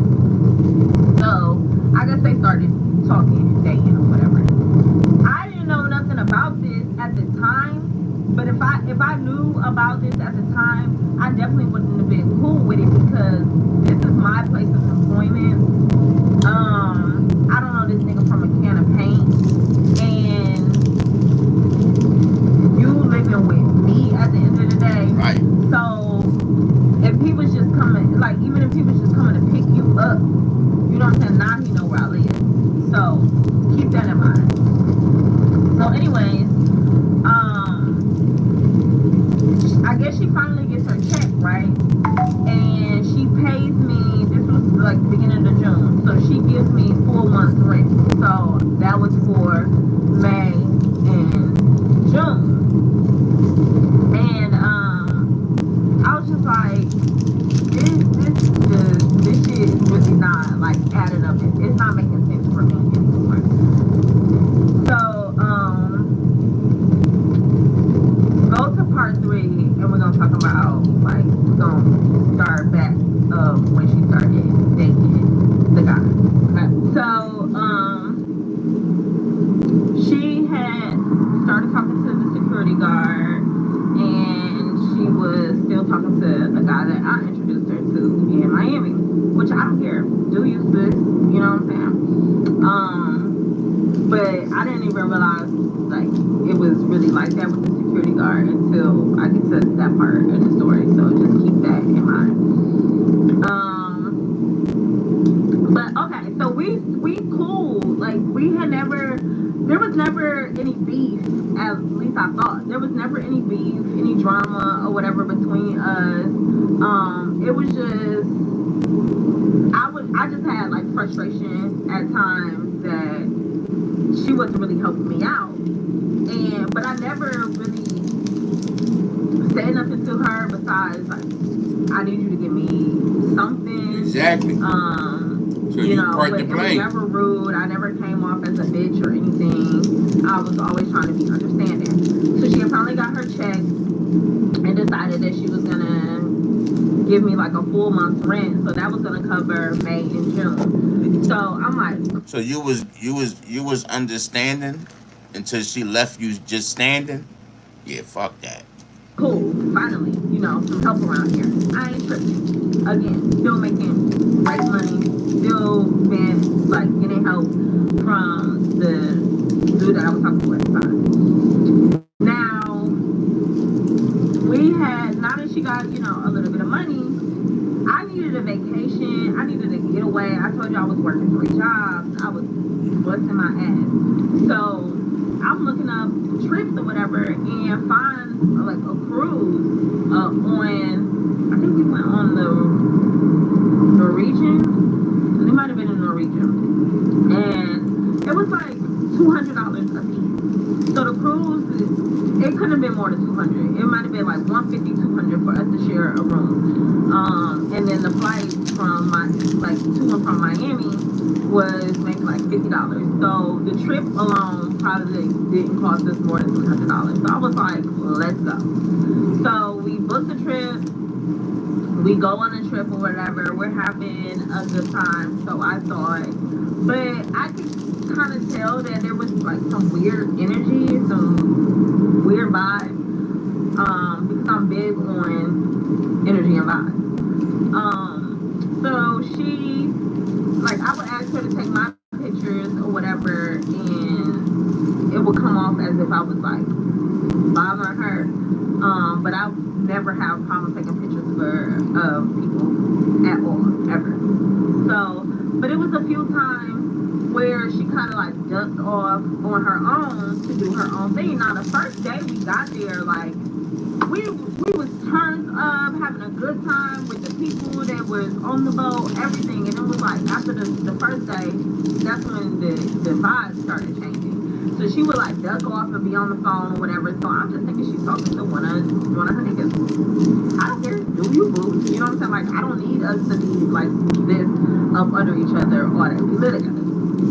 So we get back, the cruise docks or whatever, and we are at the airport, and they delayed our flight. So she was pissed that they delayed our flight. I got plans tonight. What the fuck? Blah blah blah blah. Just going off about them delaying the flight. And in my head, I'm just like, what? I mean, it ain't nothing we can do. We just gonna be here. So. And then I can also tell her that, sometimes when you coming back from vacation, you just want to get home. So I understand, but the way she was going off in that airport, I was like, whoa. So I just decided to give her space because her energy and vibe was just off. And I'm not the type of person to kiss nobody's ass and be like, oh, what's wrong? You want to talk about it? No. I'm going to give you your space. And so she walking around with her headphones on, attitude, everything. So we finally getting ready to like board the plane after being delayed for maybe like 3 hours or whatever. We finally get ready to board the plane, and she said something, I forget. She had said something so rude though to the people at the gate, and I'm like, yo, such and such, chill. She turned and looked at me and was like, you shut the fuck up talking to me. Oh. I said, excuse me? Okay. And then all the people that are standing around are looking too like, whoa. So I was like, oh, okay. So I just sat back because I'm not confrontational. I will fight you if I fucking have to. No, fuck but that. I'm not going looking for no fight. It's not. Probably gonna go all upside your coconut for that. At the time, and I was making way too much at that money. point, it's not even what you said. It's how you said it. Myself. And where you said it at, I feel offended. So it just wasn't even worth it. So I just stepped back and I was like, okay. So we land. So now we got to get jiggy in a real way. We don't know each other. Ended up getting an Uber to the house together, which was weird because you just told me to shut the fuck up. Now we catching an Uber to my apartment together. So I'm just like, like, okay, whatever. So we get to the apartment, and at this time, now, like, after that, the energy and the vibe was just off. And I felt like I was coming into my apartment walking on eggshells. Because, again, I'm non-confrontational. All right, shorty, you gotta get the fuck you're out. giving off bad voodoo vibes, energy, and I'm gotta come into my house and then feel like I gotta go straight to my bedroom so that we don't even have to cross paths and say anything to each other, because when we are in the same room, you barely speak. I have to speak first, and I don't like that. Like, that shit's weird to me. It's rude as fuck. And it had got to the point where at the time I had my little Yorkie, Tyson. And before all of this happened, you used to take Tyson for walks. You would feed him. He was allowed to come into your bedroom, everything. After this instance, she stopped taking him for walks. And how I knew is because he would be locked in my room when I would leave in the morning. And when I would come home, he would still be in my room. But before that, he would be in the room with her when I would come home. So now you're mistreating my fucking child, my son, my dog, and you're acting weird towards me. So I'm just like, what the fuck is really going on?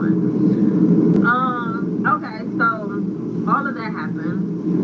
So back to her talking to the security guard now. One day, I come home from work, and when I get home from work, I take my clothes off. I walk around my house naked, okay? Because it's my shit. And when I'm at home, I want to be comfortable. Even with, like, living with her, we both used to do the same thing. Like, I don't care, I'm gonna do this. That shit don't bother me. I'm not looking at you, you ain't looking at me. But I come home, take my clothes off, I go in the kitchen to grab me something to eat really quick, and then I go into my bedroom. As I'm in my bedroom, the door is closed, but I hear a man's voice. Now, mind you, when I pulled up, I didn't see her car parked outside. So I hear a man's voice, and I'm like, what the fuck? So I'm listening, and then I text her, and I'm like, yo, where you at? Because I didn't see your car, but I'm hearing a voice. So I don't know, maybe you dropped the car off, maybe somebody borrowed it. I don't know. Didn't respond. Then I'm laying there, and the motherfucking, I feel the air conditioning blowing. Mind y'all, my apartment was on a terrace level.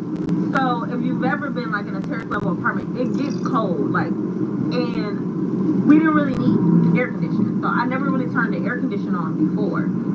We never had the air conditioner on. So now I'm like, what the fuck is that? The AC blowing? Right. So that shit took me by surprise. Then I'm hearing the man's voice. So about maybe an hour and a half after I text her, I hear her come in the house. So I hear her, she's in the bedroom, and I hear her talking to him, whatever.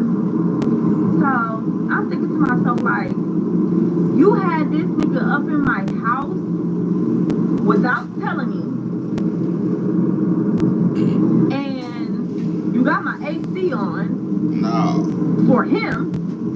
You ain't paid me no utilities since you've been here for 6 months.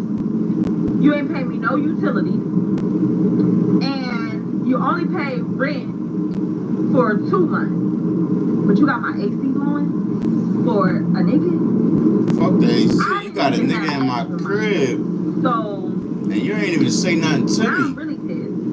I'm walking around this bitch naked, all types of shit. Know that he was there, and now I'm walking around my apartment naked. Right. I was pissed. So I'm calling my mom. I'm like, yo, what am I gonna do? I'm talking to my mom about it.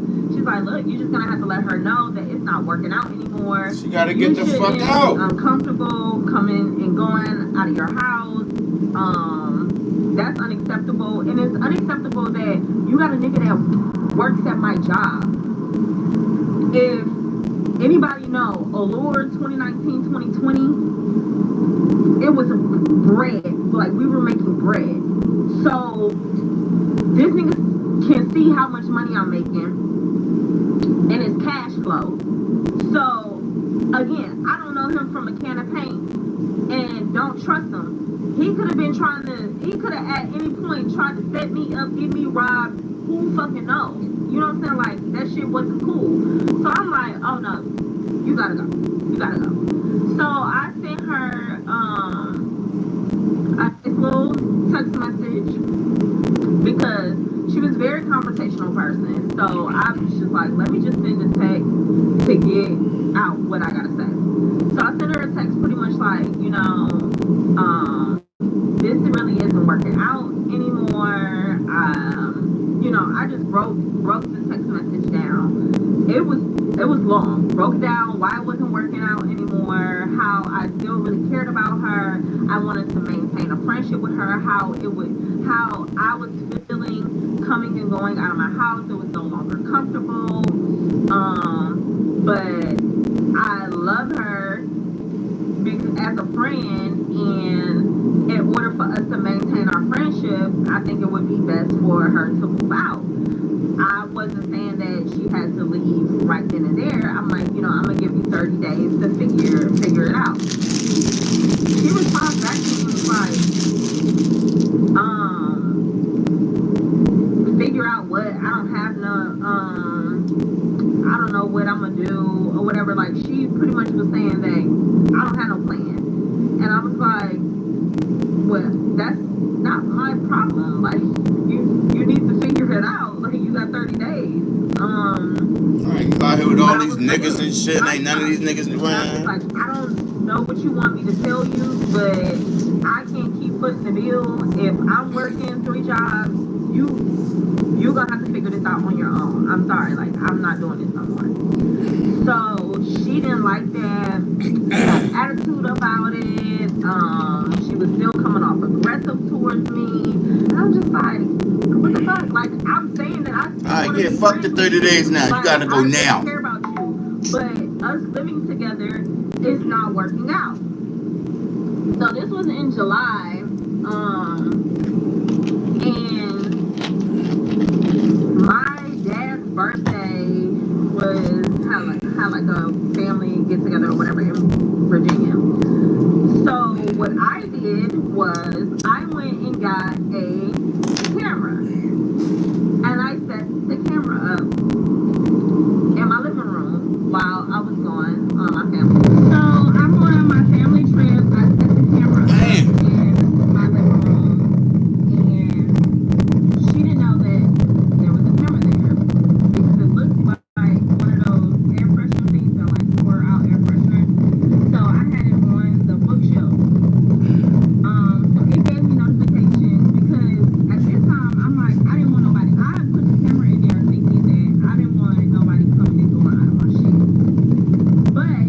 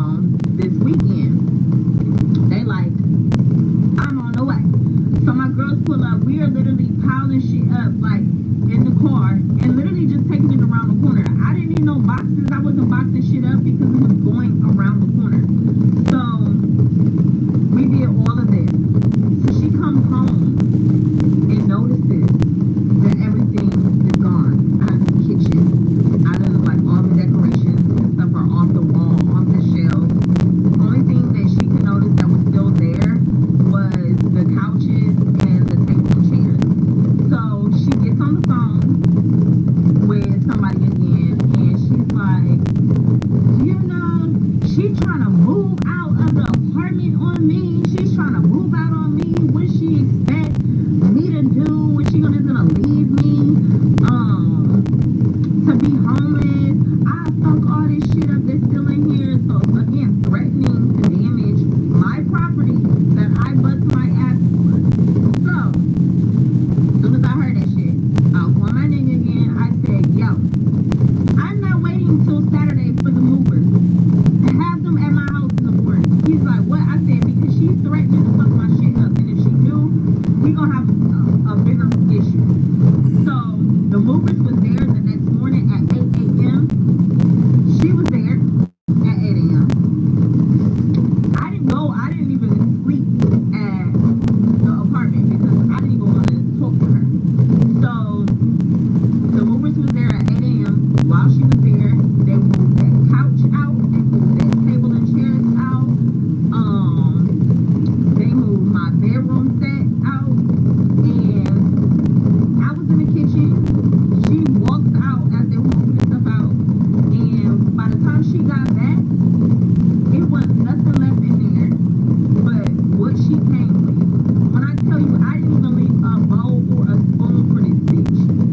You came with nothing, you leave with nothing. Or you leave with what you came with. You came with what you came with, you leave with what you came with. Period. And I don't mean to say bitch like in demeaning way, because I told y'all like I don't have no feelings towards nobody. But yeah, I didn't leave shit. So by the time all my shit was going out, I sent her a text message and I said the next time somebody decides they want to help you out, remember not to talk shit about them and threaten to damage their property. Y'all know what I did? I left the camera. The only thing that I left in there was the camera sitting on the shelf so that she knew that you was being recorded. You were being recorded. You sure were. So I sent her that text message and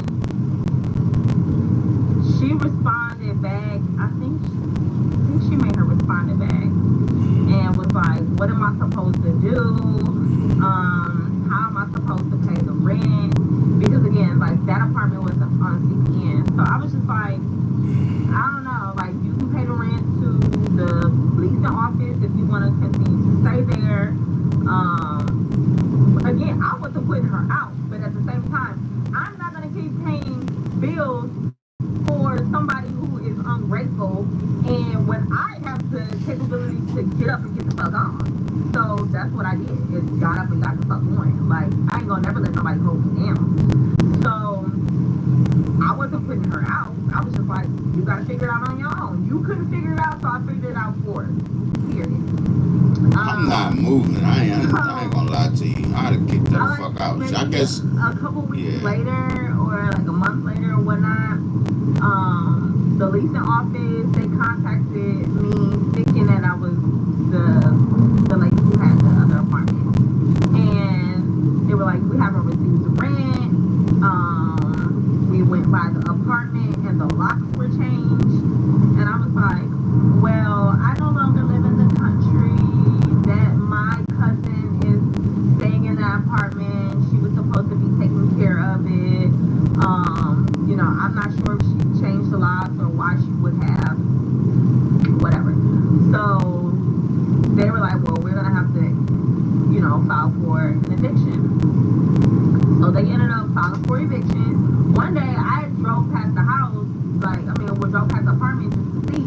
Her car was out there. So I'm like, being nosy as fuck. Walk up to the apartment and I'm like trying to see through the blinds and stuff to see if she was still in there. And she was. Like, she was still in her bedroom stuff and everything was still in there. She had like clothes drying on like the shelves that was in there. So I was like, oh well, I guess she's still here. But come to find out, through like a mutual acquaintance of ours, she ended up moving to LA to live with like a cousin or somebody. And this mutual acquaintance of ours told me, she was like, girl, she had a problem with you months ago. And I was like, before y'all even went on y'all cruise, she used to be calling me, talking shit about you, talking about, you know, she didn't like something about your relationship. And Well, damn, if you gonna if you sat there and listened to a motherfucker talk shit about me to you months ago and you ain't tell me, what the fuck was you saying about me when she was talking? I don't like shit like that. Don't tell me later. You supposed to tell me the moment that shit happened, or dealt with it and then told me. Like, damn, motherfuckers that do that shit, I can only imagine what the fuck you was saying behind my back with that motherfucker that was talking crazy about me too. you was acting funny towards her about the rent, and I was like, what? Mind you, I never got any of these vibes. We used to go out and kick it, like we were still going out and kicking it and having a good old time before the cruise. So she was like, yeah, and I told her before y'all went on that cruise, I was like, why are you going on that cruise with her? Like, don't go on that cruise with her, like, if you feel that kind of way. And I was like, wow. Like, wow. So this whole time, I'm living with the enemy. Unknowingly. Living with the enemy. So she was like, yeah, you're not wrong. You know, I heard, because I told her my side of the story, and she was like, I heard her side of the story, and now I'm hearing your side of the story. Like, you're not wrong for how you feel or whatever. So, yeah, she ended up moving to LA. I ended up moving out of my apartment. Oh, and I guess she was going around telling people that, because at the time, I was trying to save up money because I wanted to, like, my plan was to get a house in 2020. So she was going around telling people that I needed her to live with me to help me pay the rent so that I could save up to buy a house. That was never the case. Like, I was making great fucking money and I bought a house without her helping me do anything. Bought a brand new 2020 Jeep in 2019, like a couple months after I moved out from living with her. Bought a 2020 Jeep in November of 2019. In February of 2020, put the down payment on a house. Like, bought my own house without her. So, moral of the story is now, whenever somebody asks me, can they come and stay with me? Or, you know, I really can't even do it. Like, I've even turned down family. Like, no. And if you are coming to visit from out of town, you need to have a return flight to go back to where the fuck you came from. And I just don't like people staying in my house no more. It's just, I have been traumatized that I can't even let family come and live with me. But, yeah, that is who the fuck did I let live with me. Somebody that I thought was one of... Yeah, fuck that. Forget that, chat.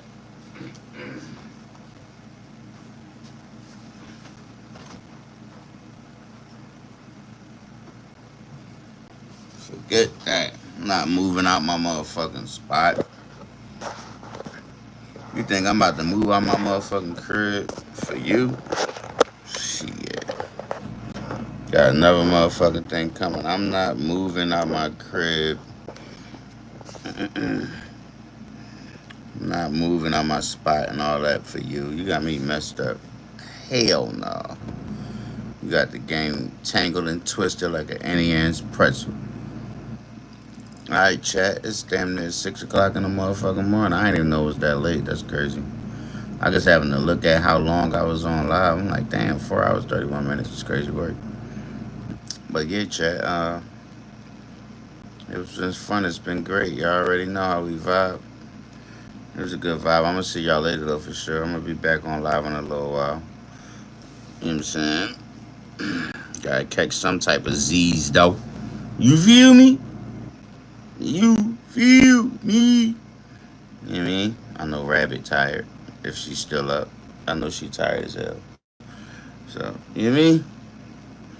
But I appreciate y'all for rocking out with your boy, man. Y'all could have been anywhere in the world. Y'all could have been anywhere in the world. But y'all was here with me, OZ. You feel me? W Movie, W Stream, YouTube. I see y'all in a little while. Rabbit, say bye to YouTube. Yeah, Rabbit should be, she be in a rush to get out y'all way. So I don't know why. That motherfucker be saying goodnight before I even say the outro and shit. That motherfucker be like, I'm out this bitch. She don't fuck with y'all like that.